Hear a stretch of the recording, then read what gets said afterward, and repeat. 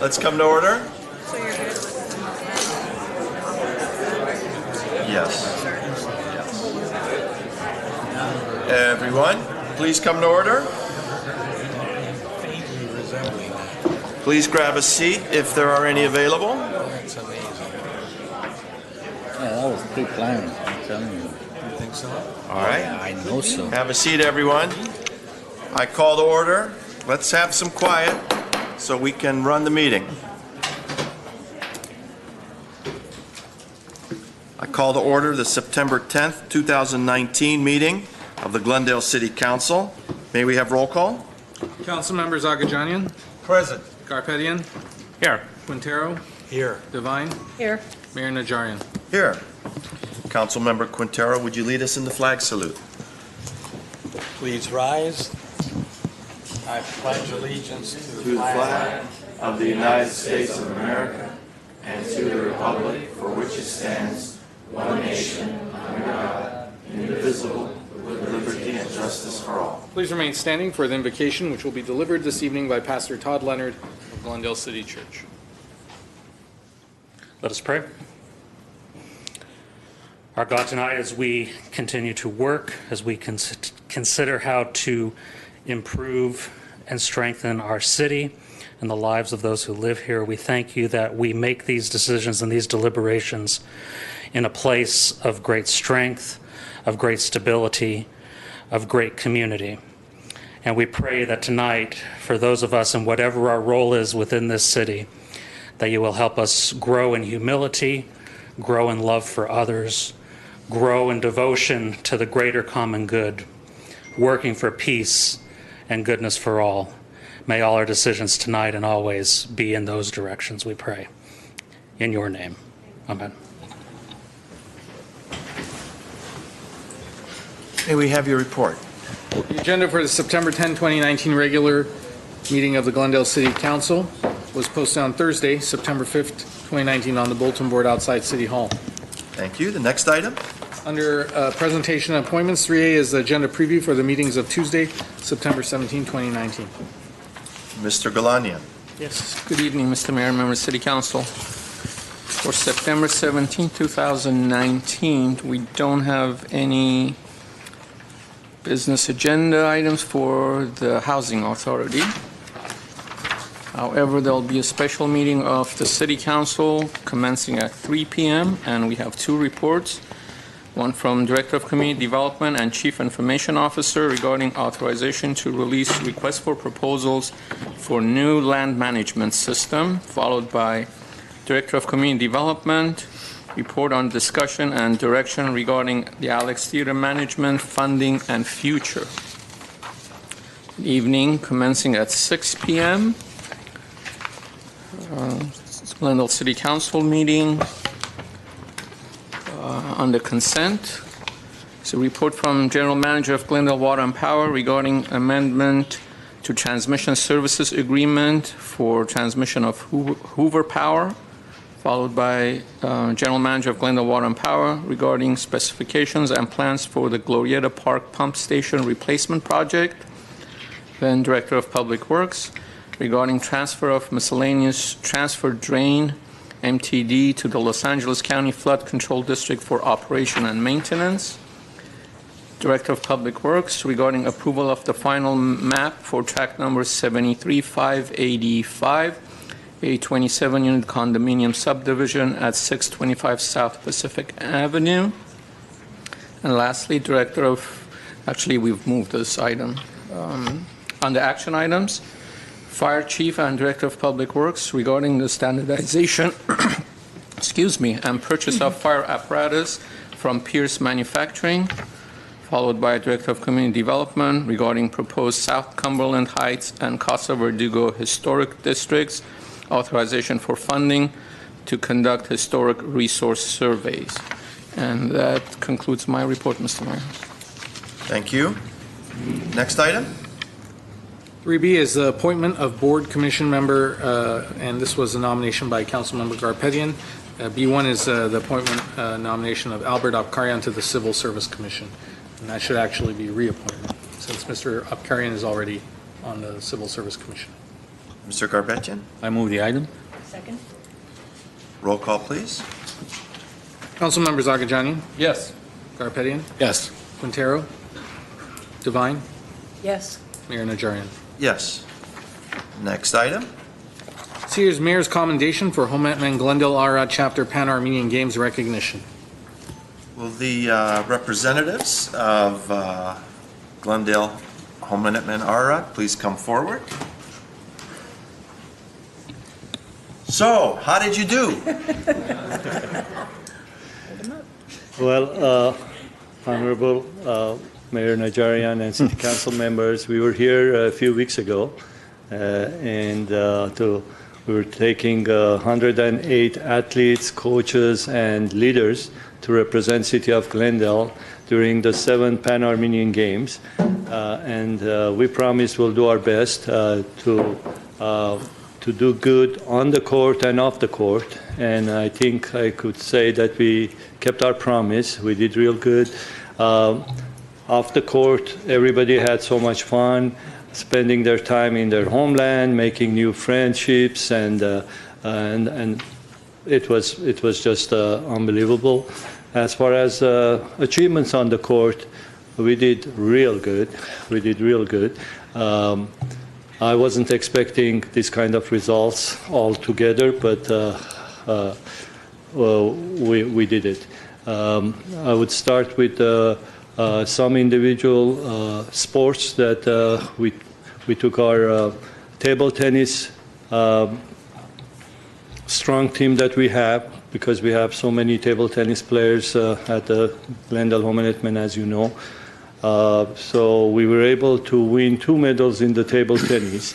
In the team competition, we came up 3rd among many teams which had participated from so many different cities, especially the Armenia and Russia, and those countries have very strong table tennis players.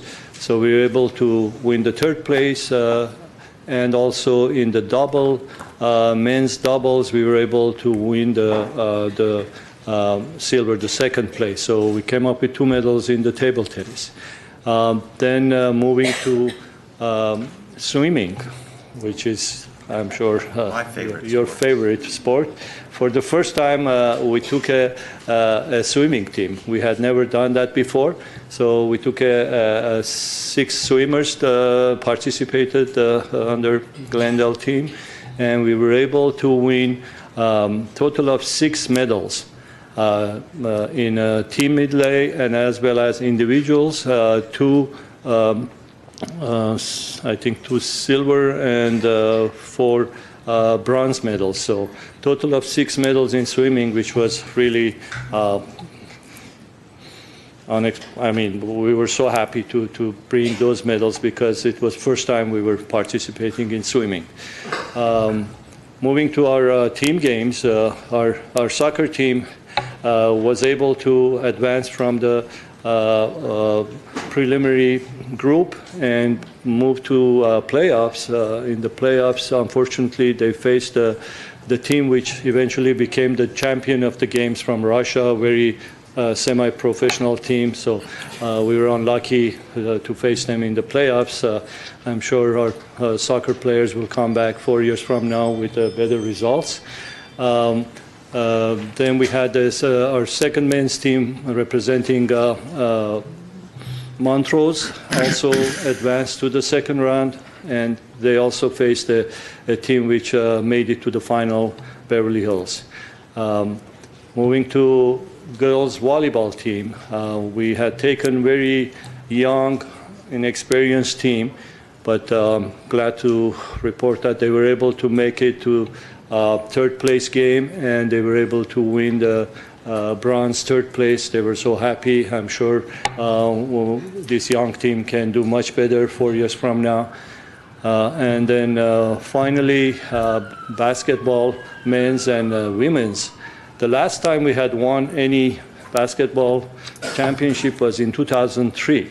Since then, we had come so close, 2nd place, 3rd place, and everybody was really eager to do better this time. And happily to report that We were able to win both women's and men's basketball championship gold medals on the same day, which is unprecedented during these games so far. No team has won both of them, I think, at the same time. So I would like to thank the council, city council members, and all the different departments with the support that you gave us from very beginning and encouragement that we got from the city. And I'm happy to say we were so proud for the city, for the coaches, and for the players, and even Homenetmen, Glendale, Ararat, which most of the participants were from our organization. And also one more thing at the end. At the end, we also tried to do something for our kids in our homeland, which we do every 4 years we go there.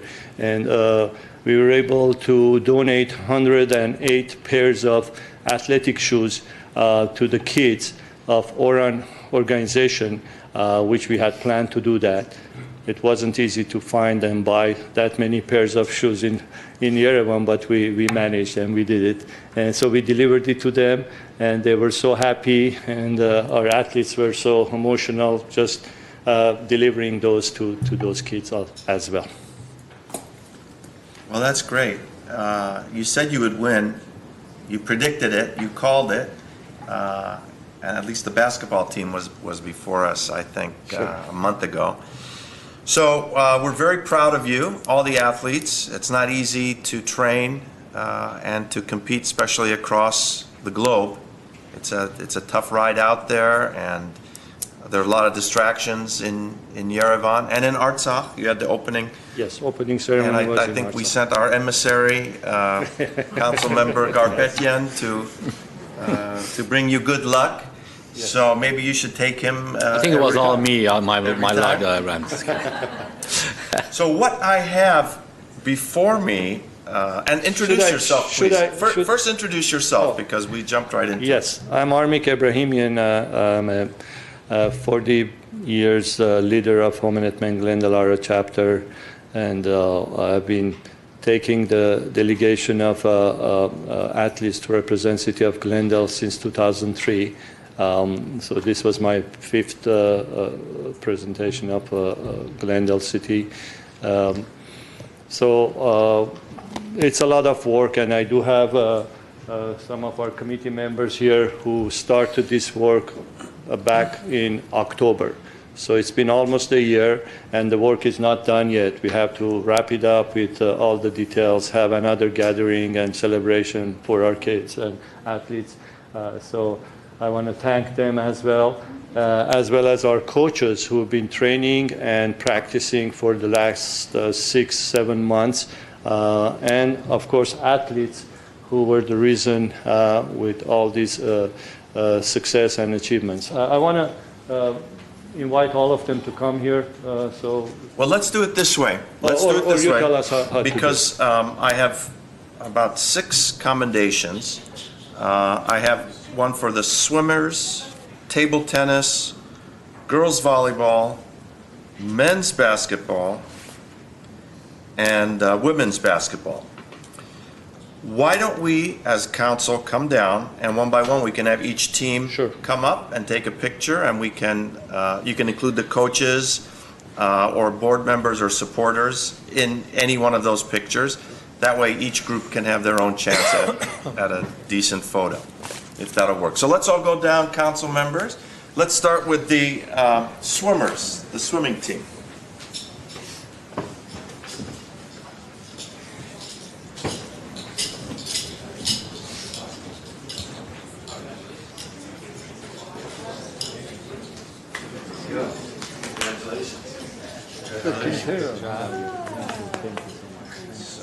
Put those there. And let's have the swimmers up front. Congratulations. I said I hear Come to the middle.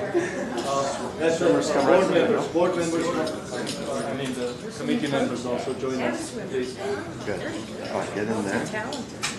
So then why don't you hold that? Are you ready? 1, 2, 3. 1, 2, 3. 3, and that's the last one. 1, 2. Great. Okay, let's hear it for the swim team.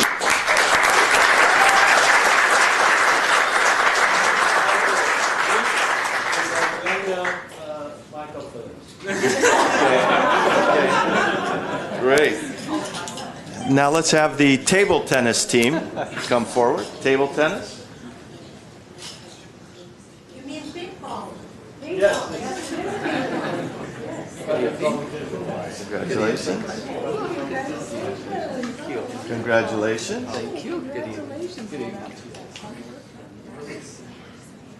You get in the middle, and you can hold this commendation in front. Same thing. Ready? 1, 2, 3. 1, 2, 3. And the last one. 1, 2. Great. Congratulations.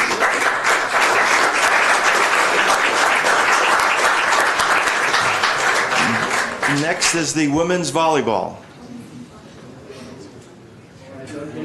No women's volleyball? Okay, well, I will give this to, who would like to receive it? Well,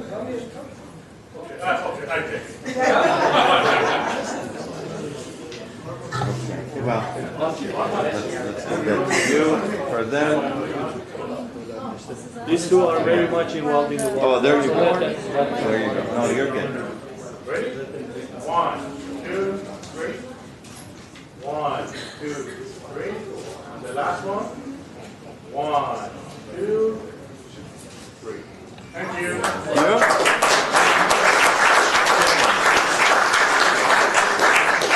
Let's invite the women's basketball team. Bring your trophy.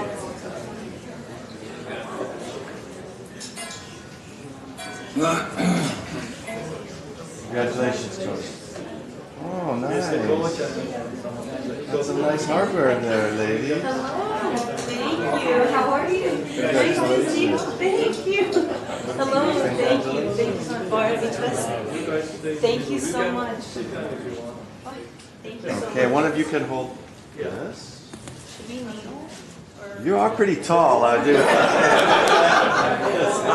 No wonder you won. Ready? 1, 2, 3. 1, 2, 3. And the last one. 1, 2. Thank you.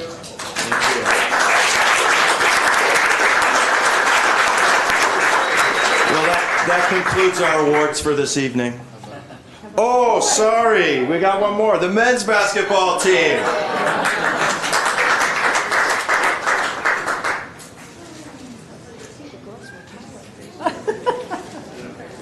Congratulations. Congratulations. Congratulations. There you go. Congratulations. Congratulations. Okay. Let me give this to the coach or the player, whoever wants to take it. Yeah, why don't you guys kneel? Take a kneel. Take a kneel. There you go. That's better. Now, City Council can. 1, 2, 3. 1, 2, 3. And the last one. 1, 2. Thank you. Great.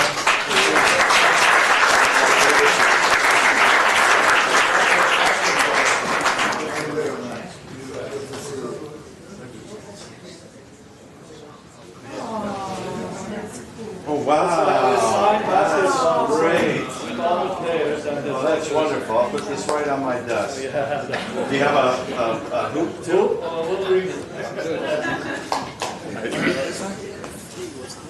Thank you.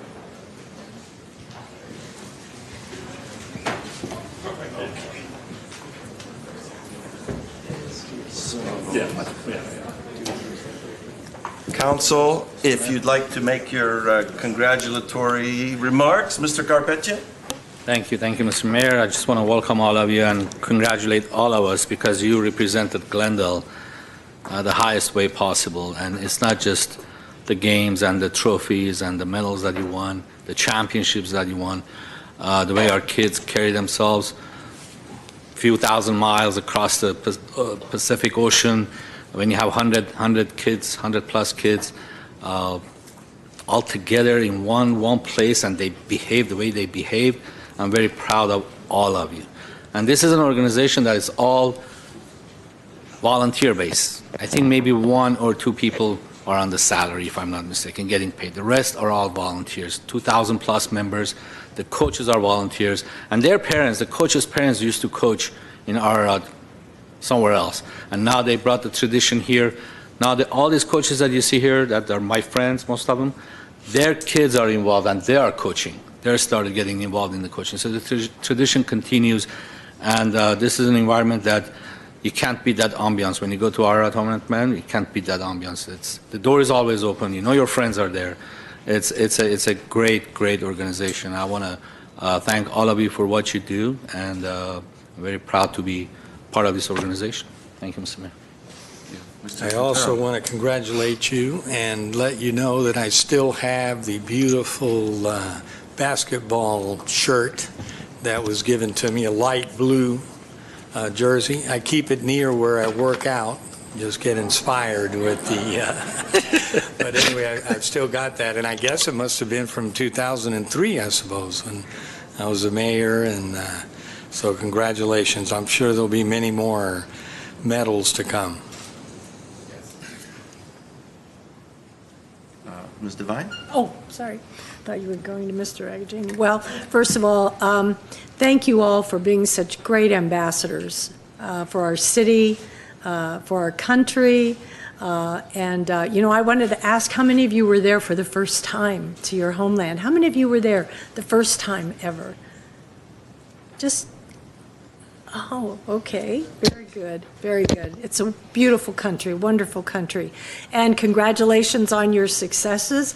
I know that was just kind of icing on the cake, because just being there and enjoying other athletes and getting to meet new friends is a lot of fun. Winning a championship is like the best, but that was icing on the cake. And thank you all for doing that. And hopefully, I went 4 years ago, and I was very upset that I didn't get to go this year, but hopefully in the future I will get another opportunity, because I was so proud to be there with all of the athletes 4 years ago.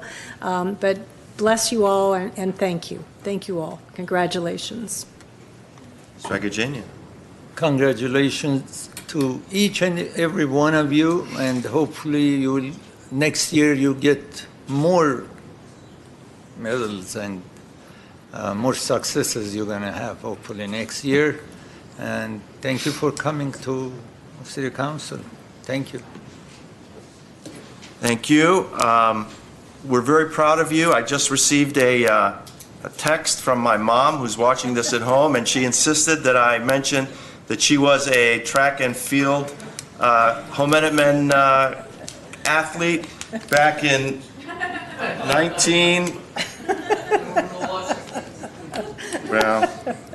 must have been 1943. Anyway, so she certainly has great fond memories of the Homenetmen Association that brings great activities, and it's not just about sports, it's about creating a lifestyle and creating great character for all the young people that participate in sports, not just the sports, but also with the mentorship that the Homenetmen coaches and directors can give to them. So let's have a great round of applause for everyone.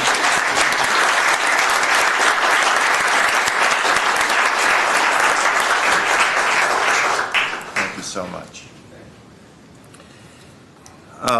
Let's move to the next item. Mr. Mayor and Council, at 3D is Mayor's Commendation for the Glendale Tech Week sponsors. Thank you. Jennifer, would you like to Let me kick this off. take a shot at it? I would. Good evening, Mr. Mayor, members of council. I'm here tonight to highlight the 4th annual Glendale Tech Week, which kicks off this Saturday. This is a celebration of the city's local startup scene and is an inclusive program that will feature more than 50 events across Glendale, most of which are hosted by the community, our schools, and local businesses. So why do we do this? We do this because entrepreneurial companies have the potential to be high-growth businesses that can be top job creators, revenue generators, and problem solvers. And we need problem solvers in today's society. It is our goal that Glendale Tech Week will attract, inspire, engage, and support these high-growth companies. Building a startup community, though, relies on leaders like you, our elected officials, and also entrepreneurs, universities, nonprofits, service providers, mentors, and investors. I'm very proud to say that our startup community has all of these things, and each has come to the table to support and grow Glendale Tech Week. Tonight, I invite you and the community to attend Glendale Tech Week, September 14th through 21st, and also to take this moment to acknowledge our sponsors, many of which are in the room tonight, and the Pitch Fest committee members that have, for the 4th year now, made this a reality. Mr. Mayor, I believe that you have the names of both the sponsors and the Pitch Fest committee's members that will be receiving the commendations tonight. If you would like to read those off, and we can allocate those. Yes, I outside do. of the chambers. How should we distribute them? Should we have each one come up? Are they all here? They're all here. I would suggest we can read them off, And invite. then have them come up as a group? Okay. Yes, and then we can allocate after. Our generous sponsors for Glendale Tech Week this year are Phonexa, .818, the Greater Downtown Glendale Association, Glendale Arts, the Arts and Culture Commission, the Professional Development Center of GCC, Service Titan, Age of Learning, Beyond Limits, Applied Earth Sciences, Lanier Group, Glendale City Employees Association, PickTrace, Circle, BioStrap, and Class UFC Gym. Those are our sponsors. On top of that, and in addition, we have a great event called the Pitch Fest, and we have Pitch Fest committee members who are present: Alex Bruno, Anna Quintana, Ani Torosian, Ara Aslanian, Armen Vartanyan, and Stepan Khazurtian. Those are the Pitch Fest committee members. Congratulations to everyone.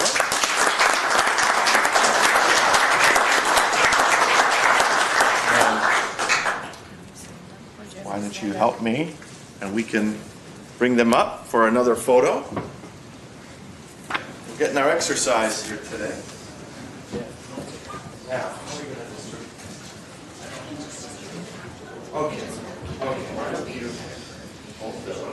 okay. How are you? Everyone who's a committee member and a sponsor, come right in. Or should we do separate? We could do Pitch Fest? separate. Let's do Okay, let's do the Pitch Fest committee first. And we're not going to hand these out individually, but we can hold them in the middle. Pitch Fest. Alex is in the Pitch Fest.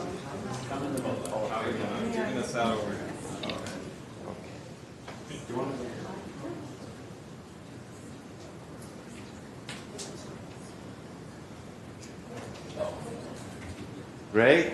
Thank you. Thank you, Pitch Fest Committee. Now let's have our sponsors to the 2019 Glendale Tech Week. We can use this as our centerpiece. Sponsors, come on up. Come on up. Now we're supposed to disclose it. You're going to pull it off completely? No. Jump in. Who wants to hold that? There you go. You ready?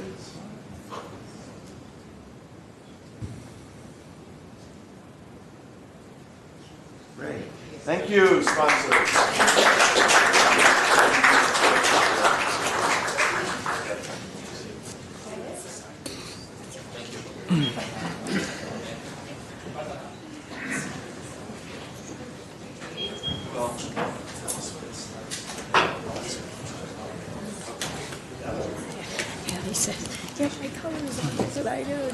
I told Jennifer to be brief, but could you please give us just an overview again of what we have in store for the city of Glendale in the upcoming days?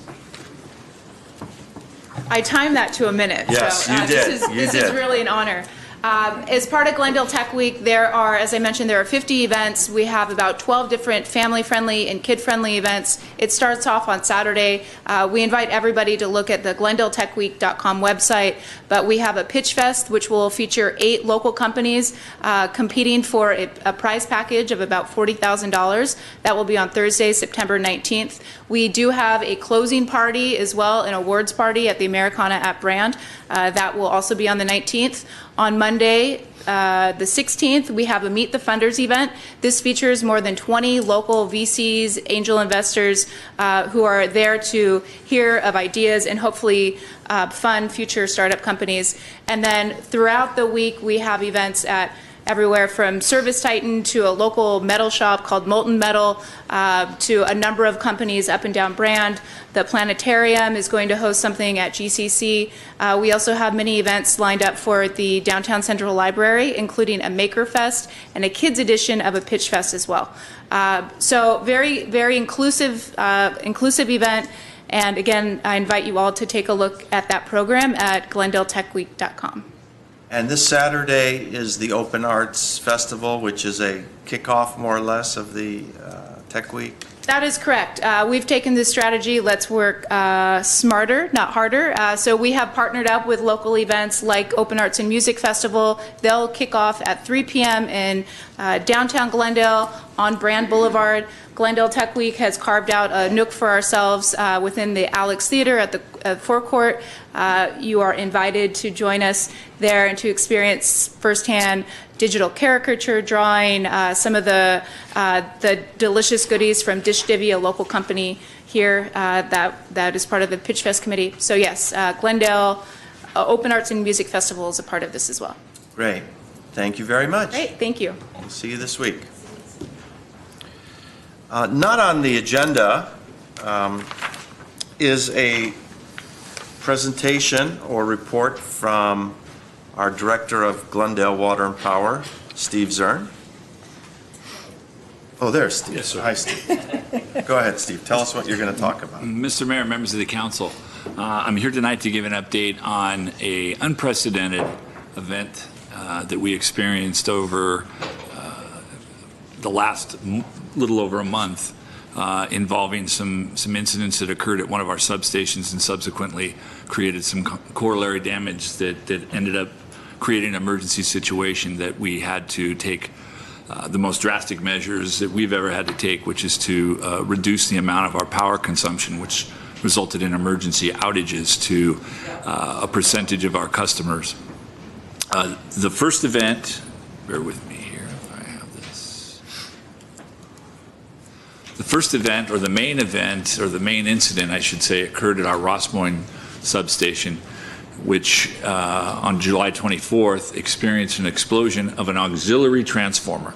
And if you look up on the right of that, you see that circled. Those are the auxiliary transformers, whose function is to provide power to the fans on the left, which are simply there to cool the main transformer. So when you look at the larger, almost looks like a building, that's the main substation transformer. So it's quite a bit different than a transformer that most people may envision or picture, like the cans that are mounted on the poles out on the street. This is a very large, complex transformer. The auxiliary transformer literally exploded, and it sent oil, debris, shrapnel, if you will, throughout the area there. And quite frankly, we had a electrician working at the site at the time. We're very fortunate that he came out of this unscathed. This was the actual a photo of the explosion from a distance that was taken by one of our residents and sent to us. So when we use the term explosion, it's pretty accurate when you look at the situation here.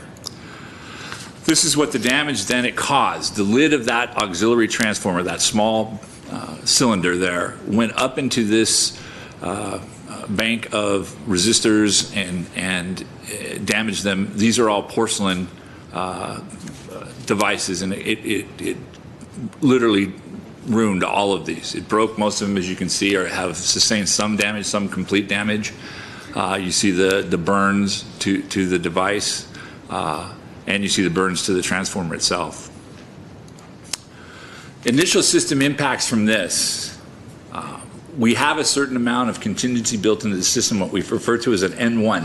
I think you're all probably overly familiar with the term N1 and N-1 from our Grayson discussions, but we build in at least that initial contingency for our system. So we had automatic system protection activated. We were able to get most of our customers up in a relatively short period of time. Some of the ones that were closest to the impacted area took a little bit longer to get up. But other than that, once we had re-energized, had made the repairs to the closers and re-energized the system, it was good to go. And then we proceeded with working on what we were going to do to repair the transformer, because it was one of 2 transformers at the station that was impacted. We have 13 stations. And of the 13 stations, this particular station provides power to 4 total stations. And we have, of those 13 stations, there's 116 circuits, and there were 32 circuits involved in here, and approximately 25% of our customer base was impacted by this. So the other substations that were impacted were Shoal, were Fremont, Howard, and Rossmoyne itself. So the second transformer at the station picked up the load, and we were able to go through a lot of switching procedures and be able to relieve the system. As you recall, it had not quite gotten real warm yet, but we were anticipating some warmer weather coming up. Even with the warmer weather and our contingency plan in place, we didn't expect to have a real serious problem until we had the secondary failure, some of the corollary damage. And that was where we had a cable failure at our Shoal substation. When we investigated this initially, we had first the cable failure on the 30th. We replaced that cable and it failed again on the 3rd. When we came back out to look at this, we found a couple of things that we didn't initially see when we went to the substation. The cable failures themselves created system strain, took away that contingency we had. We didn't have an N1-1 in this particular case, so we didn't have that double backup for this particular set of substations. Again, the system impact, high heat and losses transmission line, overloaded the lone power transformer at the Rossmoyne station that we had operating. It was critical that we protect that transformer. If we were to have lost that transformer, it likely would have affected a greater than 50%, probably closer to 60% of the city, and we would have had to then replace the transformer, and that would have taken a substantial amount of time. So at all efforts and all costs, we wanted to maintain and protect that one transformer.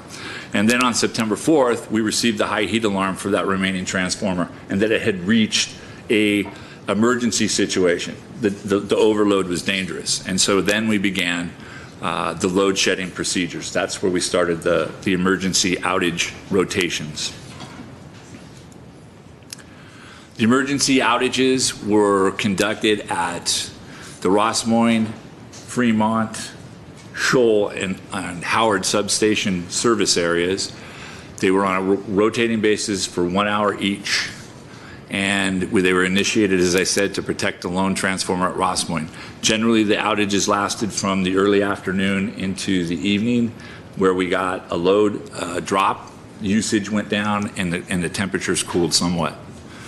The outages were limited to those areas that I had mentioned, and again, about a little over 25% of our customers were impacted.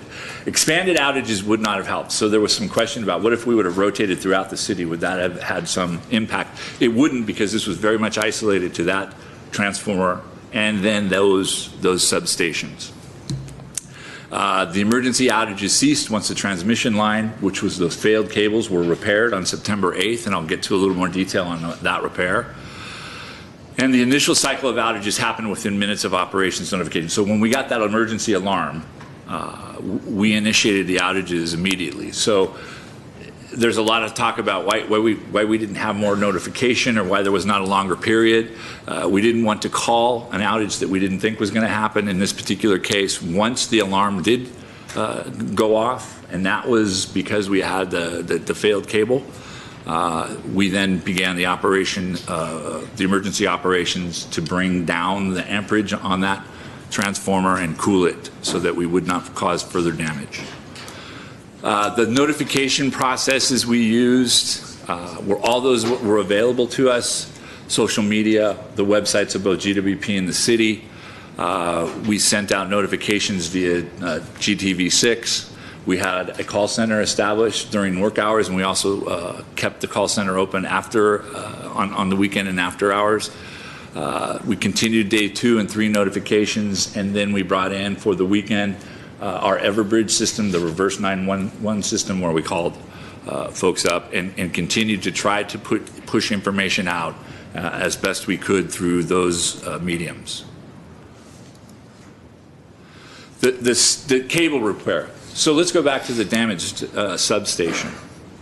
We immediately brought in the City of Los Angeles. The City of Glendale doesn't have a repair department for that level of transformer. Those are things that we would either usually have replaced through a regular upgrade process that happens. I'll give you an idea. The 2 substations that we've most recently upgraded were probably both built in the 30s. So that gives you an idea of how long the transformers last. We hadn't had any problems, but that's the point when we then put in new transformers, and we'll expand it and add an N1-1 if we can. So that substation, the City of Los Angeles immediately responded to us, and we're extremely grateful to them. They came out, they conducted the inspections, looked at all of the related appurtenances to the substation, and determined that the actual transformer itself was structurally intact. It had not been damaged to the point that it would need to be replaced. It could be repaired in place. It required that we buy special parts, bushings that are in there. Those bushings are manufactured to our order. So when we ordered those, almost immediately that we got the analysis back from LA, we put that order in. The bushings then were the manufacturing of those bushings started. That manufacturing process has been completed, and the bushings have been shipped to us. This takes place, the company that does this is located in Canada. So we had made the call to see if we could come and pick them up. Unfortunately, that was a little further than we had anticipated for a drive-through.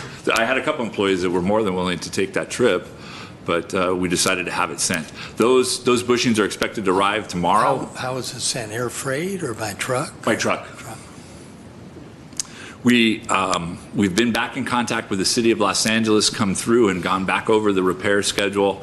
Right now, we're trying to work through, we did this on a mutual aid basis, but the City of Los Angeles has some concerns, as you would imagine, on risk management, so we're trying to work through those now. So either the City of Los Angeles will make the repairs for us, or they will oversee our staff make the repairs as advisors. Either way, they're going to be a tremendous help, and then that way we don't have to go out to bid, bring in a contractor, and all of that time that would take to do that. They also have the equipment to take the oil. There's about 30,000 gallons of specialized oil that are in the transformers. They have a vehicle that oil is pumped out to. It's filtered, and then it's pumped back into the transformer once the repairs are complete. All of this goes as planned. We should have this project completed within 2 weeks and the transformer back online. So we're very optimistic, and again, very thankful to the City of Los Angeles for their assistance. As it relates, so that was a longer term repair. The more immediate need was for us to get the N1, the contingency part of this plan, and repair that. So we went out this last Saturday with a repair scenario to install an additional smaller cable that would help pick up the load and relieve the pressure on the system. When we got out to the site, our crews pulled the cable out, the existing cable, and found that this was not the cable that had been reported damaged and had not tripped, as they say. It was the second cable that had no indication of damage. It too had retained heat, and the casing had melted. We then pulled the third cable out. It too had experienced some level of damage. Yes, ma'am. Was that the new cable that was just put in June? Yes, I should have. Thank you, Mrs. Vine. I should have prefaced by that cable had been installed in June of this year. wasn't it was less than a month old when the accident occurred, and so it wasn't old cable. It wasn't something that was installed in 20 years ago. It was brand new.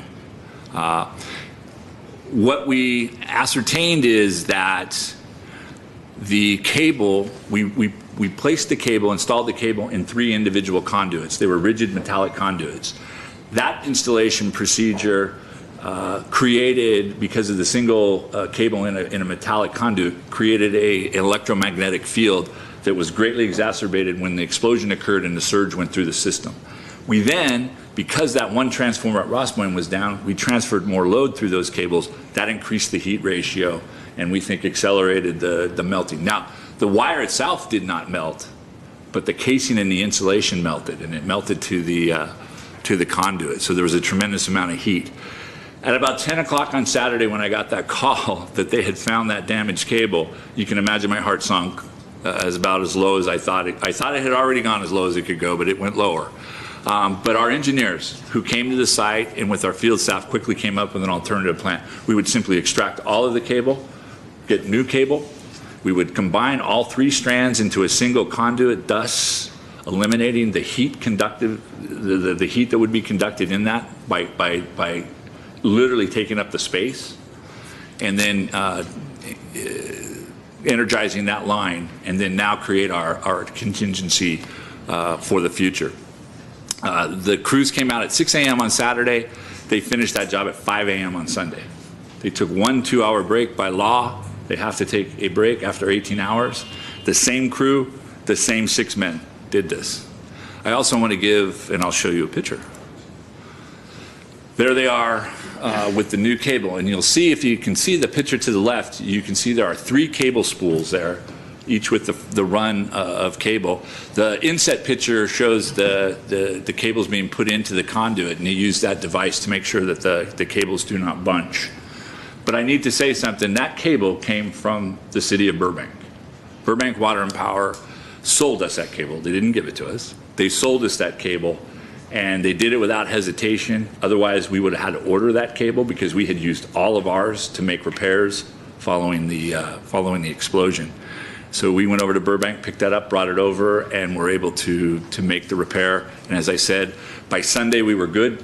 We ended the outages, and everything has held since that time with no indication that there's any further issue.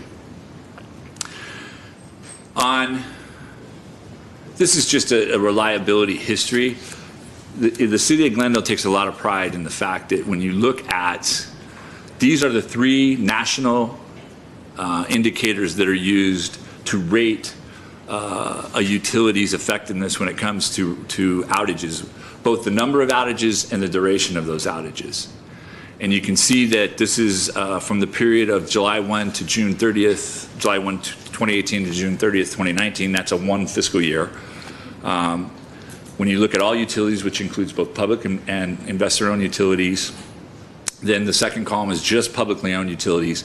The third column being Glendale, you can see that we rate very high as far as our ability to contain outages and to contain both incidents and duration. That is an indication, I will tell you, of a solid infrastructure. That doesn't happen by chance. It happens because you have a sound infrastructure and you have a good repair program. Could we do more? Absolutely. Absolutely. If currently we spend, on last 4 years on average, about $13 million a year on maintenance. We've been ramping that number up. There are some things that all utilities struggle with, and that's the age of their basic infrastructure, poles and transformers. We've been focusing on transformers and trying to get those up. I'd like to go through the more aggressive pole replacement program, which we're looking at right now. Part of our issue is just simply the labor pool that we have. So we're going to have to sit down and look going forward when we do our master plan, and then tie that into our new 5- and 10-year capital projections, how much staff we're going to need. This is a difficult business in that the staff that conducts this work has to be a journeyman electrician, and it takes you 4 years to become a journeyman electrician. So we'll have to get people in through an apprentice program. But this is the time to talk about it, and we're going to do that to ensure that we are keeping up to speed with our replacements. We have been doing a good job. Doing more certainly is something that we would aspire to do. Again, an unprecedented incident, something that we don't even have a recorded history of anything like this happening. The tribal memory of the men and women who work for me, some for more than 35 years, never seen anything like this. Our friends in Burbank, we went over to Burbank today to give them an overview of what happened. Their general manager, or assistant general manager, sent a note back, said you could hear a pin drop. Their people had never seen anything like this. My note to them was, whatever you can do, do it, because you don't ever want to go through this. It's regrettable. We apologize to our customers for the inconvenience and the interruption to their life. And I want to compliment the vast majority of our residents who were affected by this. We're very patient and understanding and supportive of the efforts that we were putting forth. One thing I didn't mention was on that September 3rd date, when the second cable failed, was also a date that we had a pole break out in Pacific, actually a single pole that carried 2 other poles with it. All of our staff worked for 36 hours to get that job done, right when this happened as well. So again, we had stretched our forces about as far as we could, but they responded as they always do. Like, it's amazing. I've never seen anything like it. And so we were extremely fortunate to get this done. I know that some folks will say we didn't get it done soon enough, and I can understand the frustration.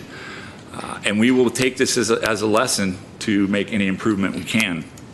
Certainly, we will get the substation repaired. Our engineers have looked at a couple of different things that we might do for the future, some devices that we can install that would help mitigate the scope, hopefully prevent the cascading effect that occurred when the station exploded. We're looking at upgrading a line over the hills from central Glendale to the Montrose La Crescenta area, which should be rather easy. So put a 69 kV line across there to help us transfer power a little bit more effectively. You saw the configuration of that substation. Like, go back there, where the transformers were situated where they are to the smaller circle to the right.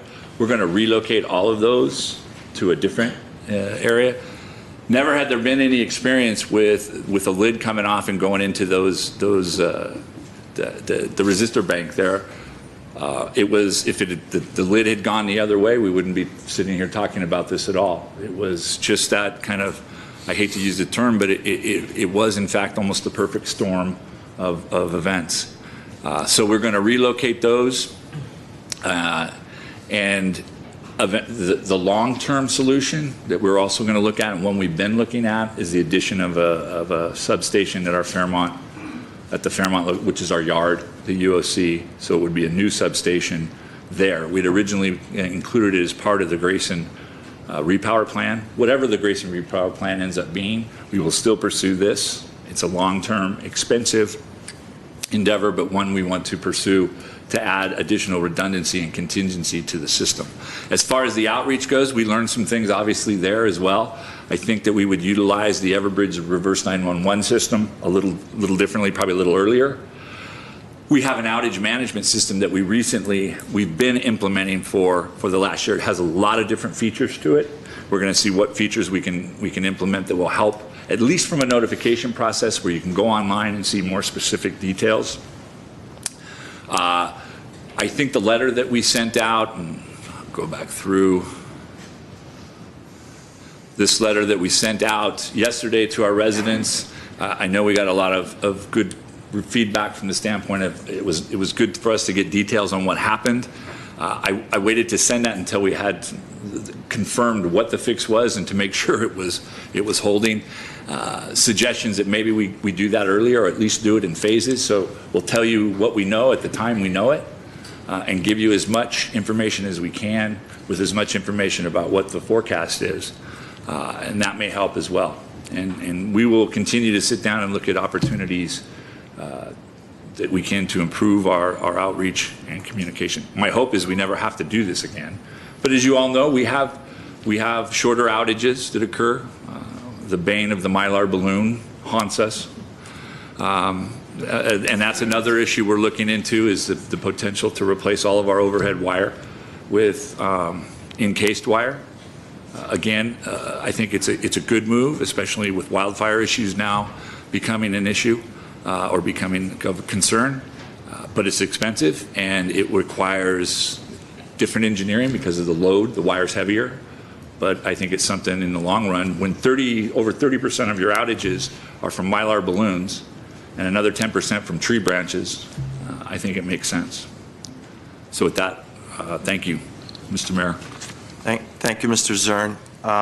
And so you said it, and I want to say it again, that I and the council collectively apologize for any inconvenience that any of our residents experienced and suffered over the last 6 days, as well as during the July outage, which, as my son reminds me, was 1 week before the bar exam, and it caused a little bit of concern. This is not what we expect. However, this was an unforeseen and unprecedented event. That's no excuse. As Mr. Zern said, we're working on backups and redundancies in many different areas to stop this from happening.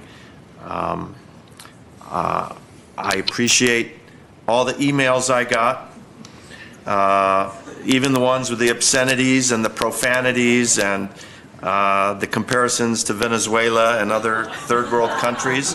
I can't say, I'm blaming you. I was not personally affected, but I can imagine what it was like to lose power suddenly during that heat wave, disrupting your lives. We hope it won't happen again, and we're going to strive for that. Mr. Agajanian. I have lots of questions, but I know we don't have time. So I want to ask you in brief, what was the reason? Old equipment, old wiring, electric surge, too much load? What was the reason first? Think about it. And the second question is, tomorrow the weather will be okay. Thursday will get hot. Friday, hotter. And on Saturday will be very hot. So what do you expect? Everything is okay? We can tolerate this situation, or what will happen? So Mr. Mayor, members of the council, Councilmember Agajanian, your first question was the failure of the one auxiliary transformer at the Ross Moines substation, which again, there is no rhyme or reason why it happened. It happened. It created a lot of corollary damage beyond what anything we could imagine.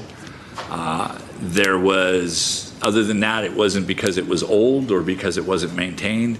It was, we don't know if it was defective. We'll continue to look at it, but it broke. It broke. And on your second question, that cable fix that we made, which we have been monitoring, as you can imagine, very closely since last Sunday, that's the contingency which would get us through the heat.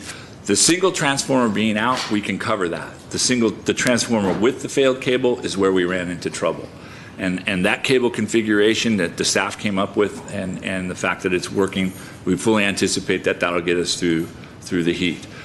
I anticipate being September, what September is in October, that we will have more heat, and hopefully by then we'll have that second transformer fixed within 2 weeks, and we'll have our system back to full capacity. Thank you. Ms. Devine. Well, I guess we all received the same emails. So I just wanted to ask about, two questions, because Mr. Agajanian, I think, just had the first one of them answered. These are questions that came from the public. And the first one was this because the infrastructure was old and we haven't been taking care of it, we haven't been keeping up with it, et cetera? Was that part of the reason, or was that the reason? No, ma'am, Okay. That was not. All right, number two. Someone else said this has happened so many times in the last 10 years, they're getting sick of it. Has it happened a lot of times in the last 10 years, an incident like this? Ma'am, this is unprecedented. I can't even find a file report in GWP that says that it happened 20, 40, 60 years ago. Not to anyone's knowledge. I know we have the temporary or the sudden, like when a squirrel gets on the wires and burns to a crisp, or Mylar balloons, and the crews are out there right away and get it all settled. Yes, ma'am. My final question is, and this was another comment that was made, that it all happened because we have too many apartments.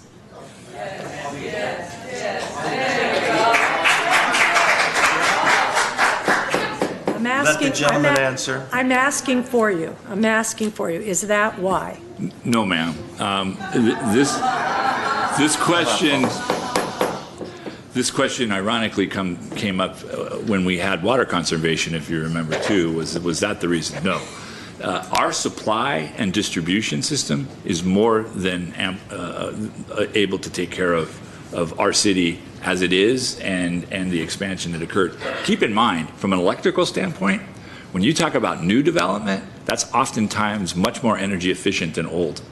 So when you talk about coming in, we've actually seen load decrease. So if you remember on some of our energy projections, we had a very modest energy increase. We, in fact, were experiencing decreases in our load demand, even though construction was going up. First of all, a lot of that construction replaced something else. And a lot of the new construction is much more energy efficient. That's not the reason. That's not the reason this occurred. Thank you.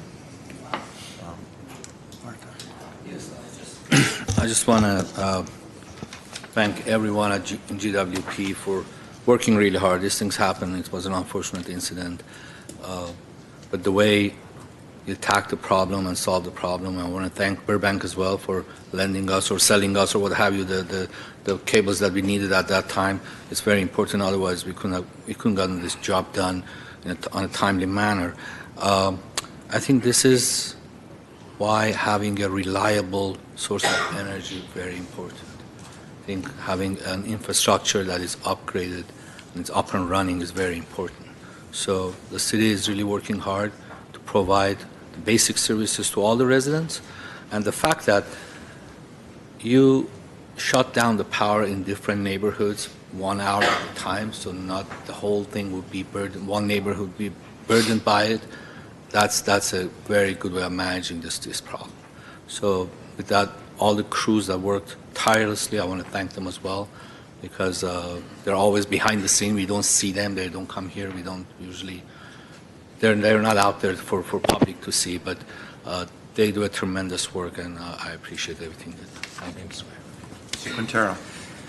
Yeah, just so it's clear to the audience members and anyone watching, so why don't you physically describe where this substation is located and the neighborhoods that it feeds? It obviously doesn't feed any of the neighborhoods or commercial district here on Brand. So these are the maps of the 3 stations. And I'm sorry, with my glasses I can't even see, but if that gives you an idea of the neighborhoods. And Mark, if you might help me, because you're more familiar with the map. Okay, his glasses aren't any better. So you'll have to use the microphone if you're gonna. So this is just describing the neighborhoods, is that? Well, the boundaries of the neighborhoods. Yeah, I mean, so obviously Chevy Chase or the Northwest, I mean, there's a number of neighborhoods that weren't affected at all. Correct. Most of Northwest wasn't affected. Chevy Chase Canyon, obviously, the southern part of Glendale, the industrial corridor along San Fernando Road. Central Glendale was impacted when we invoked Howard Substation. So again, you're talking about roughly a quarter of our total customer load. For those, and these, forgive me, these color maps are each of the 3 substations that we were utilizing, and it's pretty concentrated. We have a lot of homes connected to individual circuits. That's just the way the system was built, and so sometimes you'll see utilities may have less circuits, so that sometimes is beneficial to the point we can, with new substations, build that in. We will look at that as well. in other substations similar to Rossmoyne. They are in approximately the same condition in terms of new and old and... Yeah, Mr. Quintero, Grandview Substation and Glorietta Substation have been completely rebuilt both within the last 12 years. So those are two brand new stations. They're the existing station that we just upgraded the equipment. We also expanded those, so they have the ability to, at Grandview, our last substation, we can set another transformer there. So we built that N1-1 into that facility, and we used, in that case, a gas-insulated system, and that made it a lot more efficient. Glorietta was very similar to that as well. The rest of the substations are in good condition, but we think our efforts would better be set. We can do some cable reconfiguring and switching on the stations to make them perform a little better. We think that our direction should be one more additional station that we can then use to balance load, and that station we would propose be at the yard, at the UOC. And that line you talked about to the north, that would feed to the Rossmoyne station, right? Well, it would allow us to take central Glendale and be more efficient in transferring it over into the north, where we might need to spread some of the load if we were into a stressful situation. It gives us more flexibility. It doesn't cut that portion of the city off and allows us to utilize like Shoal and some of Montrose substation and the other facilities in the north. It's a relatively easy fix, but one that gives, again, us more flexibility. No one of these is the end-all, but all of them together can give us a lot more options to deal with a situation when it occurs.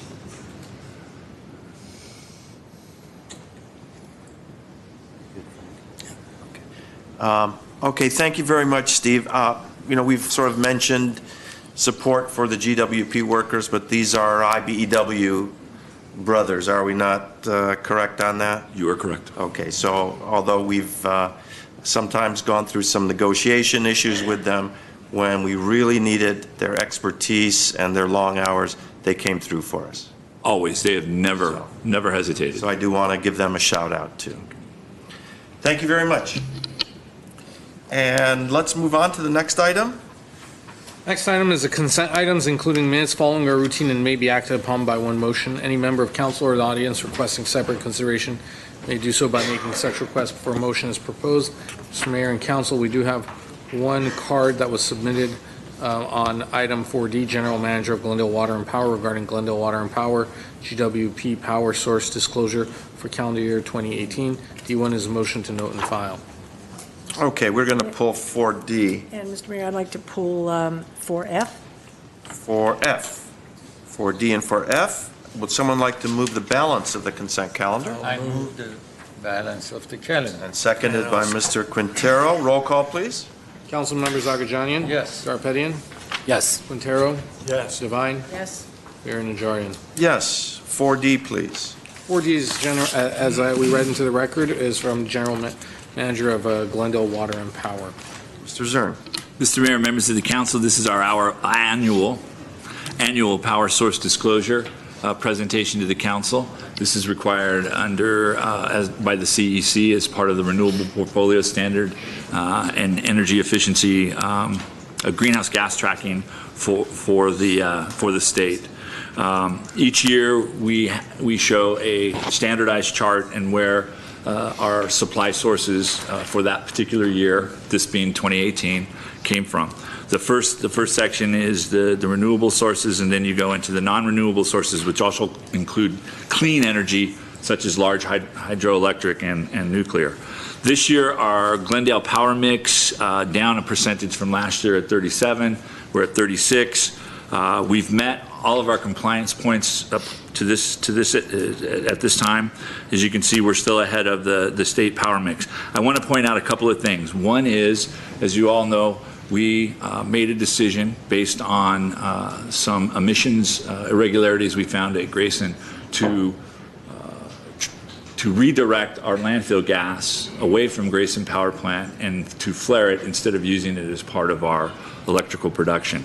That was then taken out of this chart. So that is a 100% RPS fuel but we took it out. I had said it's about 5%. I was a little bit off. It's more like about 6%. So we lost 6% of our renewable right there that you can put on top of this. Also, there was some questions raised regarding 2015, 2016, maybe 2017, when our numbers were much higher, and they seem to have dropped quite a bit. In March of 2015, we signed a short-term 2-year agreement for wind power that we did primarily to gain the ability to bank renewable energy credits and the renewable energy in anticipation that we would be moving towards a repowering of Grayson and have a period where we would have no generation at that facility. It was a very short term, it was a very beneficial agreement, but as you can see, if you look at those years, 15, 16, 17, you can see that that ties in right there. In 2015, we had 9 months of the agreement and our wind numbers went up. 2016, 12 months and our wind numbers went considerably higher. And then 2017, the last 3 months of the agreement. Since that time, that agreement expired and turned over. And so that's where you kind of see that drop. So it's a bit of an anomaly because we entered that agreement more for the long-term benefit than the short-term benefit, but we also got a short-term benefit out of it. It didn't affect our ability to meet the compliance periods whatsoever. With that, I will also mention that we had been for a couple of years sitting back a little bit on looking at long-term contracts till we got an idea of how the repowering of Grayson would end up. Now with a little bit better idea of that, we've been moving forward on 3 major projects that will substantially change our portfolio. We have the Elon project, which is a solar and battery project that's been undertaken by the City of Los Angeles, but we have a small piece of that, 25 megawatts. By the way, that project was approved today by their board. It will go to their council energy committee and then to their council for formal approval, hopefully before the end of this month. At that time, then I'll be bringing it back to you for your consideration and approval. The second project is the Shoal Canyon biogas project that we have been undertaking for some time. The environmental impact report for that will be completed by the end of next month, at which time then we'll then schedule how that will be distributed to the public for comment and then eventually back to the City Council. That's about 9 megawatts of 100% renewable energy. And then staff is finalizing with SCAPA the terms of an agreement for the Open Mountain Geothermal Project. And that is about 17 megawatts, again, 100% renewable. With the project schedules in place, and when you look at those going forward, we are anticipating that around 2022, maybe depending on if there's delays, 2023, our portfolio would be somewhere around 60%. Considering that the state requirement for RPS, renewable energy, is 60% by 2035, we would be far ahead of the game. Then, as we've always said, you look at our clean, because that is a component of SB 350. We've got the large hydro of 9% and the nuclear of 6%. That's another 15% that goes towards clean. So I think we've been making very good strides. If people are looking at those anomalies that occurred a few years ago when we had a specific contract signed for a specific purpose, and that's since retired, yeah, it looks a little different. But I think it's more important to look forward to what we're doing, and these 3 agreements that we have, or these 3 projects that we have pending, will be a substantial boost to ours. Plus, in our IRP, we also included distributed energy resources, of which you directed me to go back and negotiate. Some of those are renewable projects that would count towards this. You also gave me the approval to move forward with developing solar projects, solar and storage projects on city facilities. So we're starting with the Civic Center Garage, Fire Station 24. We've been in talks with the GCC, Glendale Community College, to develop a project at their site. So all of those will also count towards this. So that, and the last thing is, although not a renewable project, you have given me approval to move forward with the installation of 50 megawatts of battery storage.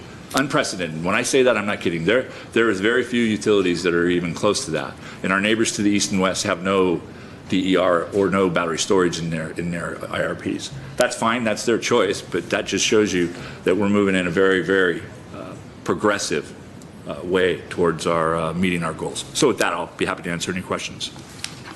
Well, I have a card, so let's ask Bert Culver to come up for 3 minutes.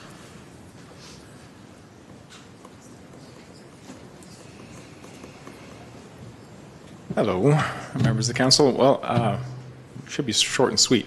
I'm just wondering why we have to wait for a year to find these numbers. I'm sure they have some computer in the control room where they're buying and selling energy where they could tell what the RPS rate is live. So why isn't that on the website so the public can see? So if I could look and say, oh, we're burning really dirty today, I will put off my, I don't know, turn up my air conditioner so it doesn't run as much, something like that. I don't know. Giving it once a year feels like it's 1960. Thank you. Thank you. Does council have any comments or motion? Yes. I don't have a motion. I just want to say that with these kinds of numbers, that by 2022 we could be at 60%, it kind of makes me hopeful that by 2030 we could reach 100% before the 2045 state mandate. So let's keep moving in this pathway and in this direction and get closer and closer to 100% renewables. Thank you. Thanks for the report. I would like to move the item. Second. Any other comments? Okay. Roll call, please. Council members Agajanian. Yes. Garpetian. Yes. Quintero. Yes. Devine. Yes. Mayor Najarian. Yes. For F, was it 4F? Yes. 4F, please. F is Chief of Police regarding 2019-2020 grant from the State of California Office of Traffic Safety Selected Traffic Enforcement Program for distracted driving, vehicle code, bicycle, pedestrian, and driving under the influence violations. F1 is motion accepting $280,000 in grant funds and authorizing grant participation. 2 is a resolution appropriating $280,000. Okay. Lieutenant Quintero, welcome. Mayor Najarian, council members, Lieutenant Quintero, Glendale Police. Thank you. I just would like for you to go through, if you would please, the bullet points of the programs that you're going to be facilitating, you know, what is it, 6 of them. And then with particular interest, I want the public to know about the Know Your Limit program, which is something brand new that you're doing with these grants. Correct. So in 2019, we submitted a grant through the California Office of Traffic Safety specifically for selective traffic enforcement. This traffic enforcement grant allows us as a city, as a police department, to maximize our resources. No cost to the city, it's all via funding.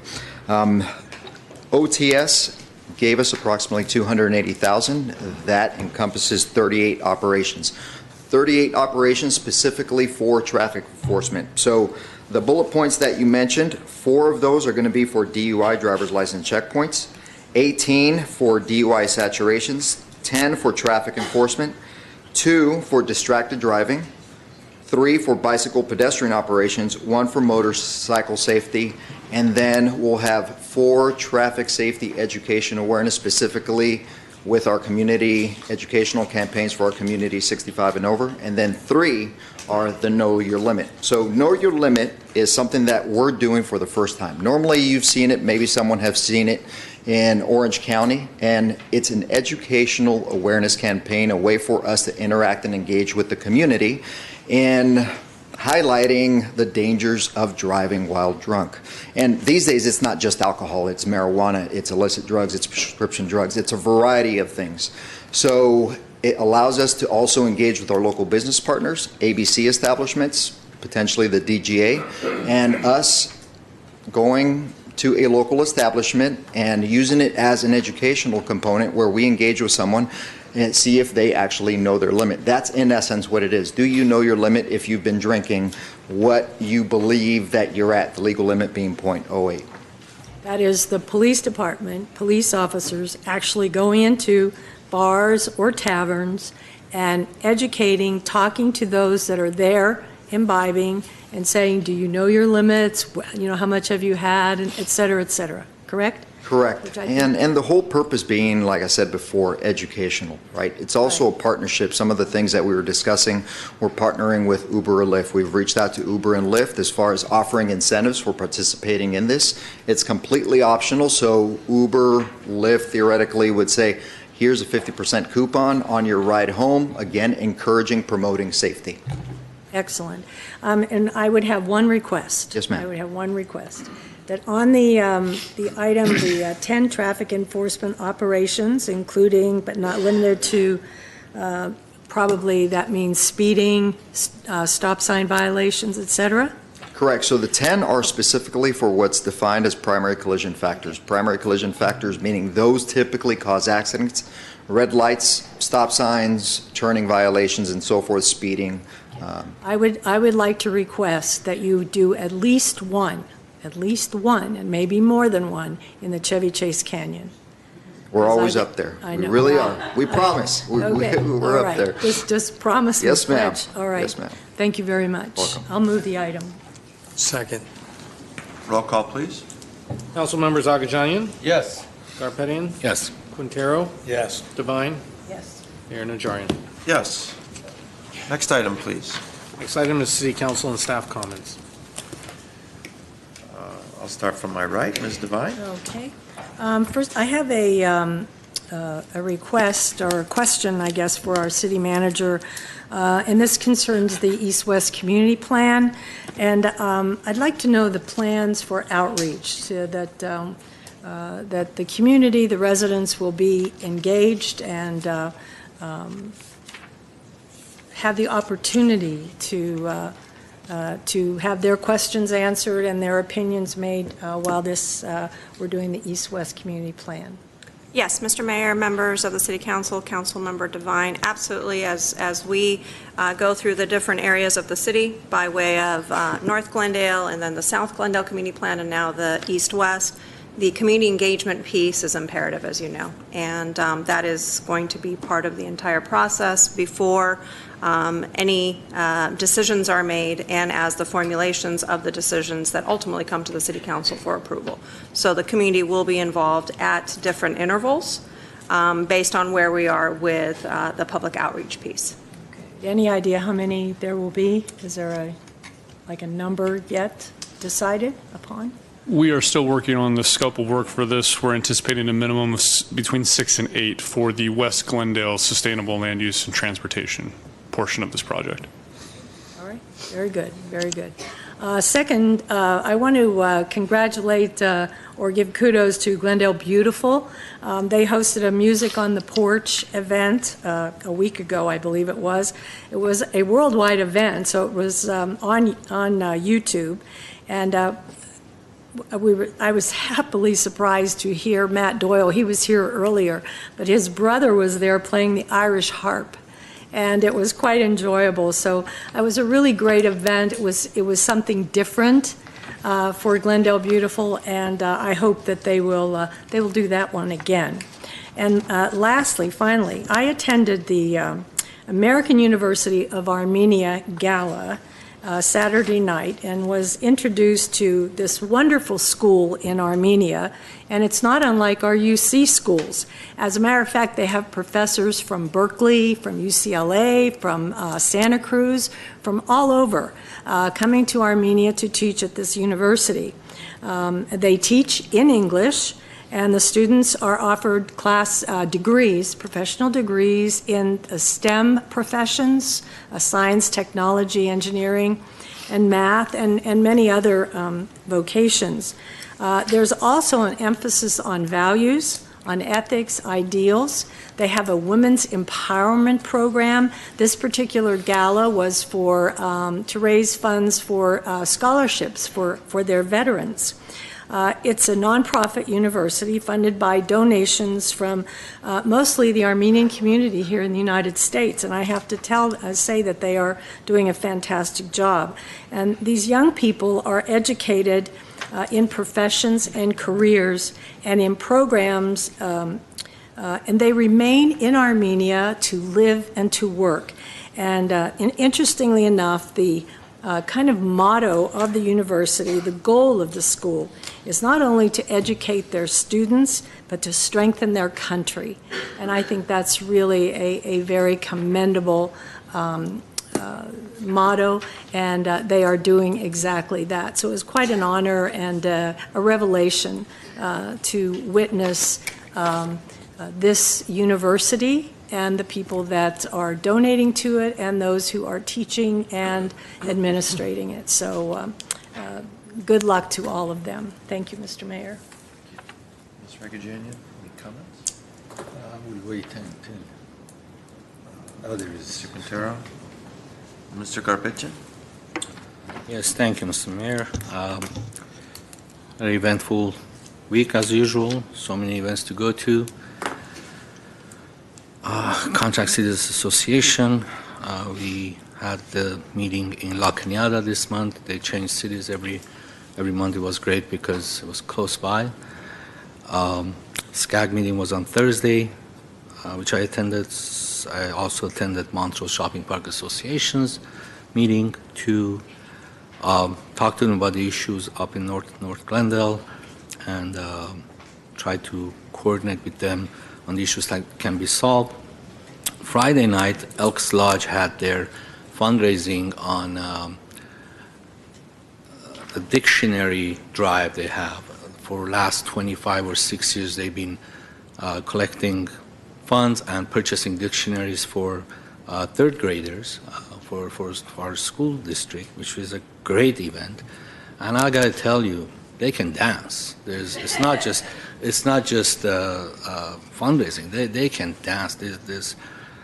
They know how to party. And this year we had 2,537 dictionaries that will be donated to the school district to all the third graders. Saturday, AYSO started. U14, first game, my daughter's team won. And it was a great day. It started at 8 o'clock. Saturday afternoon, I attended Montecito Park Neighborhood Association block party. Great party. The ambiance over there, the trees made it very pleasant every year. It's great. It's a true neighborhood-friendly environment, very welcoming, and I appreciate their hospitality. On Sunday evening, we had the Armenian American Orphan Children's Fund's fundraiser. This fund has been working for 19 years to help the children all over the world. We raised $200,000 that night. You know, we had some issues here, and many people asked, when the time is coming, what are you going to do? What's happening with this, and what's happening with that? This is what happened, $200,000 in 6 hours. And that is going to go to schools to be upgraded, for their playgrounds to be upgraded, for their gyms to be upgraded, and to help children in Armenia. This fund, that fundraising was for that purpose. I want to ask Mr. Mayor to, and it was at AABC TV. I think that had a lot to do with the amount of funds we raised. Mr. Agajanian was there as well, and I know Mr. Mayor couldn't attend, but he sent his regards and his donations. I want to ask for a commendation for this fund, Mr. Mayor, if I may, for Mr. Oanes Balayan for working over 40 years in this community, maybe 50 years in this community, and running this fund all by himself. This gentleman was in nursing home 3 months ago. His feet were swollen. Nobody thought that he's going to come out healthy. He said, no, I have work to do. I have to come out. I have this fundraising. I have to go there and help the children. So he came out. He had this fundraising 6 hours, I believe, or 7 hours. We raised $200,000. My children were there. My wife was there. They were answering the phones. They were helping people, running credit cards, whatever they could do. Great event. So I would appreciate a commendation, Mr. Mayor, for Mr. Balayan and his fund. And also Ms. Devan mentioned the American University of Armenia. It is a great organization, and we were there this summer. We visited. We had a tour of the university. My wife is a good friend with the executive director, and they encourage kids from all over the world to participate and attend that university. And they're multilingual university, very strong academically, I believe, if I'm not mistaken, USC is part of that program as well, and they have a great engineering programs, as it was mentioned. I also attended one other event, which was not very pleasant for me, and I have to read a statement about this event, so I could relay the message correctly. For the past 3 days, I've been contemplating about whether to publicly read this letter or not. Today, I decided to read this open letter in regards to a very unpleasant experience I had last Saturday. As an elected official and well-respected resident of the city, I have an obligation to share how I was treated at a neighborhood event on Saturday evening.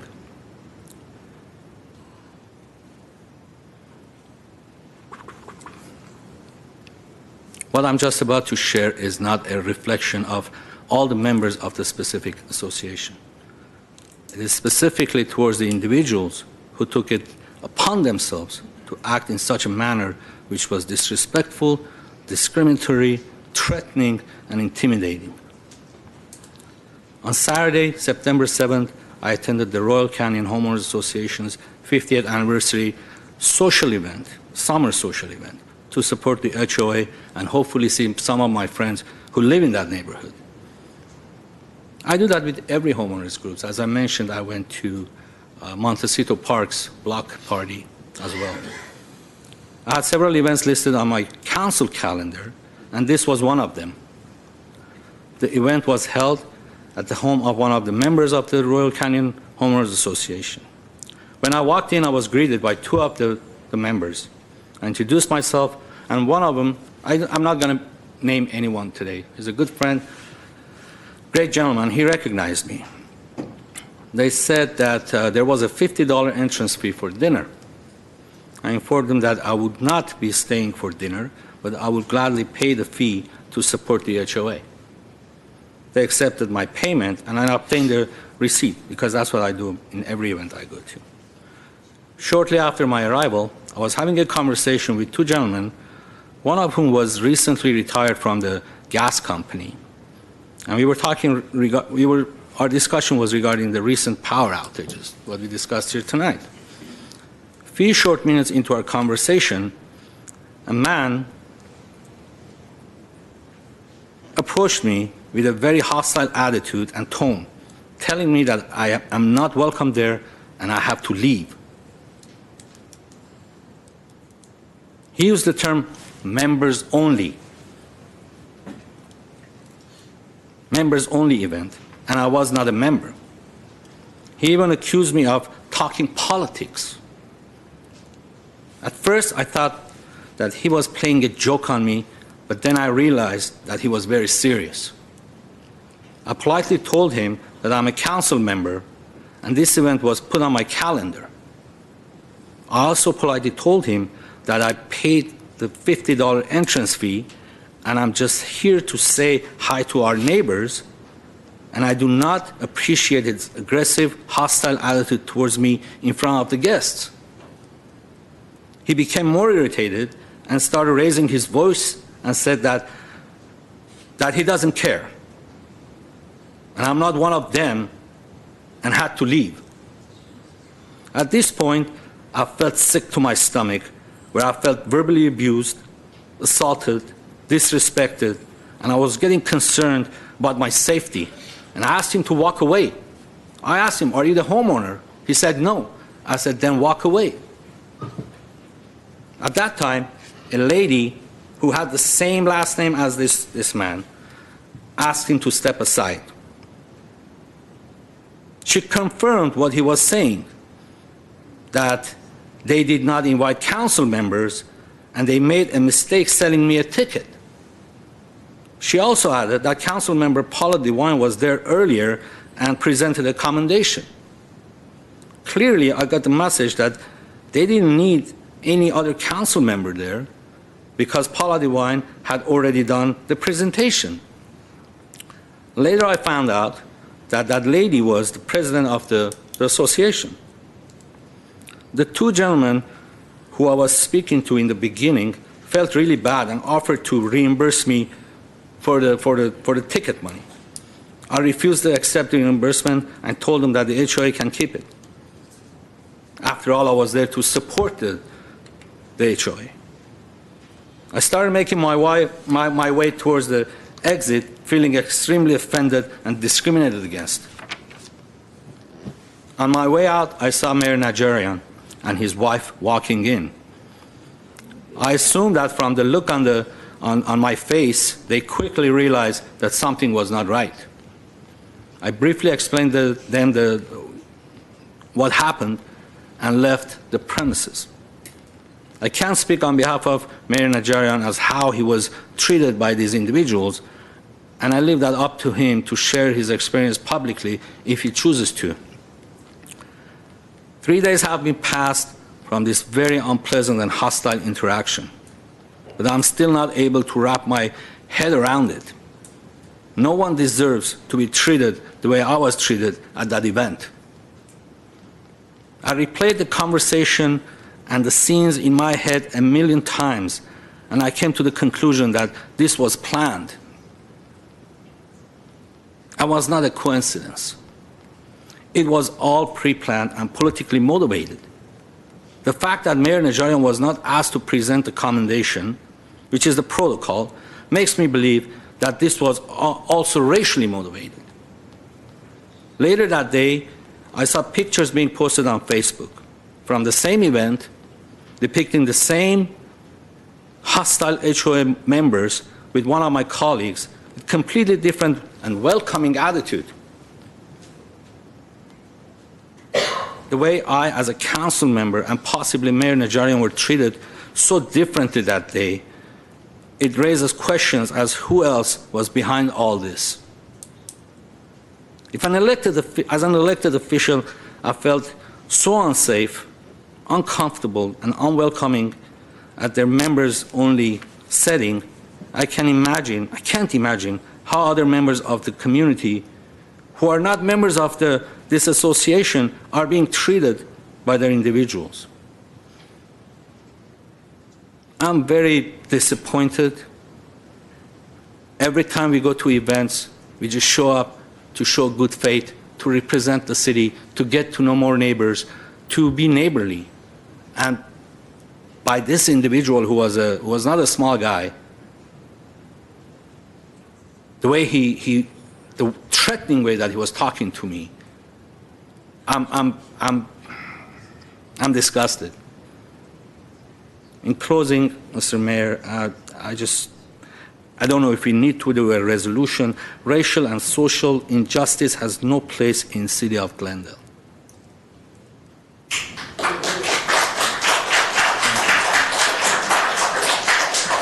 I'm sorry, I missed the very last sentence. A resolution.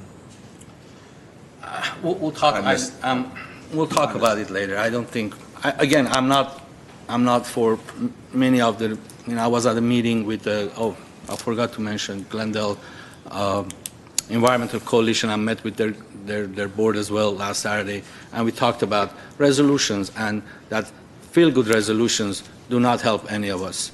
I don't want to have a resolution that's going to sit on a back burner or on a shelf and collect dust. I want to get things done. I want to do things the right way. So as far as the resolution goes, we'll talk about it later, and we'll see whatever has to be done. We'll get it done. Mr. Gharpetian, But did you want us to show any of the slides that you had? yes. And these are, if you show these two slides, and they kept telling me it's members only. If I knew that was the case, I would have never shown up. I don't go to places that I'm not welcomed or I'm not invited. This is the flyer of that event. Nowhere it says members only. And this is another part that in the bottom it indicates non-members can purchase a ticket and also pay $20 to become a member. I mean, this was not just a simple, this is just a members only event. It was something else, and I really resent that. Thank you, Mr. Mayor. So, since you mentioned my name, I was on my way back from the Montecito Park Neighborhood Association, which was a wonderful event, and I was with my wife. And she said, well, it's your birthday this week, why don't we go to dinner? And I said, well, before we go to dinner, there's one other place I'd like to go. I had the notice on my agenda, and it was the Royal Canyon Homeowners Association. And I said, dear, let me just go in and say hello and wish them good luck. And she says, you really shouldn't do that. You're not appreciated. The people in the public don't appreciate you, no matter what you think. I go, no, dear, you got it wrong. Wait till we go in this group. They're a wonderful group of people. Wait till you see how friendly they are. She looked at me and, like, okay, let's go. I entered a lovely home, and I did see Mr. Gharpetian immediately approach me. He was obviously disturbed and upset. And I asked him what was going on, and he pretty much explained what he just explained now. And I wanted to make sure that he explained to the people speaking to him that he was a council member. He says, oh yes, they knew I was a council member, but they asked me to leave. And I said, well, how can that be? We're representatives of the city. We're not here for dinner. We're not here to drink alcohol. We're here to extend our good wishes. He says, no, they did ask me to leave. They said I wasn't invited, and I had to leave. And I turned to a member of the board, identified by a tag, and I said, is this true? And they said, yes, it's true. If you're not invited, you have to leave. And I left. I didn't get into an argument with anybody. I just left. And I don't think in my 14 years, my 16 years of being an elected official, that I ever felt so humiliated in my life. To be asked to leave from a neighborhood association event, especially as being mayor, especially as someone who's not running for anything. I'm not there campaigning. I came to extend goodwill, especially considering I had signed a proclamation, a commendation for this group. Whether I gave it or not is not the issue. Ms. Devine asked for it, and I certainly gave it to her to present, but it was unusual that they would accept a commendation from me, but have other members of the group ask me to leave. Since then, I've had some communication with members of the group, and there's been some attempt at explaining what went on. I don't think they were happy with the way it ended up, but that's the way it is. I deal with it as it is. I look like a fool in front of my wife. She certainly has a different outlook on civic participation and public service. So anyone else who's thinking of getting into public service, you take your shots now and again. But that's my side of the story. Mr. Mayor, one thing I want to add is today I received a letter from the association. They wrote me a check for that $50. Yeah, I mean it's the insult doesn't stop, and the letter was kind of like, oh, it was a miscommunication. And imagine if you have a party and one of your neighbors show up, even if you didn't invite them, are you going to tell them to just, and the way I'm going to stop here, Mr. Mayor. Okay. Are there any other comments before we go to public? Mr. Agajanian. I'm glad I didn't go. Usually on Saturdays, I have to prepare myself for Saturday night, my TV program, and Sunday morning for 1.5 hours. So I don't go anywhere on Saturday. So that's me. Anyway, but I'm very happy that I didn't go. I mean, my brother lives in the same neighborhood, by the way. His house is Royal Canyon. He lives there, but as I said, I didn't go. But but I lived in Glendale for 40 years. And I never heard something like this. This is uncommon, unusual, and I felt so bad. I learned about it yesterday when they told me. But how this can happen? I just wonder. This is a rude act, and I was hoping that a member of that organization, that homeowner association, will be here. Yes. We have a card. We have a card. Oh, so I have questions from him. Her? Her? I'm sorry, her. I have questions.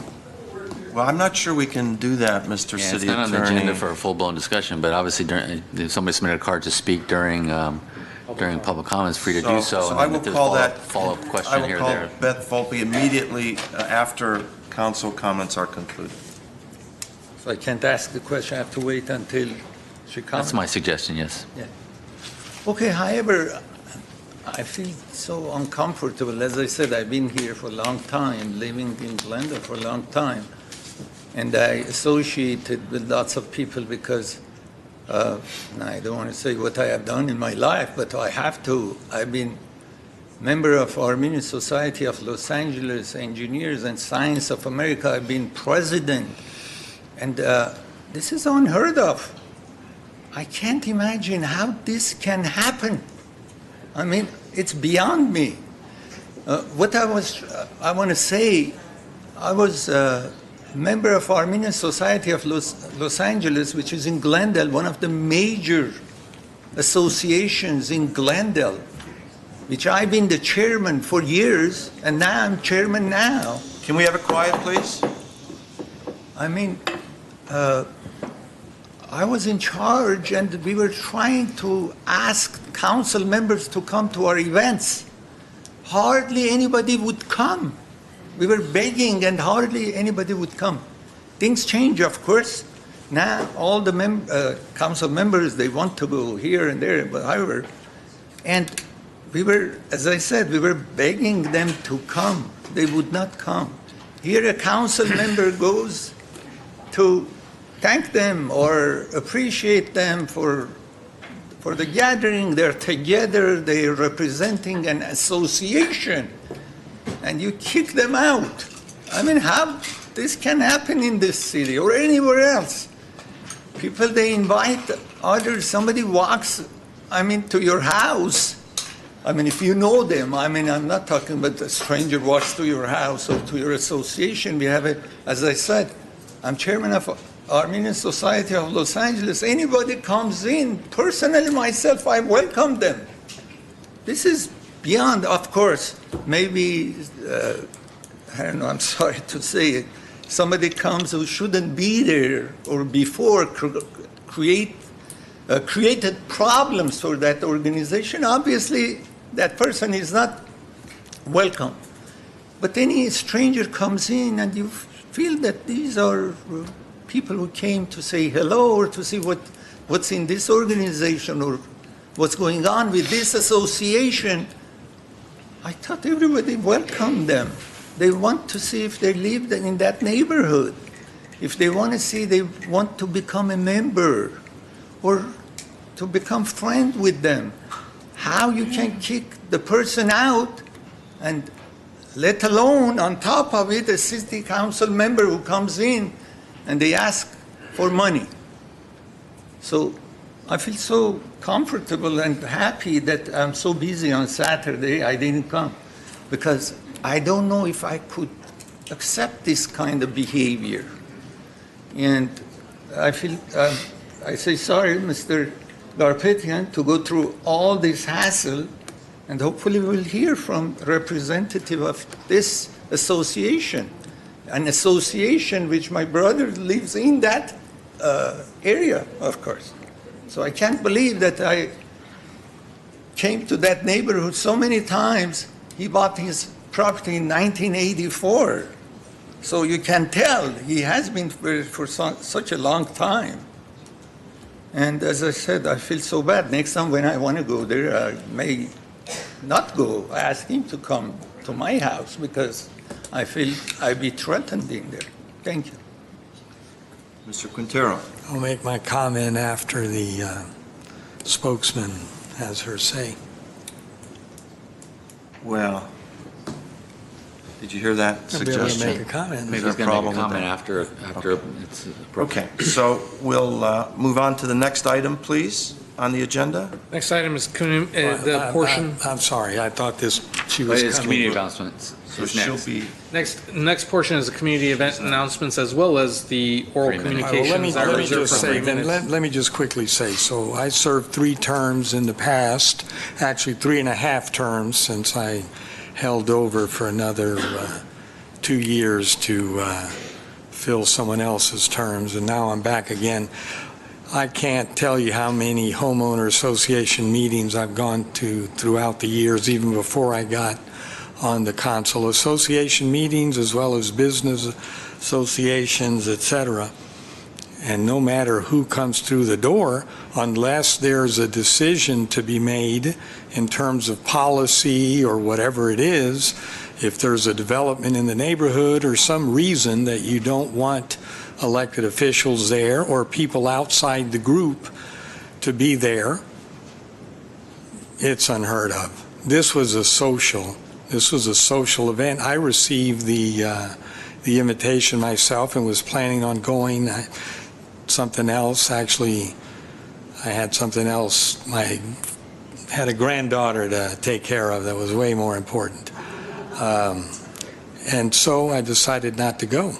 But I would have assumed, had I shown up, they would have asked for $50 like Mr. Gharpetian. I would have given the $50 fee for the HOA, and that would have been it. So I'm looking forward to hearing exactly why this type of kind of response to an elected official coming to a homeowner association, why that took place. okay. Mr. Clerk, did you finish reading that, the item? Next item is the community event announcements as well as the 3-minute oral communications portion. Normally, we take those community event announcements first and then the public comments, but it's really at your discretion if you'd like to flip the order of that, given the nature of this discussion. And I'll call Beth Volpe up.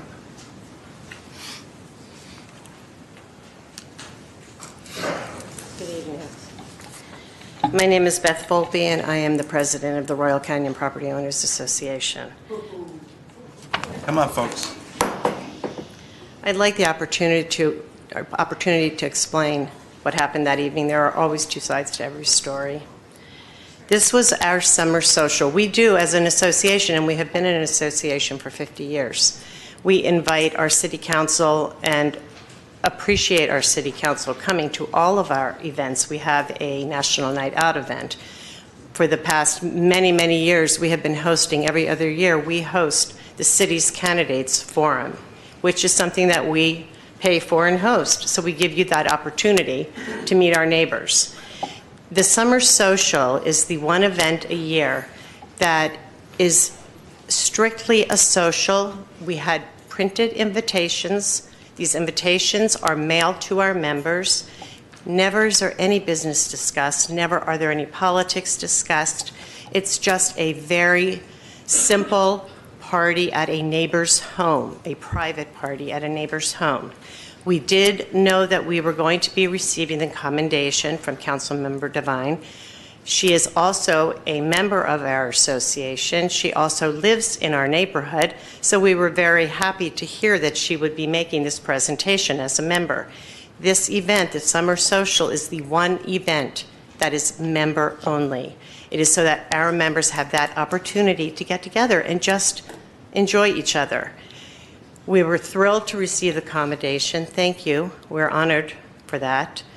We take great pride in our association, which has been here for 50 years.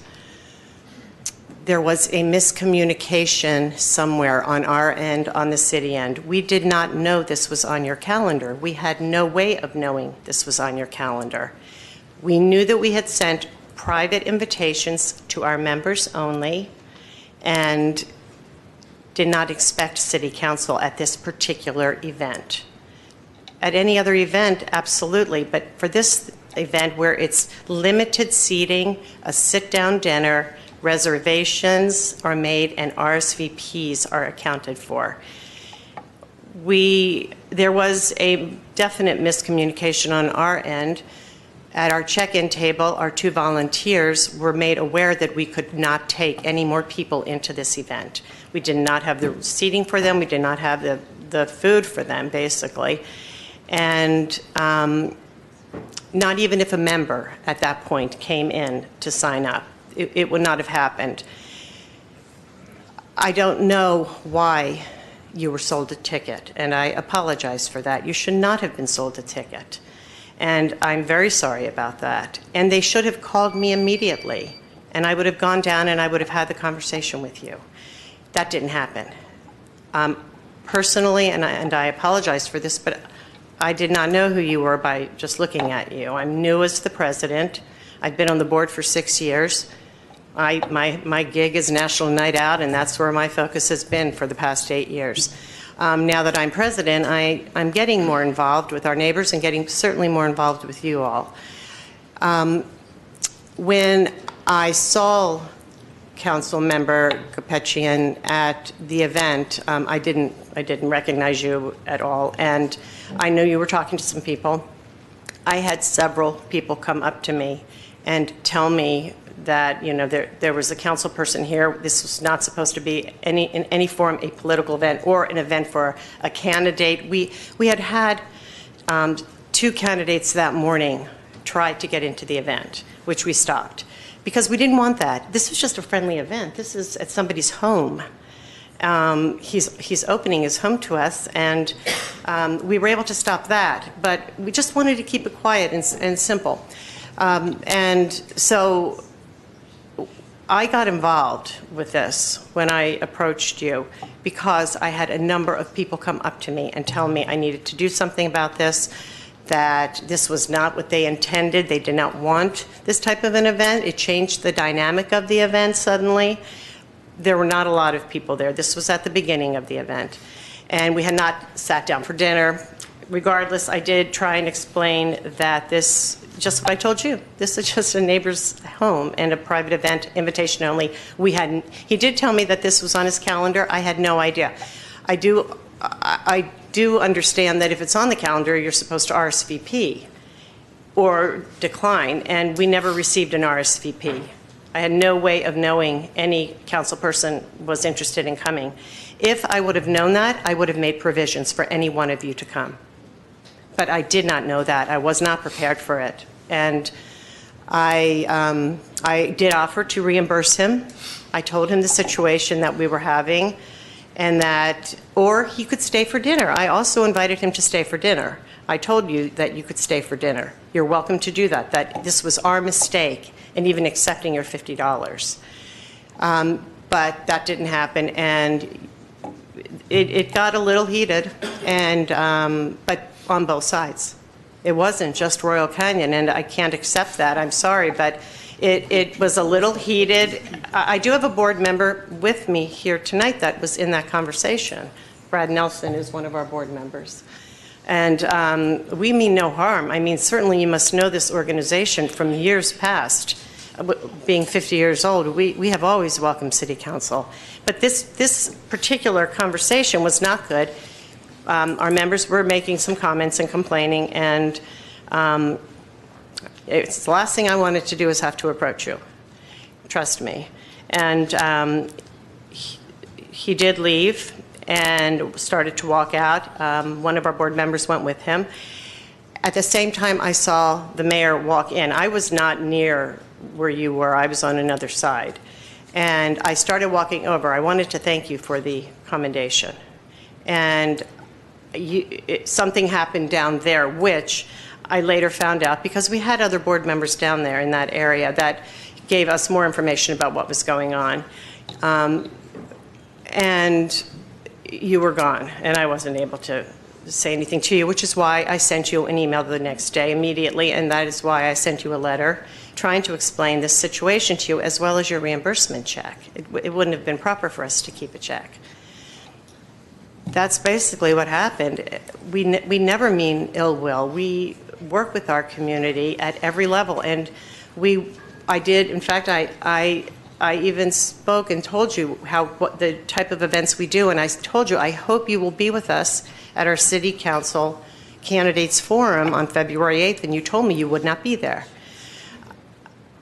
It was an uncomfortable situation with a lot of miscommunication, us not knowing anything about you knowing about it.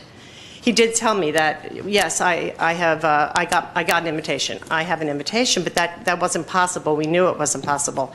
We just didn't know it was on a calendar, and that you all were aware of it. So I do apologize for miscommunication. It's not who we are, and it's not what should have happened. It fell apart at different levels, and I apologize for that. Well, folks, let's not get into that.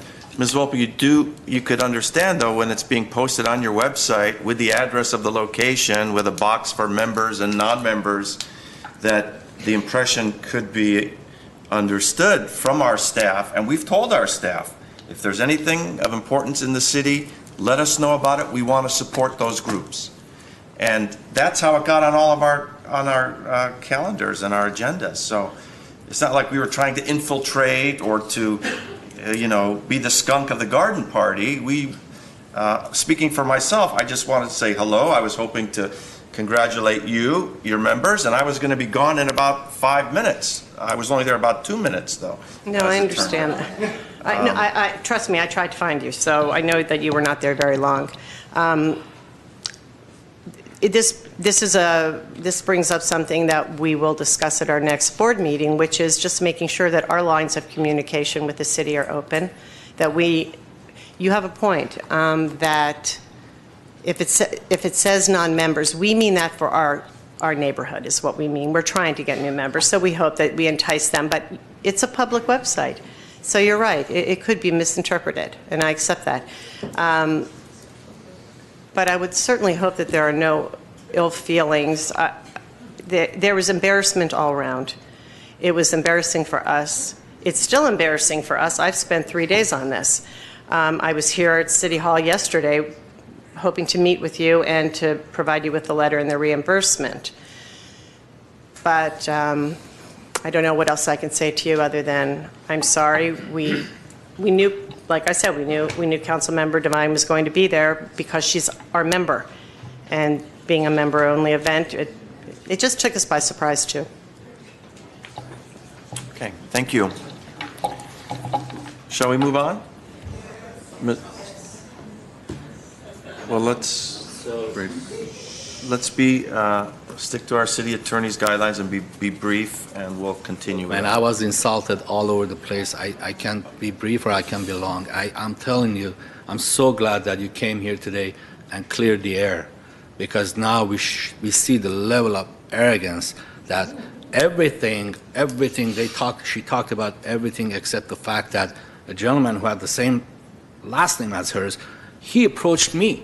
I did not approach anybody. I was there for 2 minutes, and 2 minutes we were talking about, I don't know, the power outages. There was no politics done. I wasn't campaigning. I don't need to campaign. I'm an incumbent. I don't need to come there and campaign.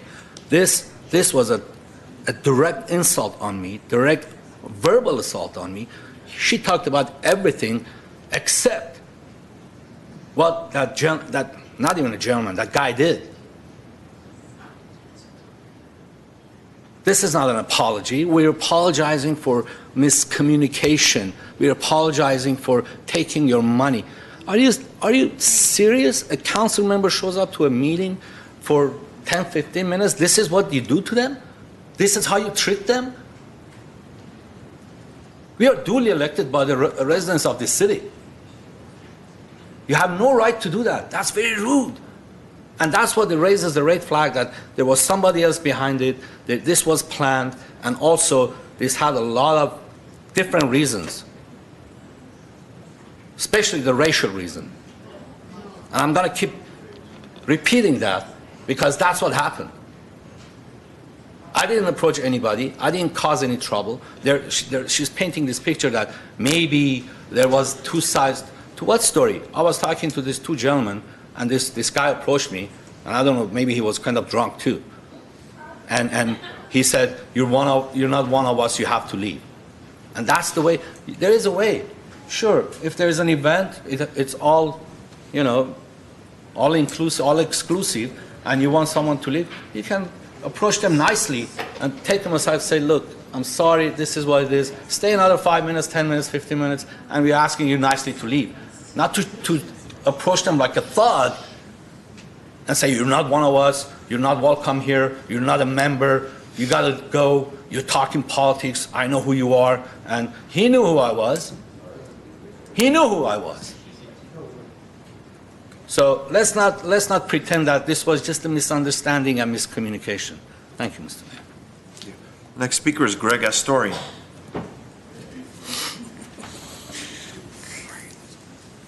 Top that, Mr. Astorian, if you can. On a more positive note, Mayor Najjar, my name is Greg Astorian. I'm here on behalf of the Glendale Firefighters Foundation. I'm here because I wanted you to be invited, or invite you to the poker tournament that will be held. And it will be a hot poker tournament that will be held at Arden Club on Saturday. This is to benefit our firefighters and the foundation, and it's a nice way to meet folks that put out fires all day long. And the prizes are going to be terrific. The last poker table, the top prize would be about $750. And the entry would not be $50, by the way. It will be a little bit higher than $50. But it's all good because it will be for the benefit of the firefighters. We hope to see you all there, and we hope that you will lose some money or spend some money where it is appreciated. Thank you very much. Mr. Astorian, when is it? Can you tell us when is it again? September 14th. September 14th, okay. Right. This Saturday at 5 o'clock, we will be eating great food at Arden Club, and the food is terrific. I mean, you can tell by my stature. It's a wonderful event, and the games will promptly start at 6 o'clock. I'm not a poker player, but I will be there to support Firefighters Foundation. And we would appreciate your attendance. Thank you, sir. Thank you. Next speaker is Ara Manugian. Do I need to RSVP or?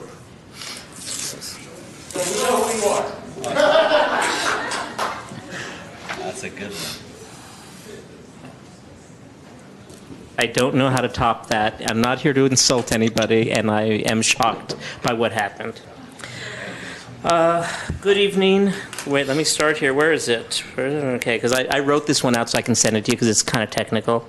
Good evening, Mr. Mayor, City Council members, and staff. My name is Ara Manugian, and I'm here once again standing before you regarding 5G and our concerns to the health and safety of those who reside, work, and patronize Glendale. I hope you received my email from Tuesday asking you to for a fee waiver of $46,000 for the appealing of the 23 AT&T encroachment permits that the Glendale Public Works granted. I didn't hear back from a single one of you, and in this case, I'll assume that it had something to do with the power failure and your computers weren't working, though I know from what you said, Mr. Mayor, you weren't affected by that. With the outage. Tonight I'm going to speak to you about two legal doctrines that can be used to solve the many problems that we're facing regarding small cell towers issues, and particularly the FCC and the problems the city officials believe they have that they're facing. In particular, their belief that their hands are tied because FCC regulations and legal ramifications if they oppose the FCC. The first is an anti-commandeering doctrine established and confirmed by the U.S. Supreme Court in the following cases. Prigg versus Pennsylvania, 1842, New York versus United States, 1992, Prince versus United States, 1997, Independent Business versus Ceballos, 2012, and Murphy versus the NCAA 2018. Very simply stated, the anti-commandeering doctrine supports the fact that neither Congress nor any federal agency may commandeer state or local officials to implement and enforce federal regulatory program. That's right, the FCC does not have the jurisdictional authority to compel city and states to implement and enforce the 1996 Telecommunications Act. This means that the telecom companies have no legal basis to sue local governments for not following FCC regulation. This also means that cities can ban small cell towers without violating federal law. And I'm going to ask for a few extra minutes, as you gave to the woman from there, because I have a little more to read here, and we have all these people that we're speaking for. As for the first doctrine, this is a tool for you to protect the public that elected you into office to stand up for us and for what is best for us. The second doctrine is for the general public as a safety net when our elected officials have failed to protect us. And the second doctrine is called ultra vires, Latin for beyond the powers. This doctrine comes from the constitutional principle of the government's separation of powers. Under this doctrine, the courts have the authority and the duty to judge whether or not public officials have acted beyond their powers by breaking any general or ethical laws, violating the rights of the people to health, safety, security, and privacy, violating the Constitution, charter, or statutory law. It is even ultra vires for them to act unreasonably, compulsory, or arbitrarily. The best part is this. The best part of all this is that anything done by the public official that is judged to be ultra vires becomes void and has to be completely undone. These two doctrines, if used correctly, will go a long way to end the 5G menace that in our lives and our community are facing. I hope that what I've shared with you tonight will empower you to prevent 5G networks from being deployed in Glendale until it can be 100% sure it does not pose a health risk to us. This will also tell your voters that you really do care and are ready to stand up for them and the city of Glendale. It will also save those of us who are concerned, who are standing with me, from getting a judge to unwind the mess that will have to be cleaned up should you fail to stop 5G. Thank you. Thank you. And just in the last, so that there's no misunderstandings, or if what I've said is difficult for anyone to comprehend, right now I'm going to email you all what I have just said. And I'm hitting send right now, so you will be receiving exactly what I just read. Thank you very much. Thank you, Mr. Mnuchin. Folks, I would like to add something. unless you have a card, you can't add, ma'am. Okay, well, The next speaker is Craig Messner. Is Craig Messner here? Angie Messerkhani.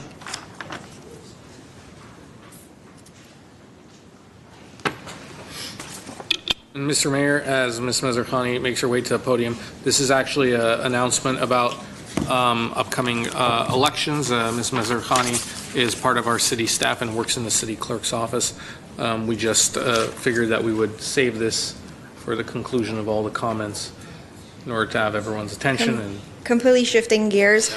Good evening, Mr. Mayor and members of the council. As you all know, the way we are going to vote in March 2020 or starting next year is changing. So with that, County of Los Angeles is what they're conducting mock election. They're having 50 sites, and this is going to be the first time hands-on that the public can actually go and use the ballot marketing device and work with it and see what's coming in March 2020. So they're doing 50 sites, 10 in each supervisorial district, and we've partnered up with Glendale Central Library and Los Angeles County. It's going to be on September 28th and 29th from 10 a.m. to 4 p.m. It's going to be a great event at the auditorium. About 20 to 30 ballot marketing devices are going to be available for the public to come and use. So I highly encourage everyone to come and interact with the device. Also, there's going to be on Saturday, Power 106 is going to be right in front of the library playing music. There's going to be DJ. There's going to be raffle prizes for everyone that comes and interacts, because you're also going to get a I voted sticker. However, it's not political. It's not going to have any political questions on there. It's mostly going to be what is your, favorite park or favorite freeway or favorite library in LA County. And on Sunday also they're going to be there from 10 to 4, but between the hours of 10 and 2, K-Day with 93.5 is also going to be there. So just wanted to let everyone know to come, and this is going to be the first time hands-on that the public can actually interact with the ballot marketing device. So just mark your calendars. I hope to see you all there. I will be there on both days, and I'll be able to assist anyone who needs any help. That's it. Can you please email that flyer to us? Of course, Can you yes. get that email to us? Thank you. Thank you. Sure. That's it. Thank you.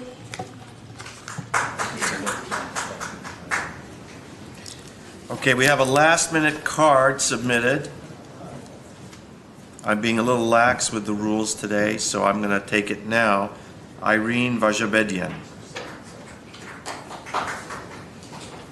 Thank you for taking the last card. I appreciate it. I just want to mention something. When we had the public meeting and everybody was against the 5G, Mr. Hitti says, don't worry, you can appeal it. If it's passed, you can appeal it. And I'm appalled that they're asking for each post $2,000. Is this logical? I'm a single working mother. How can I come up with $45,000 for 23 posts? Is this only for the super rich to appeal something that's going to affect my health? I've had already cancer before. I'm a cancer survivor, so this is just not right.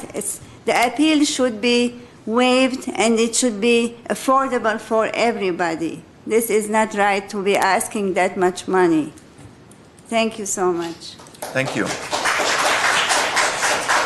Okay, that is my last card. And let's move to the next item, please.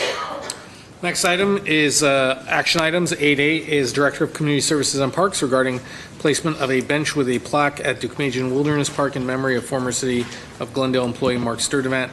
8A1 is motion authorizing placement of bench with a plaque at Deukmejian Wilderness Park. Ms. Beers. Yes, Mr. Mayor, members of the City Council, this item was requested by Council to be brought back related to a bench and a plaque to be placed at Deukmejian Wilderness Park in memory of former city employee and friend to all of us, Mr. Mark Sturdivant. Mr. Bulanikian is here to answer any questions that you may have, sir. So this item is before you based on a request that was made by Council. Do we need a report? Okay. Ms. Devine, let me go to you. Okay. I would like to add to this recommendation. I know that the family has requested and are willing to donate a second bench to Brand Park. This is where Mr. Sturdivant was the initiator of the 10K. So the family would like to also have a bench at Brand Park as well as Deukmejian. So I would ask my fellow council members to... I would ask for our city attorney to see if the motion can be amended in such a manner. Yes, Mr. Mayor. It can be. And where did you go to law school? I asked. Where is our city attorney? He's coming. Oh, that's Mr. Calvert. That's not a city attorney. I had a conversation with Mr. Garcia prior to the meeting in case this item was to come up, and we can revise the motion to include a secondary bench if that is the pleasure of the City Council. And let's be just be thorough. The additional expense will be borne by the family? Correct. And the location, do we need a specific location or just the Brand Park? Yes, the location, from what I understand, and Mr. Beleniken can provide. There's our city attorney. More information. I answered for you, ma'am. Mayor Najarian, members of the I answered for you. Mayor Najarian, members of the council, the second bench will be up at the trails where the Verdugo 10K goes all the way up to the peak. That's where the bench will be with a plaque in memory of Mark's third event. I'll second the motion. Okay, so are we dealing with an amendment, a motion and an amendment, or a completely revised motion? How do we do this? Microphone, please, Mr. City Attorney. You can make the motion and then amend it, or you can just make a motion, amended motion, if the council desires. Okay, let's treat it as an amended motion to have two benches at the location specified. Is there a second? I'll second that. Moved, seconded. Roll call, please. Council members Agajanian? Yes. Gharpetian? Yes. Quintero? Yes. Devine? Yes. Mayor Najarian. Yes. Thank you. Next item, please. Next item is 9A, Director of Community Development regarding consideration of ordinances amending Title 4, 5, and 30 of the Glendale Municipal Code 1995 and General Plan Amendment to the Downtown Specific Plan DSP to prohibit vacation rentals and permit and regulate home sharing, Zoning Code Amendment Case Number PZC 1911458 and General Plan Amendment Case Number PGPA 1911459. A1 is an ordinance for introduction, amending Titles 4 and 5. 2 is an ordinance for introduction, amending Title 30. 3 is an ordinance for introduction, amending the DSP. 4 is a resolution amending 2019-2020 citywide fee schedule by establishing home sharing license fee. 5 is a resolution amending 2019-2020 citywide fee schedule regarding administrative citation fine amounts. 6 is a motion directing staff regarding future amendments and enforcement policy. Ms. Beers. Yes, Mr. Mayor, members of the City Council, this item was before you last year in October of 2018, whereby the City Council gave us direction to go work on an ordinance that we could bring back to the City Council. This item has been before the Planning Commission and is now ready to be presented to you. With that, I will go directly to Ms. Asp, Principal Planner from Community Development. Thank you, Ms. Beers. Members of City, Mr. Mayor, members of City Council, as you heard, there's a number of items before you today that relate to regulating home sharing and prohibiting vacation rentals. I'm going to walk you a little bit through of how we came here, the direction that was given to staff, and highlight some of the regulations related to home sharing.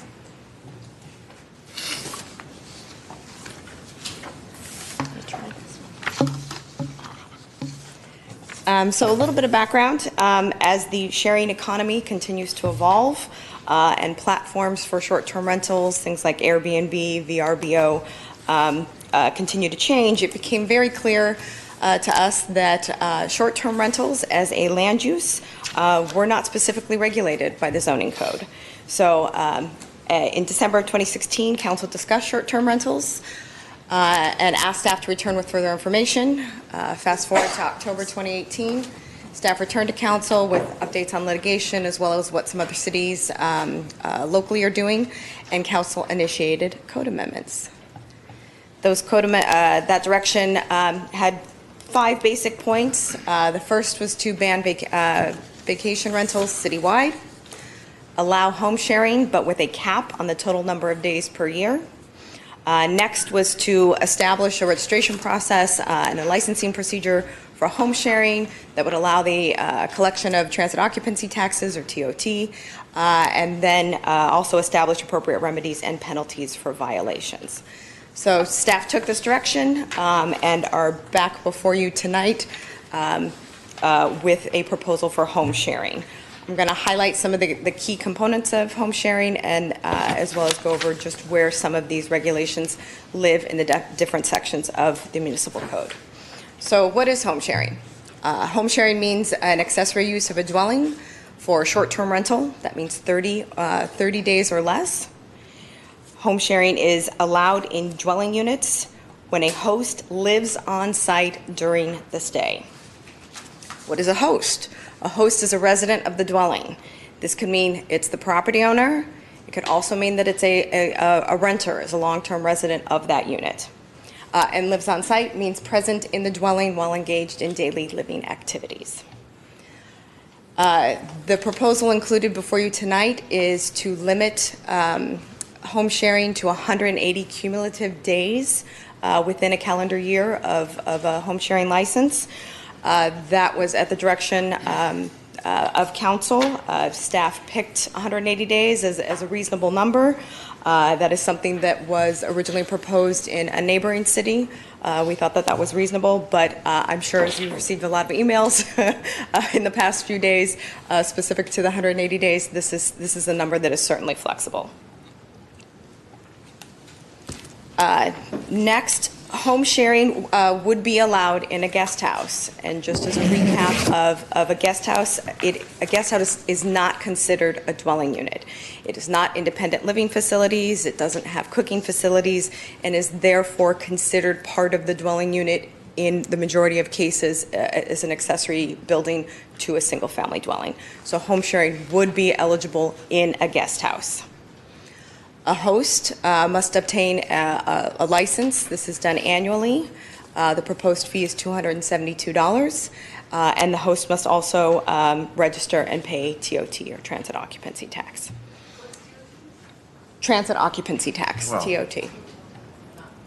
Don't answer questions from the crowd. Home sharing would not be allowed in an accessory dwelling unit. And just to sort of recap our recent accessory dwelling unit discussion and adoption, the intention of ADUs is to expand housing opportunities. And then finally, vacation rentals would be prohibited. And again, this is where the host does not live on site during the guest stay. So we took these proposals before the Planning Commission at a hearing July 17th this past summer. The Planning Commission unanimously recommended approval of these to council. They also added a further consideration, and that would be to allow home sharing on lots with multiple dwelling units where the property owner resides in one of the dwelling units and rents out on a short-term basis another dwelling unit on the lot. Excuse me, would that be a duplex? Would that be like a duplex? It would. It was a broad stroke, but it was in response to a public comment at the Planning Commission of a duplex. But it could be a duplex, a triplex, 4 units. Right. It could mean anything more than one, where the owner only lives in one of the properties. It'd be multifamily. Mr. Gharpetian? Yes, can you explain that one more time? So if it's a duplex or a fourplex, right? Let's say it's a fourplex, so the owner lives on the front unit, one of the units. The owner can rent the other 2 or 3 units? That was the additional consideration that Planning Commission put forward. Correct. As short-term rentals. As to be included or to be considered as part of this home sharing proposal. Because if the guest house is not a dwelling unit, it's not considered dwelling unit, is that because the guest house doesn't have a kitchen? Correct. Okay, so. But Councilmember Gharpetian, the ADU has a kitchen, so why are they not considered? That's what I'm asking, I don't Yeah. understand. Right, so how does that differ from the ADU? How does the guest house differ from an ADU? Right. Oh, how is the fourplex How does this different? recommendation, Differ from the ADU. It would be, it wouldn't, ADUs are excluded from this conversation. So this would be a unit, a property that would have 2 units, 3 units, 4 units, has nothing to do with an ADU. what's the reasoning that, let's say I have a duplex, I can live in the front one, rent the back one, or? That is what Planning Commission is asking for consideration to be allowed as part of this proposal. So what was their reasoning to distinguish between an ADU unit, which is apart from the main unit, and a duplex, which is? I don't think there was any consideration about the accessory dwelling units. I think it was strictly just multifamily properties. So, to follow up with this, staff's response to the Planning Commission consideration, and it's not something that staff is recommending, are related to a few issues. And those are specifically that it would take a unit out of the housing supply. There is no host, there is no occupant of that residence, and reduces control. And finally, it's contrary to City Council direction. However, if council is interested in considering this, draft language is included as Exhibit 5 at the back of this report if you wanted to consider that. And so just quickly now, I'm just going to go through the different titles where the rules live. Title 30 and amendments to the downtown specific plan, it would amend the land use tables and would allow home sharing as an accessory use in all zones where residential uses are allowed or exist. Prohibits vacation rentals, and again, this is a reminder, this is temporary rental of lodging where a host does not live on site. Title 30 also provides for an amortization period of approximately 5.5 months that would end March 31st, 2020. By March 31st, 2020, all existing vacation rentals would need to stop existing, and anybody who is currently home sharing or would like to home share would need to apply for and be granted a license. Amendments to Title 4 and 5. Title 4 would amend the definition of hotel in order to register and collect transit occupancy tax.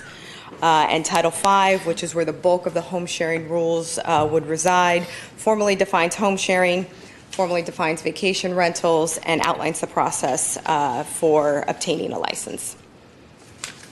Additionally included are resolutions amending the citywide fee schedule. This would be to allow the home sharing license fee as well as establishing administrative citation fees for home sharing.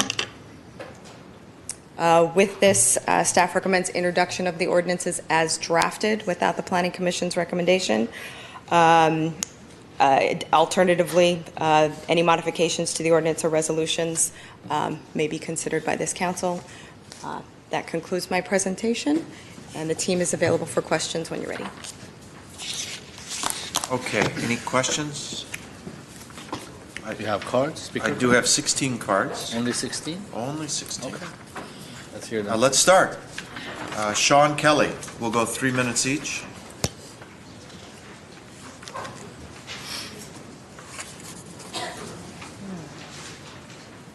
Good evening, Mr. Mayor, council members. Thanks for the opportunity to speak today.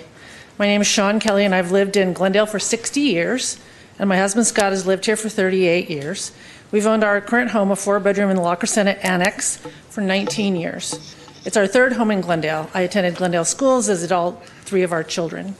We love this community and have deep connections here. For the past 5 years, since we became empty nesters, we have been welcoming Airbnb guests from all over the world into our home. Early on, we informed our neighbors about what we were going to do and asked them to contact us immediately about any issues. We have never had one complaint in 5 years. We know most of our neighbors well, as many of them have also lived on our block for many years. We live in our home full-time, do not allow parties, and enforce quiet hours of 10 p.m. to 7 a.m. We screen our guests carefully before they are allowed to book.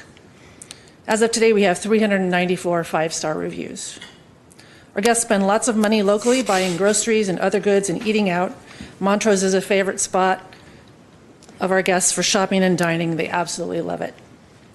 We've hosted travelers from all over Europe, Asia, and the United States, plus Australia, New Zealand, Mexico, and Canada. We consider many of them members of our extended family by the time they check out. We truly enjoy being able to show off our beautiful Glendale community to travelers from all over the globe, who otherwise would have no idea that our lovely corner of Los Angeles exists. We feel we are excellent global ambassadors for Glendale. Because we offer 3 bedrooms and 2 bathrooms on Airbnb, the vast majority of our guests are families with children who enjoy being able to stay all together in a home with a kitchen, a family room, a beautiful backyard, and a friendly cat, rather than in 2 or more separate rooms in a hotel. We've even hosted a few small family reunions. Our Airbnb income has allowed us to remain in our beloved family home, and our children visit often and love to stay with us in the home where they grew up.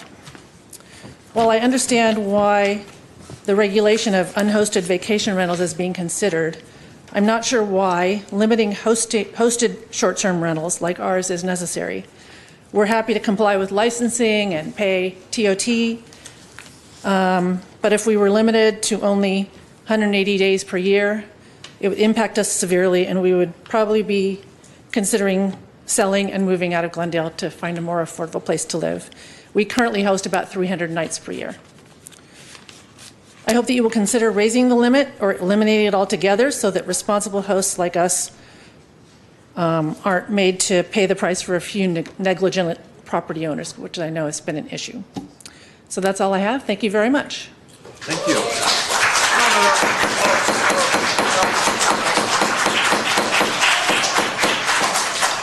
Okay, so that's the first warning. Mr. City Attorney, make sure that I follow the instructions correctly according to the First Amendment and the case law.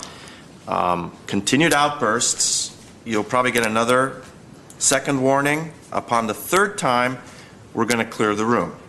I hope you listen to everyone's comments. I encourage you to speak to us, but after every speaker, I'm not going to entertain 5-10 seconds of clapping, even after I've used the gavel. So act accordingly. Octavio Pedroza. Good evening, Council, Mayor. My name is Octavio Pedroza, and I want to speak to the fact that I'm so glad you've taken this up today. I've been waiting for over a year, as have my neighbors.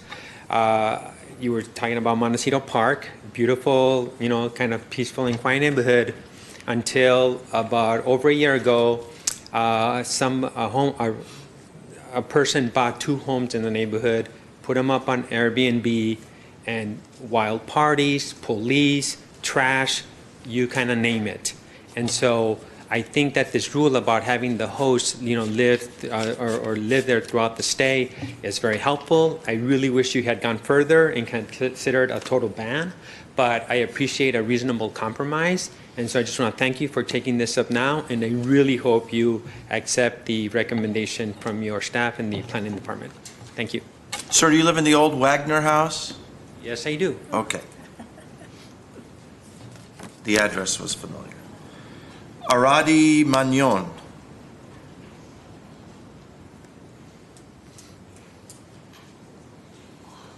Good evening. Happy belated birthday. No, early birthday. Oh, early. Early. Okay. Tomorrow's my birthday. Well, that's Thank even you. better. I don't have anything written out. I'll be speaking from my heart. I pretty much was raised in Glendale. I went to elementary, high school, and then went out to Riverside, Loma Linda University. I've owned my home for, that's kind of almost going to give out my age, but that's fine. 22 years. That was the first purchase I made after my graduation. And my parents were already renting there, so that was a gift for them. As a way of keeping the home, because it's a duplex, excuse me, my heart is a little beeping. I was able to find a way to have people all over the world come and share my home. Since my parents split up, my father was living on one of them, and he said, I'm going to go on a vacation. I say, you can't do that. Who's going to help me pay? So nevertheless, it allowed me to really get rid of my tenants that were always smoking weed, and I couldn't get rid of them. And I found a way to allow me to not only bring extra income, but it allowed me to bring 2 full-time jobs for 2 people. And I'm just devastated because I really don't know how that's going to work to only have 180 days when I'm able to completely book my summers. I have over 300 reviews that are absolutely great, starting from the beautiful neighborhood to the great atmosphere that Glendale provides. I can see it when they leave like hundreds of bags of shopping at the Americana. And I don't really know how that's going to work because it just kind of makes it awkward.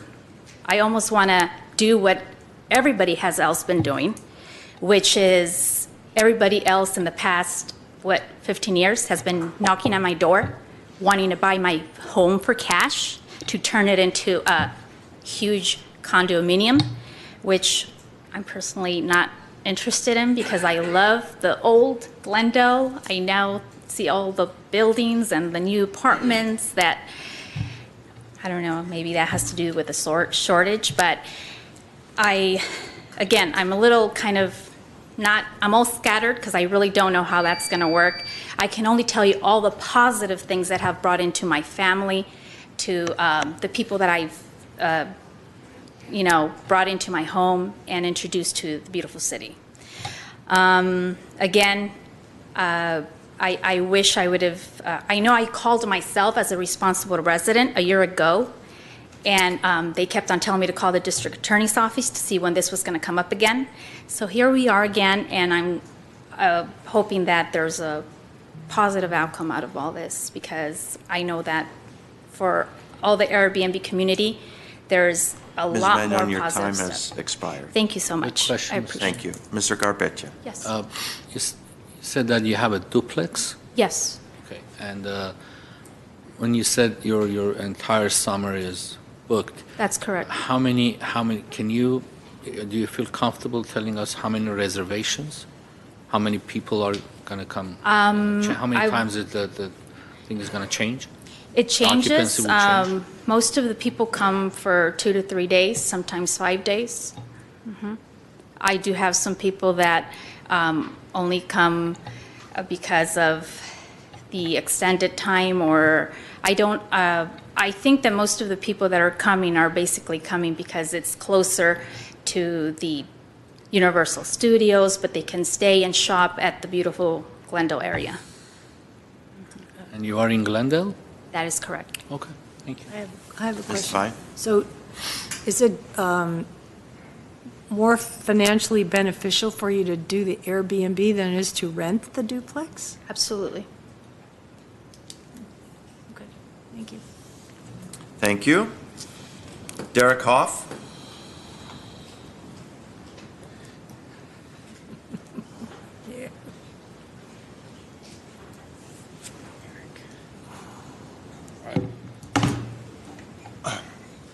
Good evening.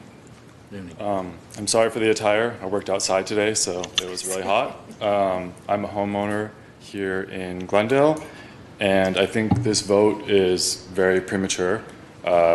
This planning proposal, I've never seen the details of. I don't know how you get a copy of it, but I think the public should be able to view the details of a proposal that's going to affect them, and then have the time to comment on that proposal.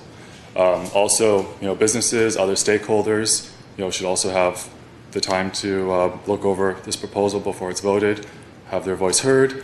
So I urge you to delay voting so that the community can have their voice heard. I started with short-term rentals because I had a long-term tenant here in Glendale who ended up stopped paying the rent and had to be evicted. It took quite some time, cost me a lot of money. And when they left, the whole house was completely trashed. So I thought, I really want to make this house shine, make it beautiful, and take advantage of all the work I've done and rent it out on Airbnb.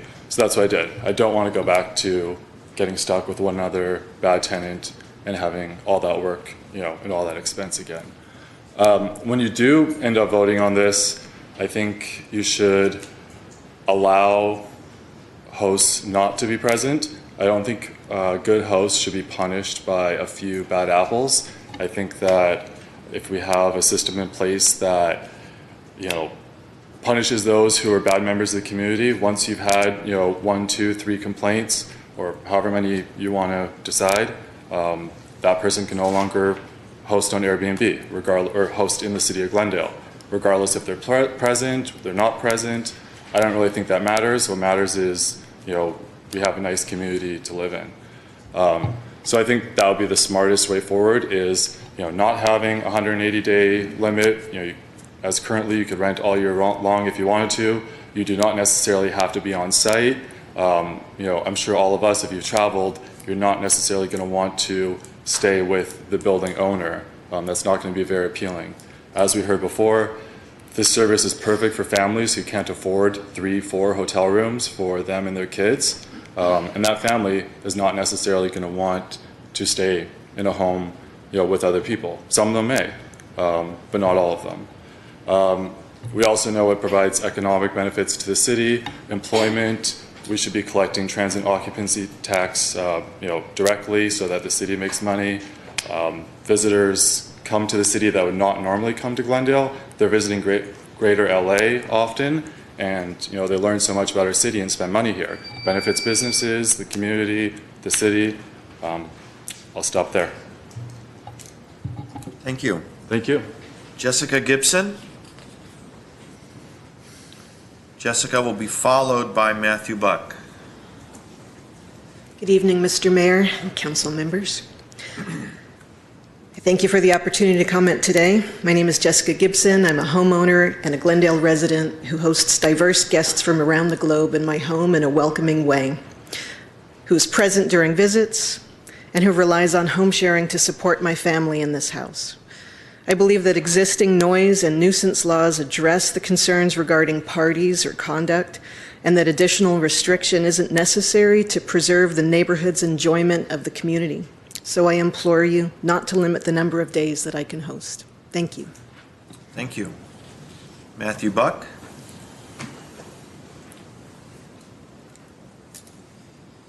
Good evening, Mayor, City Council. I sent you guys a letter. I'm Matthew Buck with the California Apartment Association.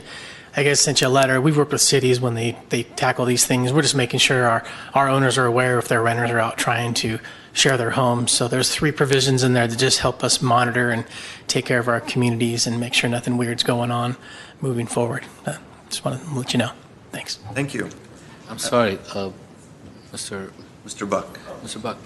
So are you for the staff recommendation or against? Oh, we're neutral. We're neutral on it. We're neutral. Thank you. Yeah. Next speaker is Alida Tsu. So? That's all right, it's Chinese, it's hard to say. Okay. Thank you so much, Mayor and councilmen and women. I feel honored to be here. I'm a longtime Glendale resident. I've never come to City Council. It's really fun, actually. My grandmother was a senior senator, I guess, and she came up with the first elder abuse hotline in the U.S., and she was one of my first part-time jobs out of Lockton County High School, even though I also went to church at Glendale. My grandfather was the oldest member of our church for 100 years. It's really cool. So I love Glendale, really proud of Glendale. Also seen a lot of development over time. So I love the development. I live in actually Doran Gardens, which is one of the city and HHP. It's beautiful. And I love my condo. It's my first home, and I did it beautifully. I love it. I live there. But then my family also owns, they've been around for 65 years in Glendale. So they also own a commercial building down the street really close, like walkable to me, and also a 35-unit income residential. So I feel like I can speak a little bit of both sides, because I grew up like a good Chinese daughter. I worked a lot for my family's stuff, our nonprofit and our properties. We were the ones painting, managing. My father is a JPL scientist, but then he would be there on the weekday nights and weekends fixing things, fixing people's leaks. So I learned all that. So I have been kind of in charge of helping that. We have an on-site resident who's in our Glendale property, 35 units on Stalker Street.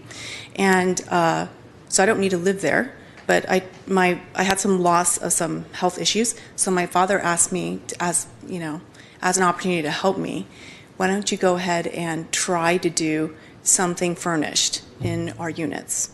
So I thought, okay, thank you, Dad. I really appreciate that. That will really help supplement my income. So I went and turned 4 of them into Airbnbs, and as a test.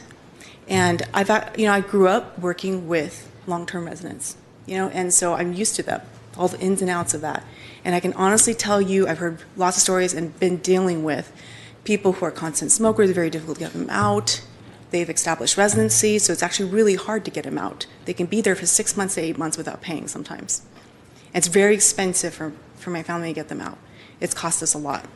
And we have an older building, so we need the income in order to fix the building. So when I did the Airbnbs, I found them to be actually really fun We've hosted some pretty amazing dignitaries who said they would never have seen Glendale if not for this. They were the general and colonel of the Colombian police force, and they were here in town to work with LAPD to work on something to resolve the drug issue. And so they stayed at our 2-bedroom, 2-bath, loved it, told all of their police force members to come stay there with their families because all their families came such a long distance. They didn't want to stay in a hotel, it's too expensive. Even the Glendale Hilton, I used to work at Nestle for 6 years. I used to do all the leader executive stuff. I would book them at the Hilton. But this was a lot more affordable. I can get rid of people when they're a problem and fast. I'm a super host, which means we have extremely high levels of cleanliness, communication, regulation. I fine people if they're smoking. There's quiet hours after 9 p.m. and I'm really strict with that. So anyway, yeah, just wanted to say that. Thank you. Question? Where are the 4 units that you described on Stalker? It's in a multi-income, residential complex. On Stalker? That's my parents' own, yeah, my family owns. Stalker near Central? Or? It's near Central, yeah. Okay, thank you very much. John Choi? Add one more thing. Yes, quickly. It's really helped. Actually, I just found out about this today, so I didn't have time to collect some input from the residents who are in our apartment building. But many of them actually tell their families, like one who's having their second baby, their parents are staying right next to them in the Airbnb, and they're so excited about they're checking in this week because they don't have to live a couple miles or a mile away. They can be right next door and be grandparents. It's really nice, and we do a lot of that. We have a lot of families and local families who like residents. They're residents of Glendale. Residents of Glendale and their families are, because I love hosting families. We have only 2 bedrooms, 2.5 baths, which allow families. Yeah. Thank you. Ms. Devine. So I just want to, this is an apartment complex and you're renting 4 of your units to Airbnb. Yeah, So and we're not thinking about, apartments that we're losing to housing. I'm just. But as the city developer told us when I moved into Glendale Gardens, there's 3,500 units that were being built in terms of residences. And so I honestly felt like with what was going on with those 4, we've had such an incredible time being able to host, because they would have probably rented a place for a month, but not been able to, it's a lot of money to do that. And so instead they've been able to stay close in proximity. Thank you. We need to invite Mr. Choi up. Good evening, John Choi with Airbnb. I'm the Southern California Policy Manager. It's really nice to have an opportunity to speak with you today. Before I begin, I just wanted to respectfully request if I could have just a little bit of extra time. There are a number of issues that I think we would like to discuss with the council. We've submitted a letter that I hope you have had a chance to review, and would just ask to see if we could get a little bit of extra time from the comments to make sure that I'm able to explain our position. How much time do you request? I think 5 minutes would do, Mr. Mayor. I'll give you 4 minutes. Thank you. Seeing you're the industry We representative. appreciate it. So just again to introduce myself, I'm John Choi. I've been with the Airbnb for about 3.5 years now. I work out of downtown LA and manage a team here in the area.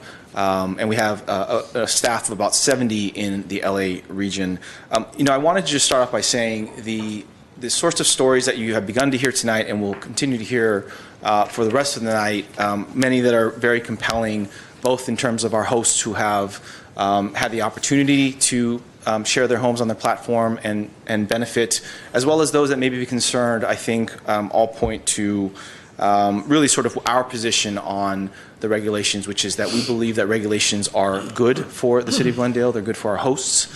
We want to be a good partner with the City of Glendale, and I'm here to convey that to you, as well as share some of our thoughts about the legislation and the direction here. Again, I referenced the letter that we've remitted. Hopefully you have had a chance to review, and I'm just going to go through some of these issues and explain a little bit more in detail our thoughts on some of these issues, with the hope, quite frankly, that we would have a little bit more time to engage with the City Council, with the City staff, to understand the issues that the City is dealing with, explain some of the new strategies and tools that we've developed over the years of working with jurisdictions all around the world, so that we can make sure that we are maximizing maximizing the benefits for the city as well as for its local small businesses and residents, as well as dealing with some of the concerns that are raised tonight and in the past. Let me start by talking about the 180-night day cap.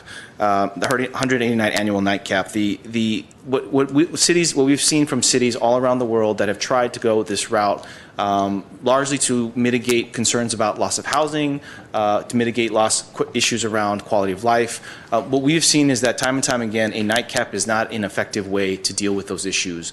It is incredibly difficult to enforce, both for cities as well as for platforms like Airbnb, and it really does little to actually address the concerns that the cities are typically really focused on, which I mentioned again, quality of life and housing.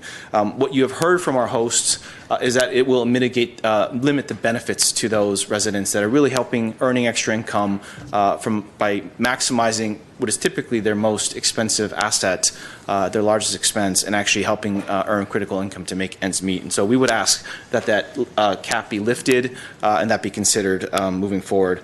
The vacation rental prohibition, we think, is also a misstep in the sense that you are looking at a regulatory framework that is unlikely to succeed again in mitigating the concerns that have been raised here tonight. There are reasonable policy alternatives, as well as, again, tools that Airbnb can bring to the conversation here in Glendale that we believe will allow common sense regulations to be put in place that would legalize vacation rentals, mitigating its concerns around housing, as well as create affordable options for families that have visited, that are planning to visit the area, and actually make sure that those dollars are captured here in Glendale. I want to mention very quickly taxes. Airbnb has hundreds of tax agreements all around the world.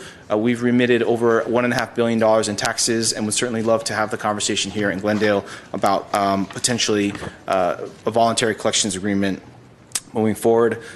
The on-site housing hosting restriction, I think there's sort of two issues here. One is to better understand the city's definition of living on-site or residing on-site. It's a little bit unclear to us, and I think that the solution here has already been drafted and included in the ordinance as written. The solution is a local contact that is available to respond within 24 hours to any issues and concerns. Some of the hosts have mentioned it earlier that preventing hosts who are sharing the homes they live in should not preclude them from being able to host while they are away. People have legitimate reasons to travel. People have vacations of their own, whether it's for work or for personal stays, and that is a very important benefit for those hosts. The final point, and I'll be very quick, Mr. Mayor, here, just from permit fees, we would love to have a conversation about, cost recovery and what the appropriate fees are. We think that fees are a little bit high here and will actually drive compliance down.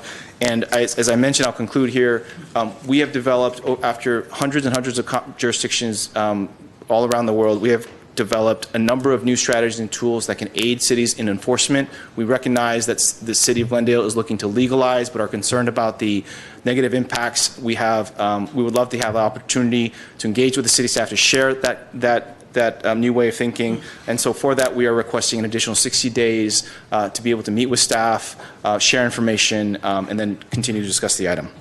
Okay. Mr. Choi, we have a question. Please. How many units do you have rented or given to the public in Glendale? How many units are rented through your company? So I'm happy to provide that information to the staff. There are, it's a fairly small population, fairly small slice of the city's housing stock. I don't have the numbers offhand, but I'm happy to provide that later this week. Approximately how many they might be? Or I can tell you that it is less than 1,000 in the entire city of Glendale. 1,000? Less than 1,000. Less than. Thank you. Question. Have you had a chance to speak with our staff during the preparation period of this staff report and the Planning Commission findings? We have not. No, we have not spoken. Okay, so maybe that's something that would be helpful at some point. Mr. Quintero? On the 180 night cap, you mentioned enforcement, that it would be difficult to do. Why is that? You've got all the information on your site. You should be able to know what reservations were made and completed and so forth. So a good question, council member. So a couple of things. One is when you look at night caps, We certainly do know what activity is happening on our platform, but we obviously do not control what happens on other platforms. There are several dozen other platforms in the short-term rental space, and that number is growing. And what we often see are hosts that are listing their homes on multiple platforms at the same time. So that's one challenge that platforms have. And the resulting challenge for cities is that although you may have platforms like ours that are seeking to cooperate and be good partners, most often, and this is just from what we've observed in the industry, most of the industry is largely unregulated and largely unable to comply with a lot of the requirements, or at least the expectations that cities place on them. And so for us, I think that what we've seen is that in practice, cities that have used a nightcap to try and address some of their concerns largely end up playing a game of whack-a-mole. What you have are hosts, cities that are, quite frankly, unable to track that activity effectively. So the city of LA has a cap on how many nights? 120, I think it is. They have what would probably be best described as a soft cap. And so what that means, council member, is once a host registers and pays the initial $89 fee in the city of LA, they are allowed to host up to 120 nights, essentially without any further steps. At that point, they are required to submit an additional fee and reapply for essentially what is an extension of that night cap. And essentially, as long as they have not violated any city laws, they are granted that permission. At least that's the concept. The city has not implemented that yet.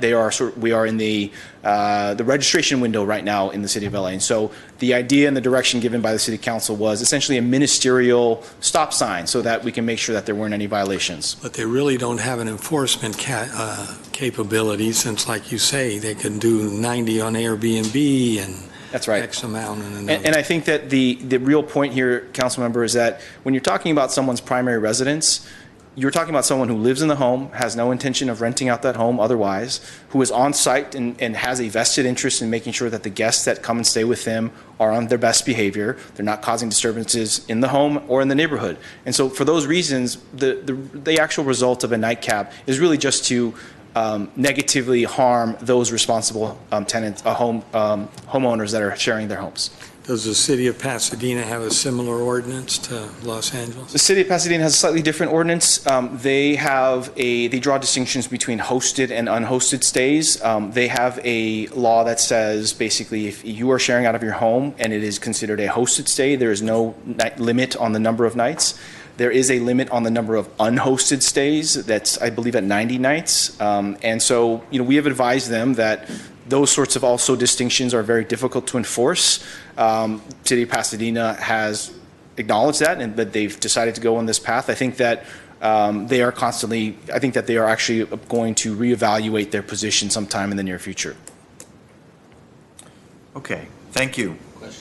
More questions, Mr. Gharpetian? Do we know what the rental rate is in Glendale per night? On our platform, the average daily rate is about $100. So, Mr. Mayor, can we ask for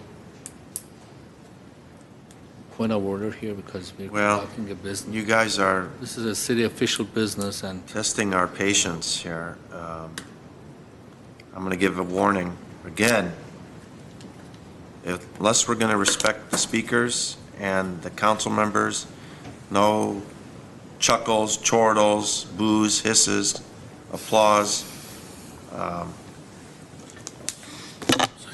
So you can rent a house for $100 a night? Is that what it is? Or it's a room? I'm sorry.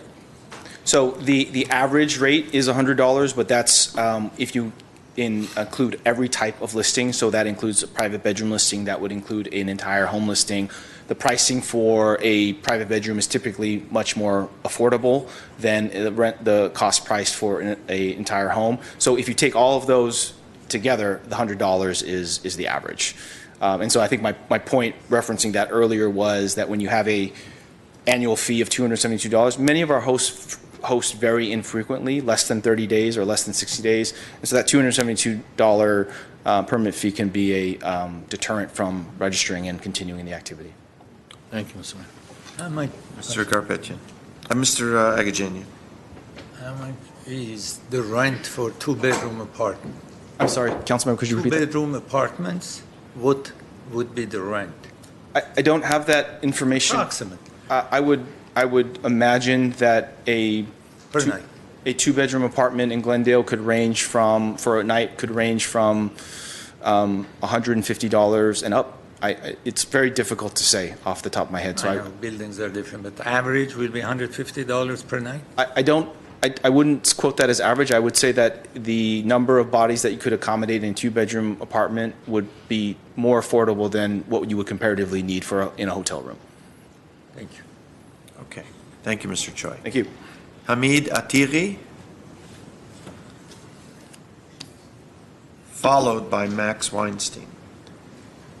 Thank you for the time you're giving me. I've been hosting for almost 2 years now. I have had no issues.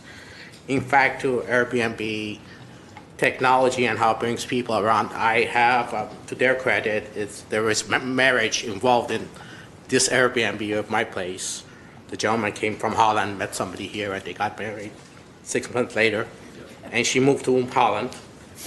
So it has been very positive for me to have that home environment provided for these people.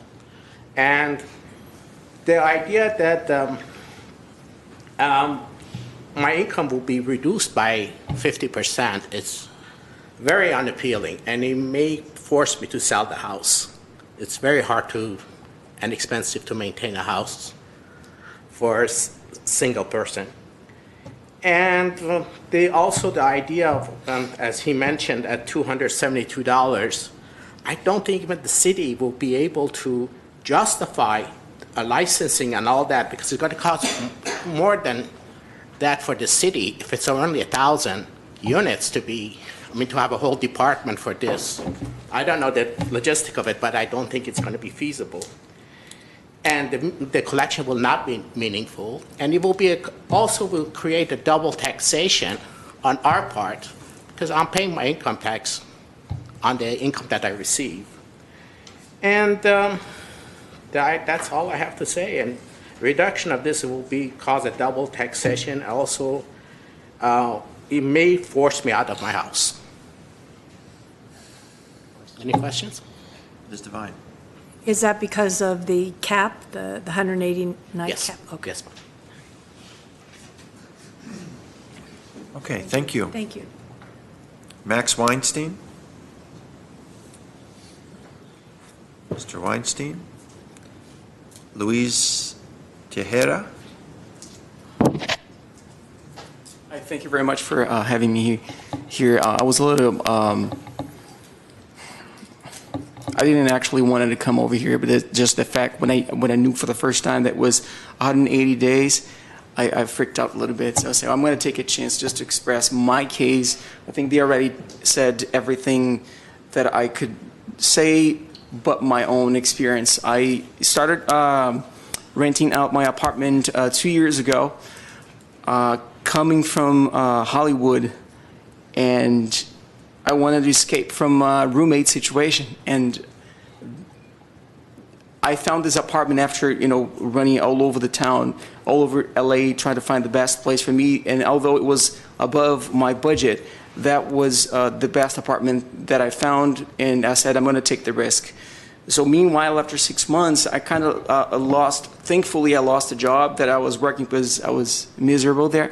But then I found ways to keep up, with the rent and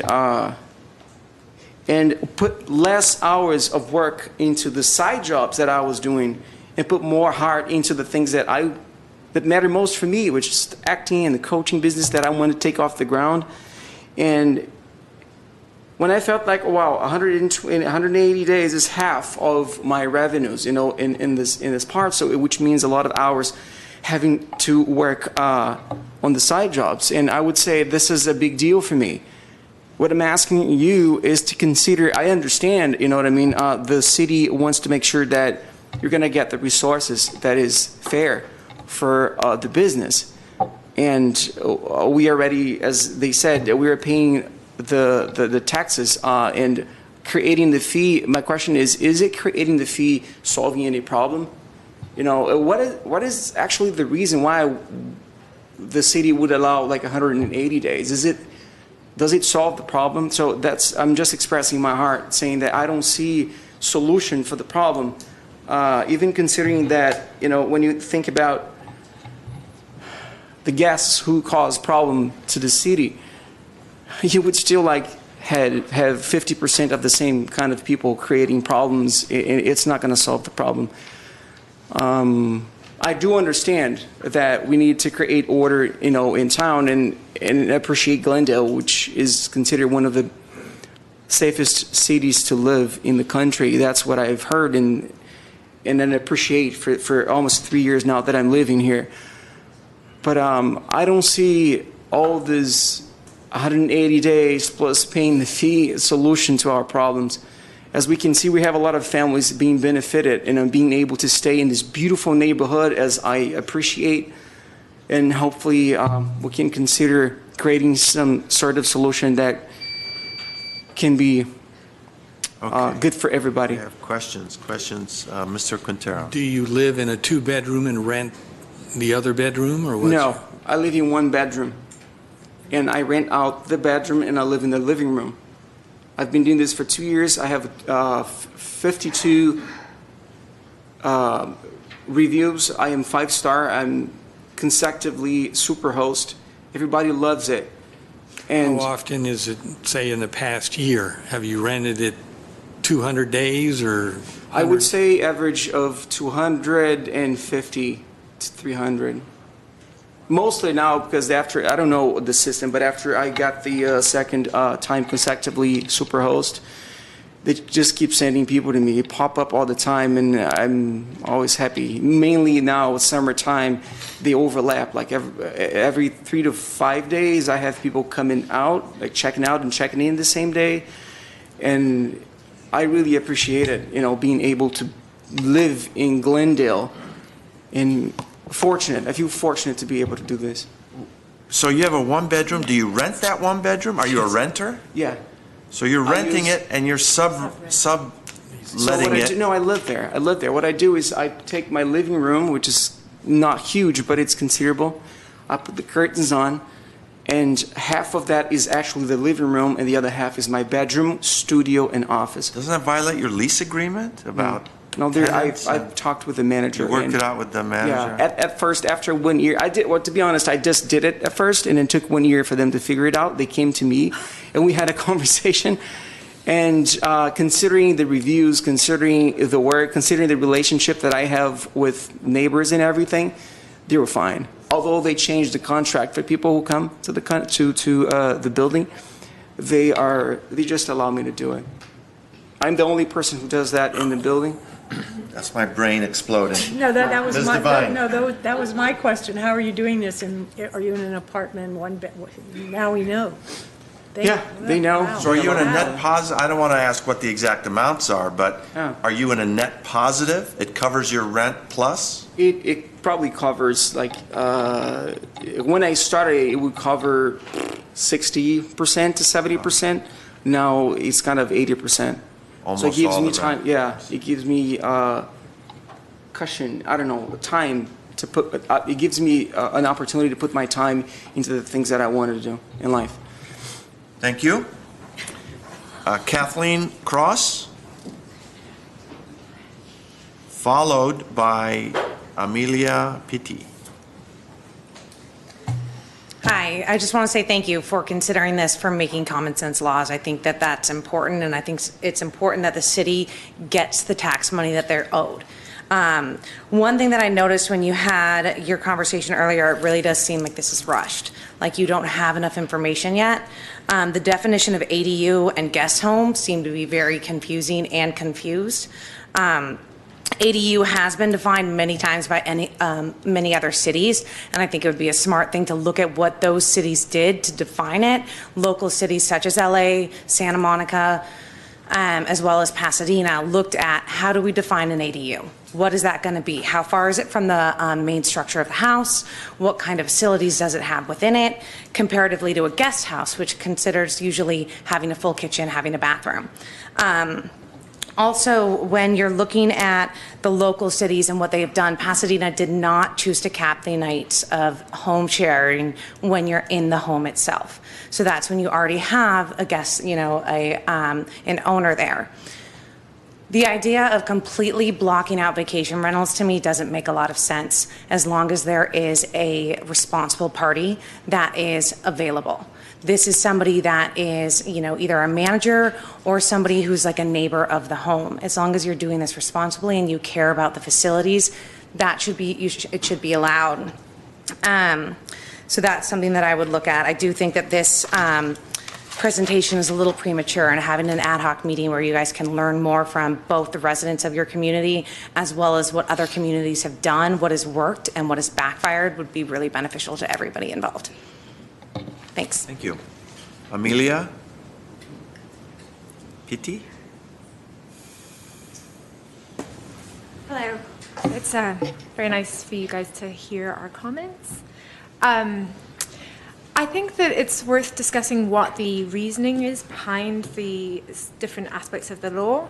That you guys want to protect your housing stock so that people have places to live and that rent doesn't go skyrocketing, and that you also want to address party houses and people, irresponsible hosts, where neighbors are impacted by short-term rentals.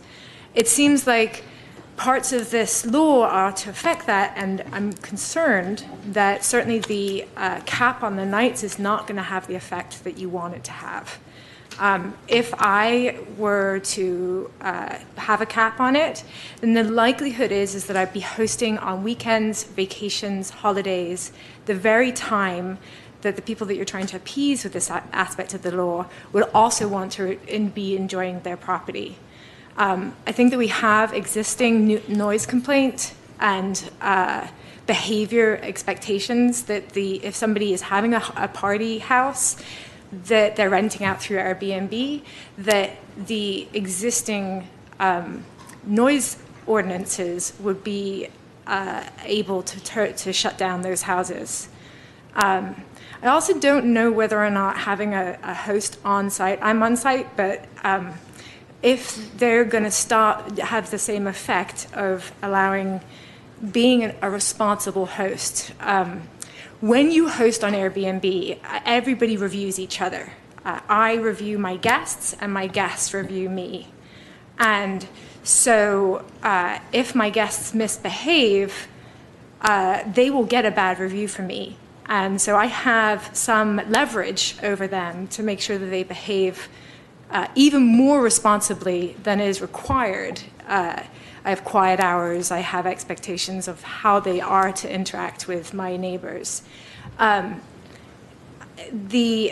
who's just renting a house can be just as obnoxious. A long-term renter can be obnoxious as well as a short-term renter.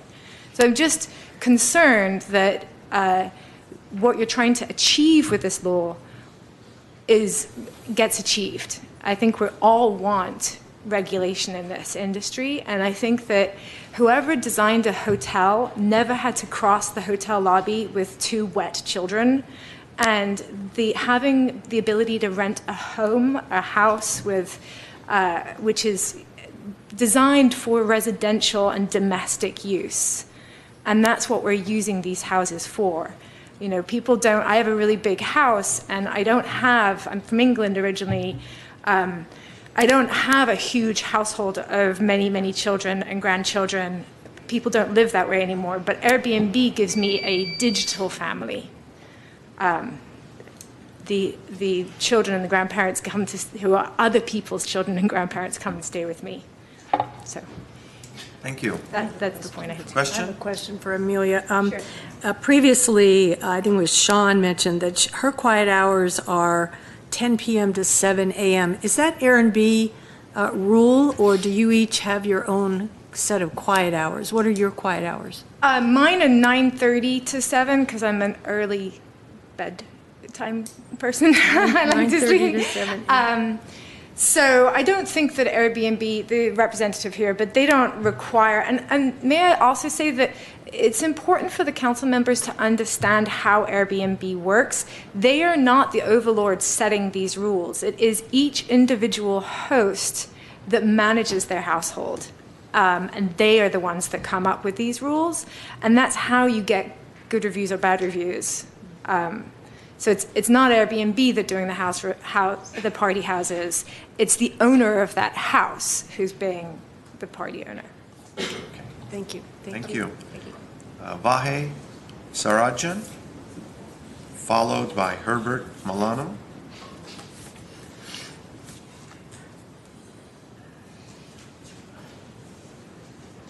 Mayor Najarian, honorable members of council, and all the other officials. My name is Vahe Sarajan. I own a home, very nice home, swimming pool and everything that I designed for myself to live in, that I Airbnb at the moment. I've had a few problems first year. We were very naive, not prepared for it. But as time went on, we got organized, and now I have a very good host, and had my lawyer come up with a set of rules and regulations that I'll have them signed by the tenants or guests before they move in. And we haven't had any problems last year. So things are smooth and nice, going on nicely. The question that I have is that if I only rent 180 days of the year, then what am I supposed to do the other 180 days? And it's just not possible for me to do anything with it. Am I supposed to live in it myself? So it makes no sense to me that I only rent 180 days of the year. It just won't work. I have no other problems with taxation, permits, or any of that. All of it is good. Just this 180 days won't make any sense with me. I couldn't do it. If you're done, we have questions, but you have to say Yes, you're please, done. yes, I'm done. Okay. So you're renting, I mean, you have your home on Airbnb, but you don't live there? No, I don't live there, no, yes. So. So the 180 days would not apply to you. That Right, would be completely prohibited under this proposal. You would have to live there under this ordinance. So I won't be. So you like it even less now, I bet.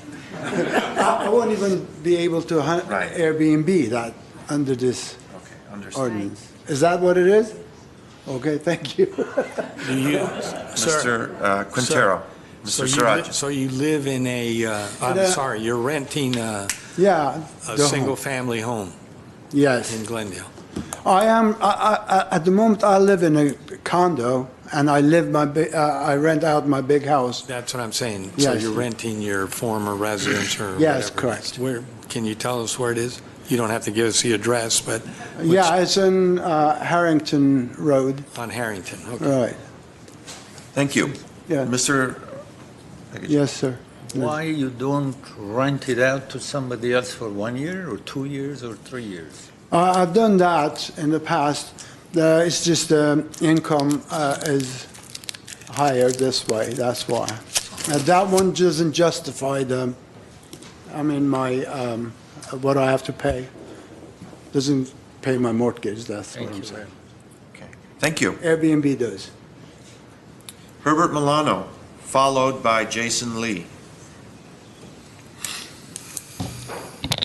Mayor Najarian, members of the City Council, my name is Herbert Milano. I'm a Glendale resident for over 30 years and own property in the city of Glendale for more than that. I would like to ask you clearly, what is the problem that you're trying to solve? Because I read the documentation that is before you, and I did not see a clear justification for it, other than that it's copying what other cities are doing. How extensive is the problem, if there is one, and how is it documented? During the recession of 2008 to 2014, many people lost their retirement savings. Some lost their investments, some lost their jobs, but kept the house somehow. And they've taken a long time for many of them to recover. And I wonder how many people now on Airbnb who are renting their homes or sharing it are depending on it in order to be able to recoup what they lost during the recession. I don't know if you guys have thought about it, but I think it is worth your time to think about the impact that the recession had on so many people. Elderly people who are sick, elderly individuals who have to find another temporary housing someplace else and rent their home in the meantime to be able to cover it. These are serious human relation issues that need to be considered. And I don't think that we have had a report that covers all of these. I'd like to make another point. I have a unit on Airbnb, and also I have Section 8. The Section 8 is incredibly below market. And I do it because I feel it's the fairest thing to do for individuals who are under hard-pressed for income. The Airbnb income supplements my ability to be able to rent a Section 8 unit, and I've had it since 2002. And I have other units under Section 8. I don't know if this report covered those issues where individuals are using Airbnb income to be able to make the major capital improvements that buildings need as they age. Oftentimes, we're not able to do that during the recession. But now we have an opportunity to do that through Airbnb. The financial stability, improvements to the property, income to other individuals throughout the neighborhood, shopping that occurs, these are all positive economic issues that you need to consider, and I don't believe that your report covers all of those. So I'm asking the City Council to reconsider, to postpone, not make any decisions whatsoever until you really understand these problems fully and how they impact the whole community, not just those individuals who are renting and sharing their home, but those individuals who have income property, and use that effectively for the service of the population of Glendale. Thank you. Jason Lee.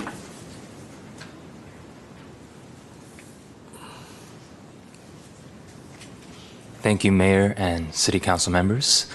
For 6 years, I've been a youth pastor, and as a youth pastor, they only pay me $1,000 every month. So cost of rent and just living here in Los Angeles has been very tough. So I've actually started reading books like Rich Dad, Poor Dad, and started creating my own business, which got me into property management for Airbnb. And so Vahe Sarajan's home I actually manage. And so I've been doing this for about 5 years now, and with my business partner, we have a total of 100 properties that we manage, 25 in Nashville and 75 around Los Angeles County. Like he said, a lot of problems weren't addressed, but I feel like the problems are noise complaints and neighbors, which I've actually experienced with his home in the beginning. And basically, we met with the cops. We've talked about solutions on how to do it. And so I brought technology involved where there's noise monitoring device, where if it reaches a certain noise level, it would alert me. I feel like the problem-solving part is actually getting good managers who can help these homeowners that are having a lot of problems. And so I have teams in the Philippines that are monitoring 24/7 because when I sleep, they're actually awake and they can look at the cameras. They can call them before the neighbors complain. My neighbor actually calls me at times because now we're partners. So if you actually get rid of the vacation rentals, not only are you ruining the lives of these homeowners that came to me, they're like, I can't find a renter. How am I going to pay my mortgage bills? They come to me, and my desire, you know, as a believer too, is to help them to be a good steward. I think that is what you need. Not only that, I provided jobs for cleaning companies in Glendale that only started off with 3. Now they have 15 cleaners. By you banning this, you're going to also cause people to lose their jobs here in this place. So that is all that I wanted to share. So wait, you have a noise monitor in your house that's monitored Outside. by a monitoring overseas monitoring facility. No. It's actually said created in the Philippines. States, yeah. Not But the they can Philippines, use the yeah. app, and it would alert them, and it will alert me and everyone involved. And That it's too loud. Yeah, so we tested it out. You don't It have has cameras, a decibel. So we're like, screaming, so it reaches that. And so I've caught it many times. When they're loud, I'm like, okay, hey, you guys are being too loud. If you're too loud, we're going to kick you guys out and cancel your reservation. And you're a manager. I'm the So your manager. job is We have 100 properties, yeah. Do you do the screening of the tenants? Or Yes, how does our team. Airbnb get involved? Our team screens them, actually. So when they make an inquiry, what we do is we ask them questions, we check out the reviews, and also we spoke with a lawyer, actually. She came up with a really strong agreement, and we had them sign it because we didn't want the cops to come. We actually got fined a couple of times, and we're like, look, we're going to fine you guys $2,000 if you guys cause the complaint. And ever since then, all the parties started dying down. Not only that, people don't realize parties only happen because of 1 night minimum. They don't realize that. So what we did is we did a 5-night minimum. And we want families to come. I've had a famous France basketball player come with his family. They don't want to stay at a hotel. The times are changing. The younger generation want the confidence of a hotel, but a comfort of a home. I've had families say, man, this is so amazing. We can eat with our family here. Look at this view in Glendale. They've asked me, where should we go? I'm like, check out Americana. How do you charge? Per guest or per month? Or how do you? We charge the average. As a manager, how do I charge? As a manager. I do a percentage, like a long-term renter, property manager. They take a percentage, but I charge a certain percentage. Do you visit the managers in general, not you, but do you hand the keys over personally? Do you No, meet I do the tenants? the electronic locks. And not only that, the lock code changes every time.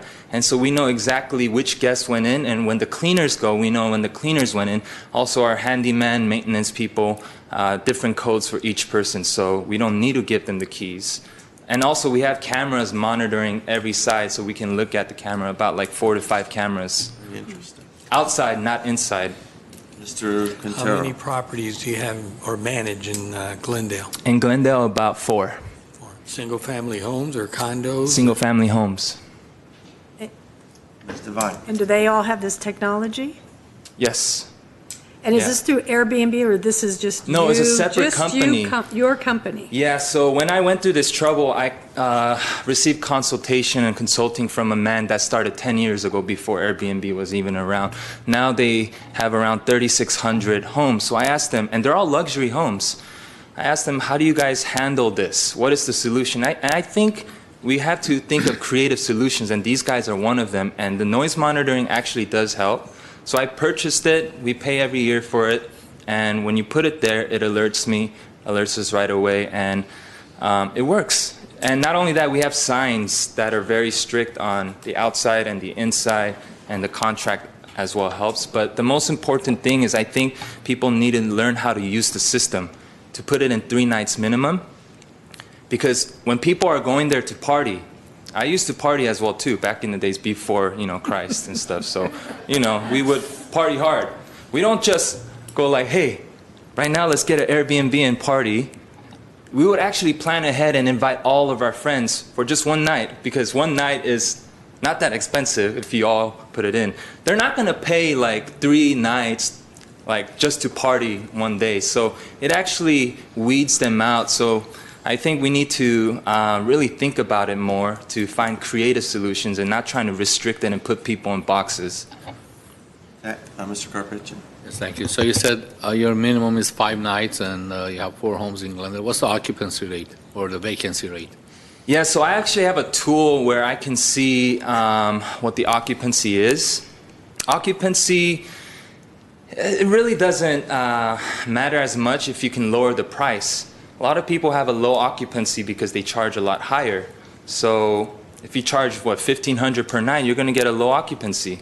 If you lower that amount, you're going to get a high occupancy. So it really depends on how much the host or the manager charges. The ones that you manage in Glendale, what is the occupancy yearly is around maybe 63%. 63%? Yeah. So 3 weeks, so every 5 days, yeah, tenants change during the 1 month period. Correct, on average. And then there are slow seasons, so on the slow seasons you start to get less bookings. Okay. Thank you very much for your insight on this. All right, thank you. Last speaker is Craig Messner. Hello, Council and Mayor. I'm just so honored that you guys are here and caring about this. I've been watching your faces, and I appreciate that. Been a resident here for 42 years, and I'm an owner / manager of a property, and I've been doing rentals for 6 years through Airbnb and Vrbo. And as one lady commented earlier, which is wonderful, is the ratings that goes on by these companies rating the person that comes, and also how we do is great to keep everything in check. And what I've been wondering about is for the people, all of us here that are blessed maybe to be homeowners and be able to have an American dream come true, our home, right? And that's something that's been put on us as a dream of America. So I have struggled so much with this idea that the government is going to come in and say to us that we can have or not have people come and stay for a certain amount of time within our own home. It just doesn't seem to add up to what we've all aspired for. It seems like that choice should be, I can understand controlled, but also be honored. And I can only see this whole issue, being involved in it for 6 years, as continually moving up the courts. Because how can the government come in and say, you know, we can have family come and stay for 3 days, we can have somebody else come in and stay for 2 days, but by goodness, if you rent your part of your house for 3 days, you can't do that, and it should be limited? I mean, if we really stopped and thought about it, I mean, does it make sense? I don't think it does. And that's my message. Thank you. Thank you. I don't have any cards. I'm going to kick it out to my colleagues, but I'd like you to think of a suggestion. And that suggestion is that we invite staff to meet with the Airbnb industry representatives and get a little bit better understanding, because I'm learning a lot. I learned a lot tonight. Get a little bit better understanding, and then come back to us with some more information. I'd like you guys to consider that as a thought. But I do want to hear what everyone has to say about this. And who would like to lead off? Mr. Agajanian. I would like to see people that have supplemental income. I'm not against it. That's for me. I'll give you some extra time. I'm sorry.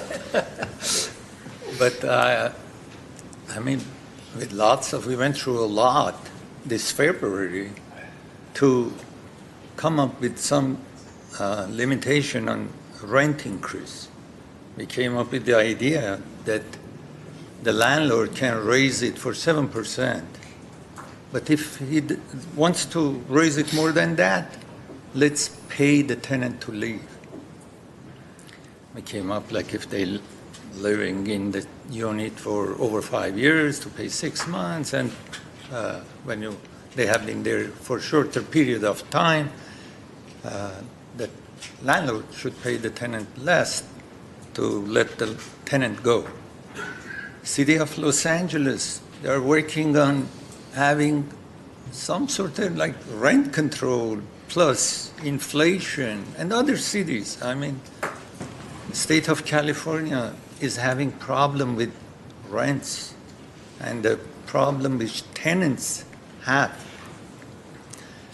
Now, I'm a member of City Council in Glendale.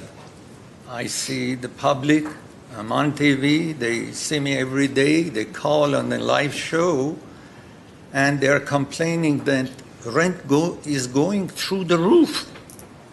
They keep complaining, and here we are trying for a while to buy properties and come up with some buildings, affordable housing, or help the tenants somehow, which I explained a little bit earlier, to stop the rent going, as I said, through the roof. We come and speak about all this, and now, so far this year, I don't know how many apartment units we provided for our residents. 66 is coming, there is 31 from last year to this year is 100 units that we will provide for our tenants. Making new apartment buildings for the tenants. The reason we want to have more to stabilize the rent. We want to do something to help the residents of Glendale. And here we come with 100 units, 100 apartment units. And then I tried to reach Airbnb to understand how many units they have rented in Glendale. I had problem to get an answer because it's kind of difficult. You ask them on the spot how many units, and they don't want to answer, or they are not allowed to answer. Today I asked on phone, and I was told like 453. I don't know if that's correct or not.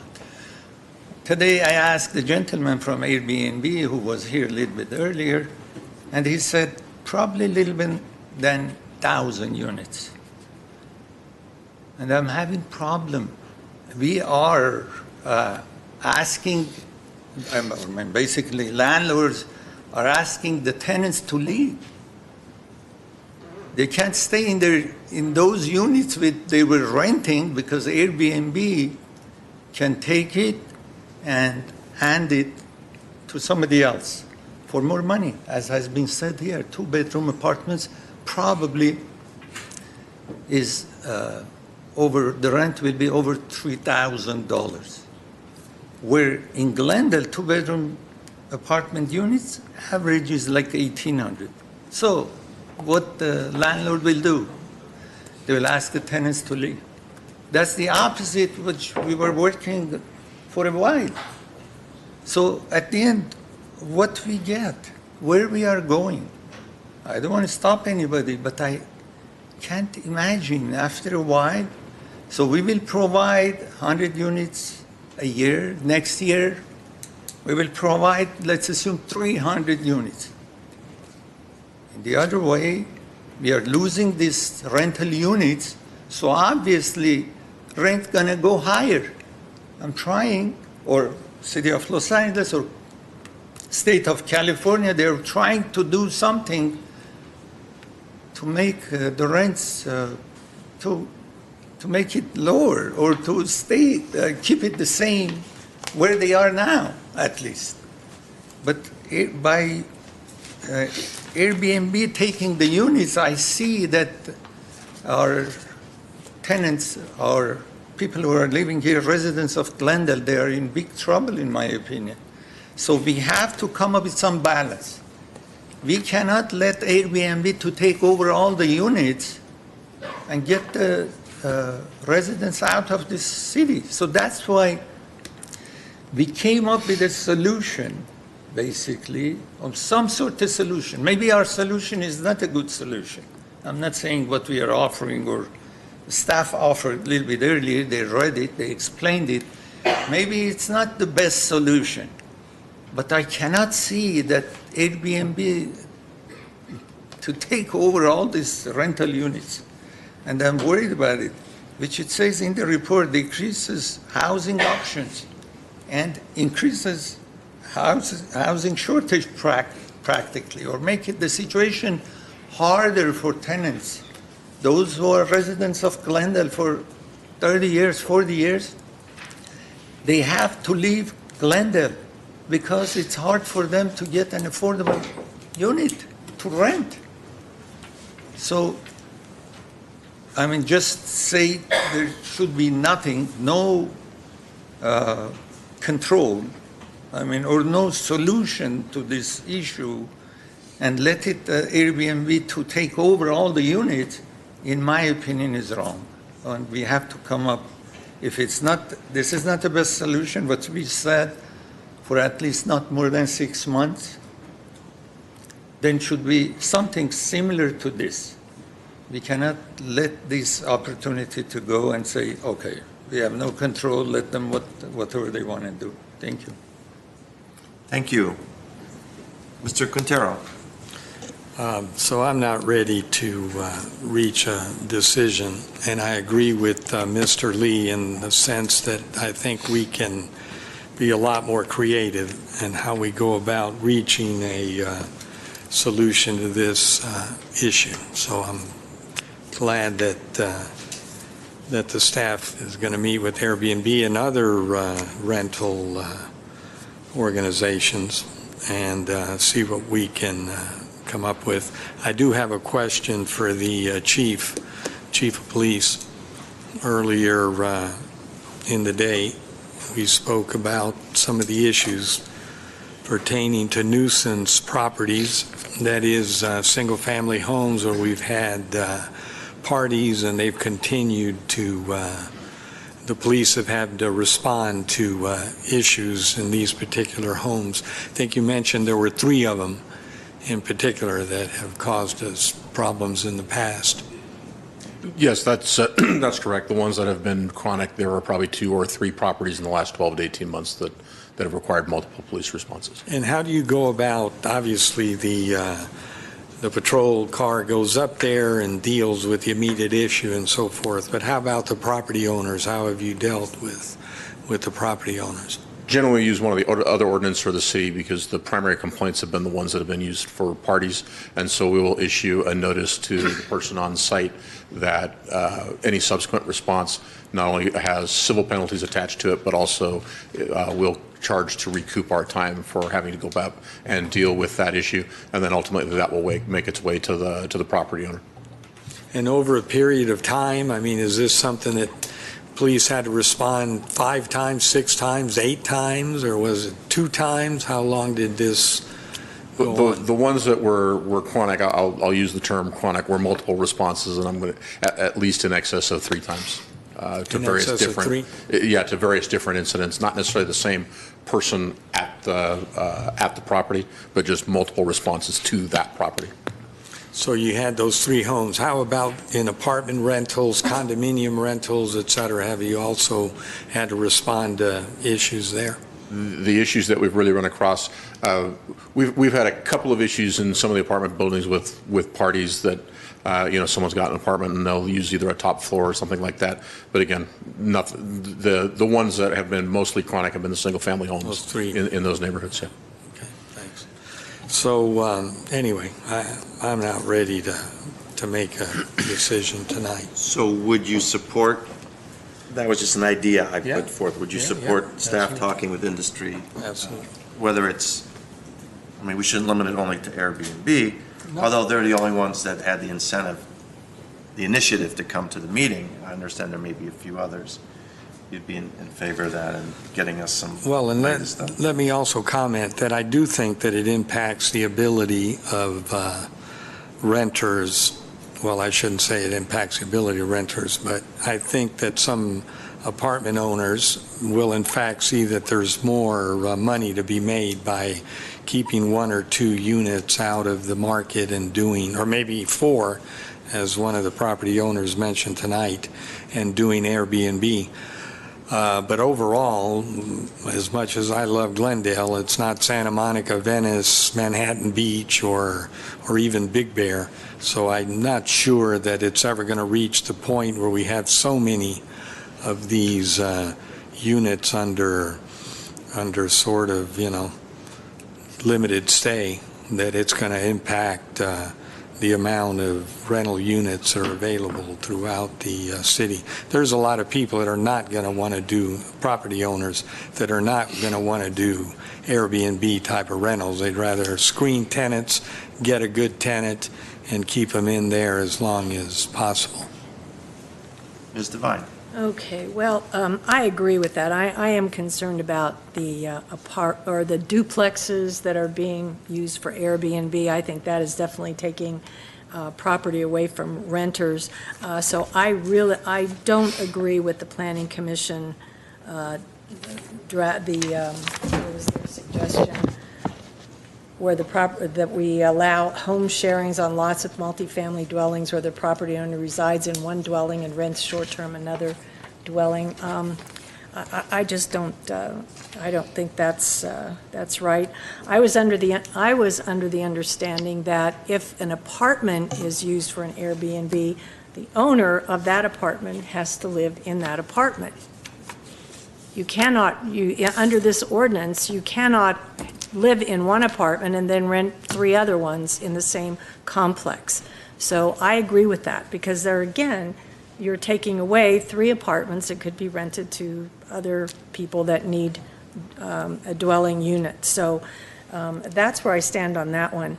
As far as the 180 night cap, I don't think that's necessary. I think if you have good hosts and you go along with the ordinance, the license, the rules and regulations, the codes, or the codes that we have in place, noise ordinances, et cetera, I don't see a reason. I mean, again, you have to look at what we're trying to do. What are we trying to do?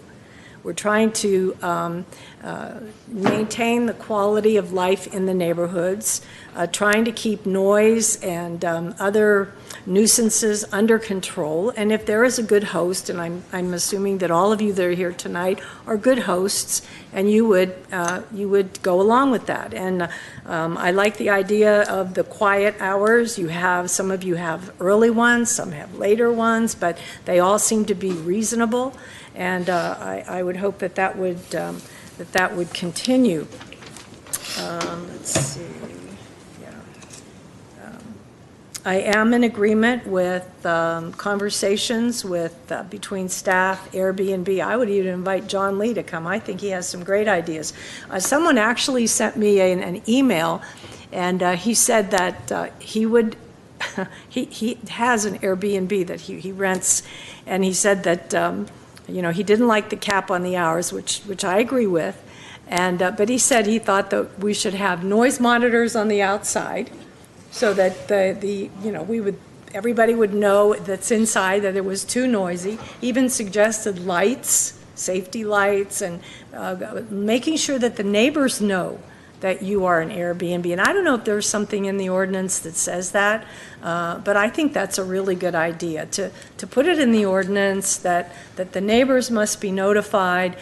Your telephone number should be supplied, so that if there is a problem, they can, they'll know how to get in touch with you, and they'll maybe be able to stop the nuisance or the noise before it gets to enforcement. I would also encourage, and I was kind of leaning towards another suggestion that I received was 1, 2, 3 strikes, you're out.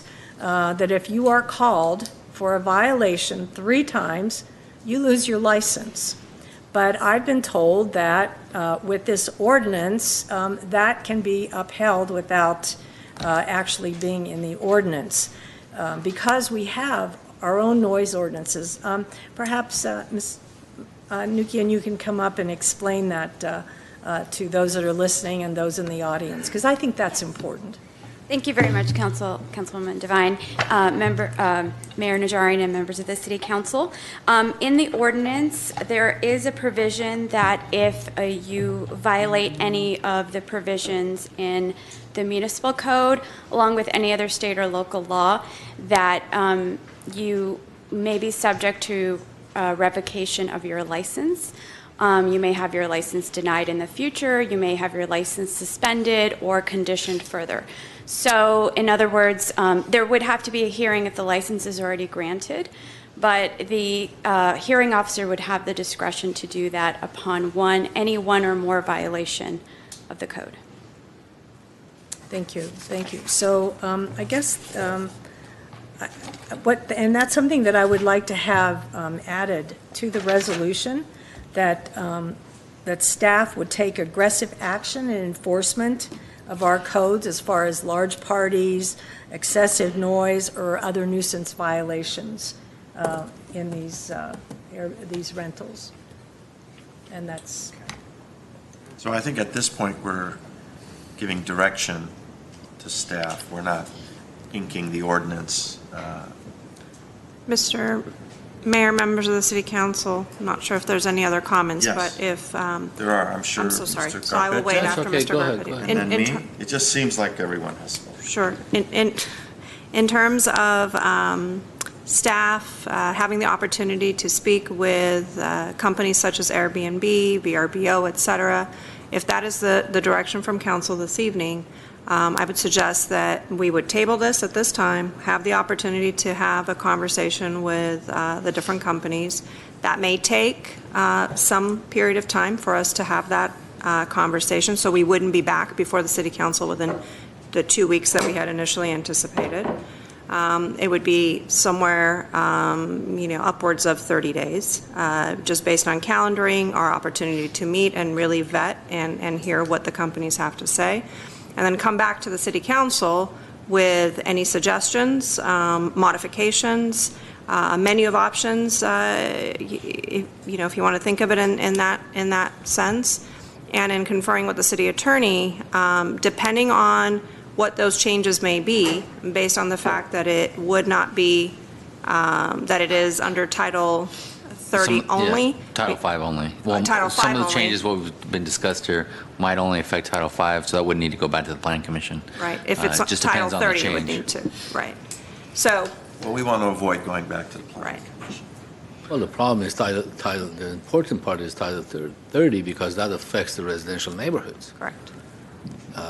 And I think if you make any modifications to that, it will go back to the Planning Commission. Correct. However, most of the changes, the issues have been discussed today, except maybe potentially the vacation ban itself, that's in Title 30. Everything else are in the standards that are in Title 5. So, like the cap on the number of days, addressing the external nuisance issues, those are on Title 5. So Council could make those changes without going back to the Planning Commission. The only thing I would add to what Ms. Spears said, Mr. Mayor, members of Council, is just some direction on what it is you want us to talk to the representatives about. What I hear mostly is some further discussion on the cap, whether to have it at all. If so, should it be revised? Further ways to address the nuisance conditions. Those are the two issues. I'm not sure if there are any other specific issues you want to provide us direction on, or the issues that are sort of open for discussion in your minds. So when we have that, we can kind of focus the discussion with those groups. Mr. Gharpetian. Thank you, Mr. Mayor. Since we're going back to discuss this issue further with Airbnb, we need to have solid numbers as to what the number of units are, because you have those numbers. And also, I'm looking at the site as we speak. The residential neighborhoods, the residential, single-family homes are not $100 a night. 216, 585, 165, that's a one-bedroom, 266, $2,500 a night, $600 a night. So the numbers are different. Then these are on the website. In fairness, I think what he said was the average of all the different types of. No, I understand. On I'm Airbnb. talking about the single-family. Look, single-family neighborhoods are single-family neighborhoods. They're not meant to be businesses. We have conflicting codes. You cannot use more than 10% of your house for your own office. If you own a second house, you cannot put your law practice in there, or I put my real estate practice in there, because it's a single-family neighborhood. And now you rent that. People put. I'm just going to speak as a resident, as a single-family home owner, that they put their life savings in one property and live there. And the neighbors change every other week, or every week, every 3 days, every 5 days. It just, the quality of life that we were talking about here, the sense of having residential neighborhoods, that it takes it away. And what happens is most of the owners of the single-family residents that they use that for Airbnb, most of them are investors, right? Some are smaller investors, some are larger investors. They purchase these homes higher than what they're listed for, because they can generate more money. The guy who wants to buy a young family who wants to buy a house and move into a good neighborhood, they're competing with the investors who are buying this for Airbnb purposes. I think that's kind of, I don't know, it's to me it's not right. And you have cleaning crews coming in every 3 days, every 2 days. The gentleman was saying that his tenants in his one-bedroom house was changing every day. That's a hostel home. It's not even an Airbnb anymore. I think we need to be careful as to what, this is an important ordinance. I think it's good to go back and talk to the industry and come up with an ordinance that helps everyone. But I really am not happy with having rental properties and single families. You can rent them, if it's $100 a night average, a single family house, $3,000 a month, you can rent it every day. It's not $100 a night for a single family house. So imagine your neighbors change every 3-4 days. I mean, they don't have to deal with the just cause eviction. They don't have to deal with the ordinance that we put in for our rental ordinance, just right to lease ordinance. It's just a different industry. You're bringing a huge business into residential neighborhoods, and I don't know why that's a good thing. I understand that it's an income for some people, fine, but apartment buildings, that's why we have multi-residential zoning, that they can purchase an apartment building and rent it out. Those are my 2 cents today. I know that we're going back to, to deal with or discuss some issues with them, but that's where I am, especially in the residential neighborhoods. And when we were, remember the ADUs? When we were talking about ADUs, we made sure that the owner of the house lives in the front house in order to be able to rent the rear house and a long-term rental. And we're telling them you cannot even have the ADU for a short-term rental. So how is it that, you buy a house and you move in, and next month there's just turnover every week in your neighborhood? And it's just not right. Okay, I'll try and be brief. Those are very good points, Mr. Gharpetian, about the inconsistencies in the way we look at our land use and regulations regarding the home office, the 10% use, regarding the ADUs requiring the owner or someone from the owner's family to live on site. Yet, a version of this could completely ignore any sort of requirement at all. So, very good points. So, I was very much in favor of bringing this because of the nightmare situation that occurred in the Montecito Park neighborhood. And remember I told you about how my weekend started? I went to Montecito Park block party. Everything was cool there. Then it got worse. But while I was at Montecito Park, the residents, a group of them, almost got on their knees saying, please, you have to do something to stop these short-term rentals, these vacation rentals. Because it's in that neighborhood that the worst-case scenario occurred and was occurring. Not just one, but several homes with completely out-of-control parties, not just in the house. I mean, those noise meters in the house, I'm sure, would have signaled, but down the entire street with the cars and the parking and the urination and the garbage being thrown and very unsavory characters coming in. So that was one of the things that is driving me towards restricting vacation rentals, because it has been abused in the past. It destroys the peace and quiet of the neighborhoods. It's a huge draw on our public safety resources, whether it's police most of the time, but fire and who knows what other sort of city resources that it draws on. So that was number one. What's driving me? It's that. It's this obnoxious and disregard to the neighborhood that one or two owners have. Yes, is that just one or two? But you know what they say, one or two bad actors are what drive much of legislation.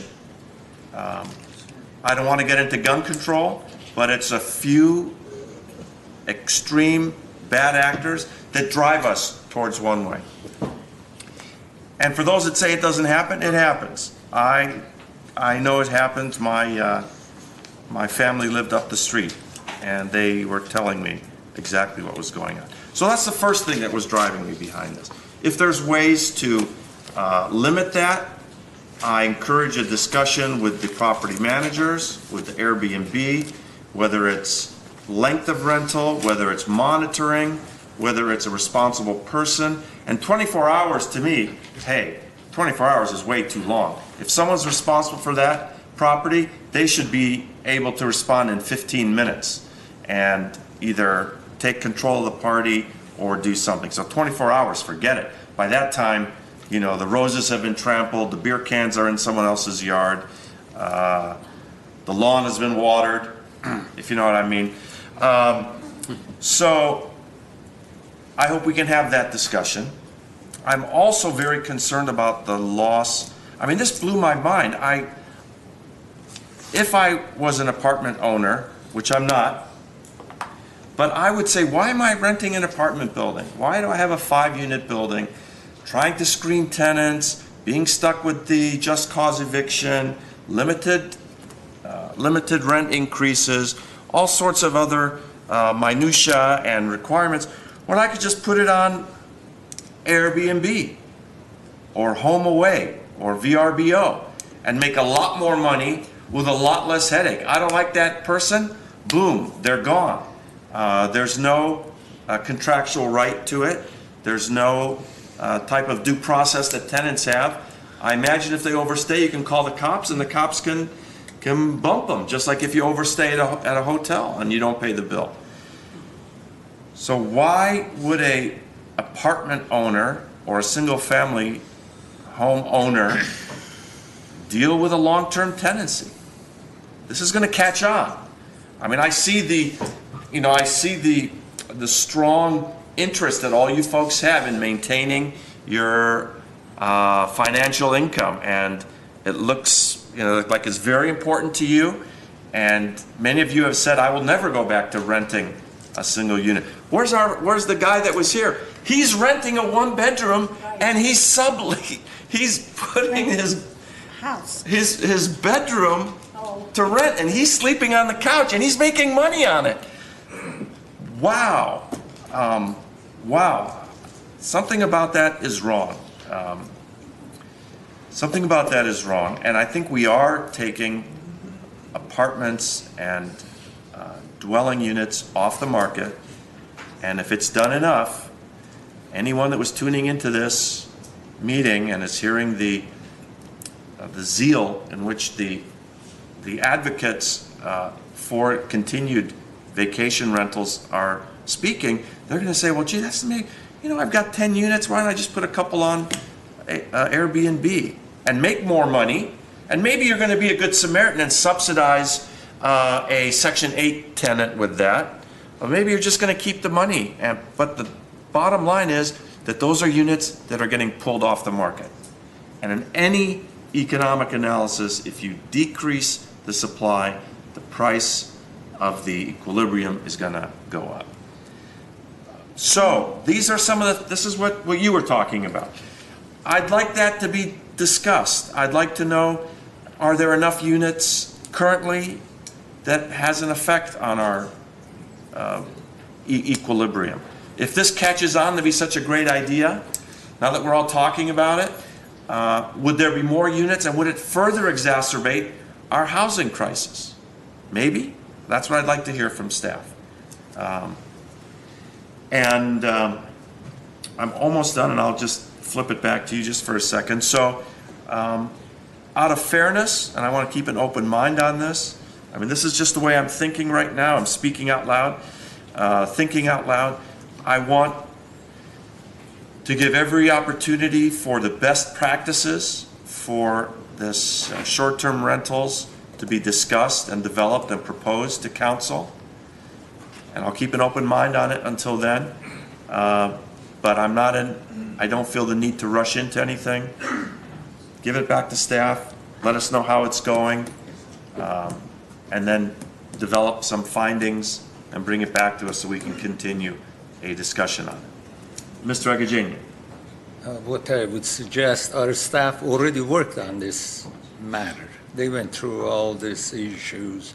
So why we don't vote on this for, let's say, for some period of time, like 8 months, or 7 months, or 9 months, and then revisit this afterward. During this 9 months, or 7 months, or 8 months, staff will work on it, but let's approve what they brought forward now, the way it is, and then we can compromise or change it or. So I'm not sure. I understand what you're saying. I'm not sure there's support for that. Well, I would support it because there are two major components here. One is the banning the Airbnb from the residential neighborhoods. Am I correct? That's one of the issues. And I'll be clear, I haven't heard any of the council members say they want to change that. They want to have some discussions about some of the other issues about the cap and how do you manage, but I hadn't heard anybody say, let's do something to that ban on vacation rentals. Okay, the ban on, I don't know, we haven't taken a vote yet, but the ban on vacation rentals, my vote is yes on that today. It will be yes on that in a month when the report comes back. As far as the 180 days, 180 days is the rental that the owner is on the premises, right? Am I correct? Correct. So, Home sharing. home sharing. So, am I correct? Right. Home sharing with 180 days. Right. So if you want to change that number and say, okay, there's no limit on that, because I see that there was support for not put a cap on that. So we can pass this ordinance tonight with some modifications. And why don't we do that? And because right now, based on their numbers, it's almost less than 1,000 units. They're off the market already. And this trend will continue, and we're struggling. We're spending tens of millions of dollars to build 400 units, 300 units, and we're losing our housing stock to this other side. And Then I suggest, if I suggest, okay, if the landlord or the owner stays with the unit, then we take off that 180 days, but the balance of the whatever has been offered by the staff to approve it based on that. Just remove that 180 days on a condition that the person or the owner of the unit, home sharing, yes. Yeah. Ms. Devine. And I agree with that, and I think we have to make it clear that if it's an apartment, the owner or the renter of that apartment must be living in that apartment in order to. That's the way it's Well, written. of course, in the house, absolutely. That's the way it's written. Yeah, that's the way it's written, and make sure that everybody knows that you can't own 4 apartments and rent and put 3 of them on Airbnb. But I would go along with that with the addition to the ordinance that staff will aggressively enforce the codes on noise and nuisances, and make sure that, any related issues to that Airbnb or that rental, that there is definite enforcement, aggressive and quick enforcement. And staff was not recommending the recommendation of the Planning Commission, No, right? we were not. We're not. We just passed it along. No, I'm not. I'm against that. Okay, so Mr. Garcia, before you make a motion, let's sort of clear it up where we're at. Mr. Mayor, members of council, and I may need Yvette to help me out with this, but you have 2 ordinances that are before you for introduction. So it's introduction ordinance, anyway. yeah, we're only at the introduction stage at this point anyway. And as we'd explained, if there were going to be significant changes, we were going to recommend not introducing it tonight anyway, let us bring back changes. The only change I've heard from some of the council members is just to get rid of the 180-day cap. That is something we can get rid of. It can be introduced with that change. We could bring that back next week. The Title 30 changes, which includes the vacation rental ban, that would need 4 votes from the council. So if four of you are not ready to move in 2 weeks, we were planning to bring it back in 2 weeks. If 4 of you are not ready to move that in 2 weeks, then we'd have to bring that back at a later time. That's the vacation ban. That's the vacation ban. That's the Title 30 that Title needs 30. 4 votes. Correct.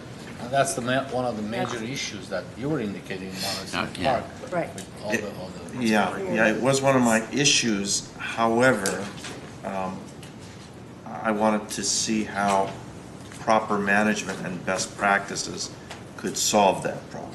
That's the only thing that I'm saying. I don't have an objection to lifting the cap on the home sharing. That's fine. That part, I'm okay with. And I'll make the motion. So you're introducing. Oh, I introduced, You're yeah. introducing. Sorry, you're introducing only the portion that has home sharing without a cap. Correct. So the ban on Vacation rentals will be discussed with staff and Airbnb. Am I correct, Mayor? That So, because that needs 4 votes. That's for the future. I would still like to work on that. Right. I So agree. maybe No, I agree. we can earn those gather those 4 votes.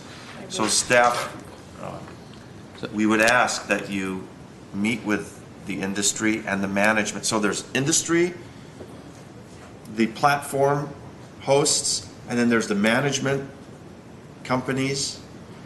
And I'm not sure if there's a group of you guys that are, if you're organized or you have got a representative. So I think those would be the 3 stakeholders perhaps on the pro side of vacation home rentals.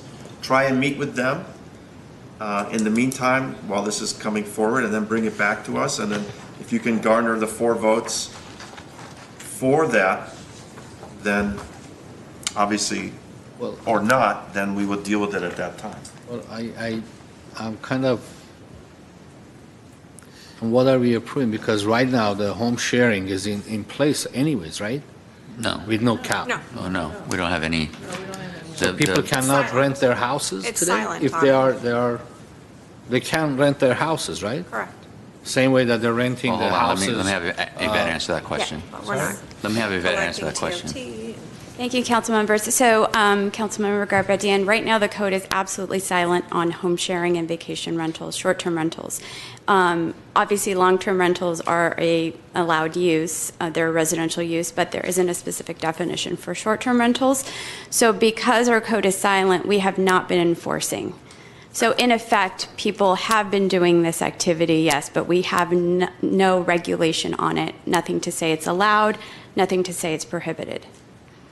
The fairest interpretation is that's not allowed, but we've not enforced because we got direction to bring it back to you for the discussion on what to do going forward. So the 3 ordinances that are before you would ban vacation rentals, would require home sharing, would allow home sharing, require the owner to live on site. And then that would be the Title 30 ordinance and the DSP ordinance, correct? Yes. Well, another question, a follow-up question. How is it not allowed? Because the only difference between that and the Airbnb or short-term rentals, right, is that the owner is living on site. It's not that this one is allowed on that. Either both of them are not allowed today because the code is silent on it. Correct. That's what we're saying. That's correct. That's what we're So- saying. You're correct. Correct. Because I just want to understand, are we doing something meaningful tonight or not? Because if it's only the allowing basically putting the short-term rentals with the shared rental, short-term shared rentals on the books with licenses, they have to obtain a license, they have to pay the TOT. Am I correct? They have to pay TOT on it? Correct. So is that what we're doing? Because right now, both of these uses are not allowed based on our codes. Correct. So they're going to continue, the other the vacation rentals are going to continue operate under not being allowed? And I just don't. Yeah. So I think if I may, Mr. Mayor, members of council, what the ordinances would do would make it clear that we're treating vacation rentals where the entire unit, whether it's a house or a multifamily unit, the renting of that on as a temporary short-term rental would be banned. The home sharing would be allowed, and then we would be regulating the home sharing through the provisions in the Title V as well as the licensing requirements and whatnot. So, But that's not what we're doing tonight. That will be done in the future. So what we're saying Well, tonight, no. portion of that is being done. The other portion, which is short-term rentals, which the owner is not present, owner is not on premises. Is not Although allowed, it's technically. although it's not allowed This- technically, but they can continue operating that. but a short-term rental is not defined by whether or not the owner is there or not. That's short-term rental is whether it's rented for the short term. The question is that's a Vacation rentals vacation or home rental. sharing. Those are Okay, the two. vacation rentals, are they in our books today? No, Okay, so they are going to continue operating. unless you adopt an ordinance saying it's unlawful. You see what I'm saying? I mean, we are. So what we're saying is, before we adopt that ordinance saying it's lawful or unlawful, I think we have to make a decision either Correct. way. We're asking for further discussion with the industry, the management, and the homeowners to meet with staff, explain best practices, have them come back to us and explain to me the best way that we're not going to have those out-of-control parties with wild people destroying the neighborhoods. If they can convince me of that, then they might get my vote. If they cannot, then they're not going to get my vote. And then we'll have a vote up or down, either way, a little bit later. Fine, but I mean, we're talking. What I'm saying is it's am I right? unlawful today, and they're going to continue operating. Well, I would say Lawfully, if the council didn't adopt any ordinances, the council could also adopt and direct us to enforce the existing code, which is it's not permitted, and we would treat it all as prohibited, and we could enforce it that way. But we think it's a better approach to clearly define what the rules are and go forward on that basis. I only wanted to add to Mr. Mayor or to address your comment that it would be introduced and would come back later after the discussion. I think at least what I heard from Councilmember Agajanian was introducing the ordinances which would ban vacation rentals, would allow home sharing without the cap. And those would, if you adopt those in a couple weeks, they'll take effect, and then we would have this discussion with the industry folks and then come back to you later for further discussion on whether to impose a cap or whatnot. I mean, you still have time to decide that in a couple weeks, but that's what would be introduced for further discussion in 2 weeks. That's what we need to do. Can the vote go either way on that? Can it be, if he's going to introduce the ordinance, can a vote be taken to approve vacation rentals with restrictions versus denying vacation homes? Yeah, there are two ordinances. I mean, so it's either this way or. You mean home sharing? No, home sharing, vacation. looks like we're making progress on. Okay. It's the vacation rentals that are at stake or that need 4 votes, that at some point, council's going to need to have 4 votes to either permit the vacation rentals or not. I guess if it doesn't pass, then it's Then council will have to give us direction. Then it's presumed unlawful. Presumed unlawful. Yeah. So if you introduce both ordinances tonight, it will come back in 2 weeks, right? Correct. Okay, within that 2 weeks, can we have discussions with the industry? I don't think we'll be able to have the full discussion in 2 weeks. Not enough time. We can introduce and come back in a month, or we can hold off on introduction and come back after we've had that discussion. I mean, it's whatever the council pleasure is. What does staff need? A month? At a minimum. You think if they all cooperate, if they answer your emails and come to meet? I know you have other things to do. Mr. Calvert? Mr. Mayor, members of the council, it would likely take us somewhere at least between 30 and 45 days to be able to have a meeting and be able to put together a productive report for council along with that. Can we introduce both ordinances and come back in 45 days? I think we can. I think that will fit their timeline. Sure. Yes, we've introduced ordinances and never brought it. Okay, so is that fireworks until is we that did. what we should do? So did someone introduce? Okay, I First one? Well, you don't need the second. Are there resolutions we need to adopt? No, we'll bring those back later. So you're introducing the 3 ordinances at 9A, 9A 1, 2, and 3. Yes. Without the cap. But then again, the council's not wedded to that. When we bring it back, you can decide otherwise. Okay, that shall be our action. If you guys were following that, we'll be back in about 45 days after some meetings occur. And let's move on to the next item. Thank you all for attending and letting us know how you feel. Okay. Next item is oral communication.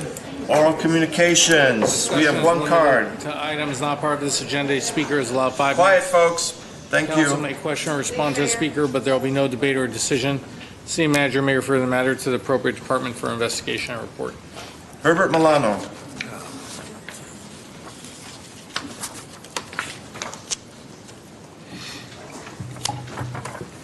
Mayor Najarian, members of the City Council, my name is Herbert Milano. I'm a resident of Glendale. I've been a resident for more than 30 years. I want to share with you some of my history and advocacy with regard to the policies and the laws that generally have been a witness to throughout the years since 2001.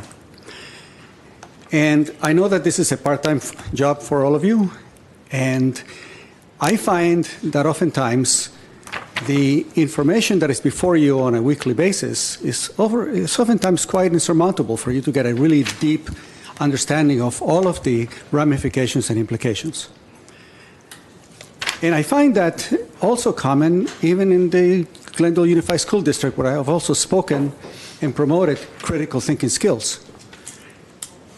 One of the things that I've discovered in my travels recently, and by the way, Mr. Quintero, welcome back to the City Council, and congratulations, Mr. Najarian, on your wedding. He's happy to see you there too, Mr. Malone. I want you to know. Anyway, We're passing notes about how happy he is. I spent several weeks in Madrid just a few months ago, and I tried to feel, I should go to their City Council meeting and see how they perform and how they discuss things. And lo and behold, I had to go online and had to submit a request to be present. And then I had to be approved for a future date in order to just be able to be present there. So I'm very glad that I'm able to have, these few minutes to address these issues with you. We are very fortunate to have this system of democracy that generally works. But what doesn't work, to me, is when well-intentioned laws or proposals or actions by the City Council are presented, and then the ramifications are not really fully understood. And that's my worry. Some of you know I was the executive director for the Apartment Association of Greater Los Angeles for a couple of years. I was an interim executive director, but I was a member of the board of directors for a long time. And during that time, we addressed many of the housing issues of generally the county of Los Angeles primarily. And one of the surprising things that I found was that the biggest problem that the association, the housing, had between 1917 and 1975 was an excess of housing. Excess. And it all changed around 1978. And you probably know what that situation was the situation with rent control. What we find out now, 30, 40 years later, is what are the ramifications of laws that were well-intended and what was the outcome of that law throughout the decades. We have 500,000 units short on affordable housing in LA County. So when laws are passed that say you as a landlord cannot, we're going to restrict your income, but on the other hand, we also want you to invest and do more housing, how does that make sense?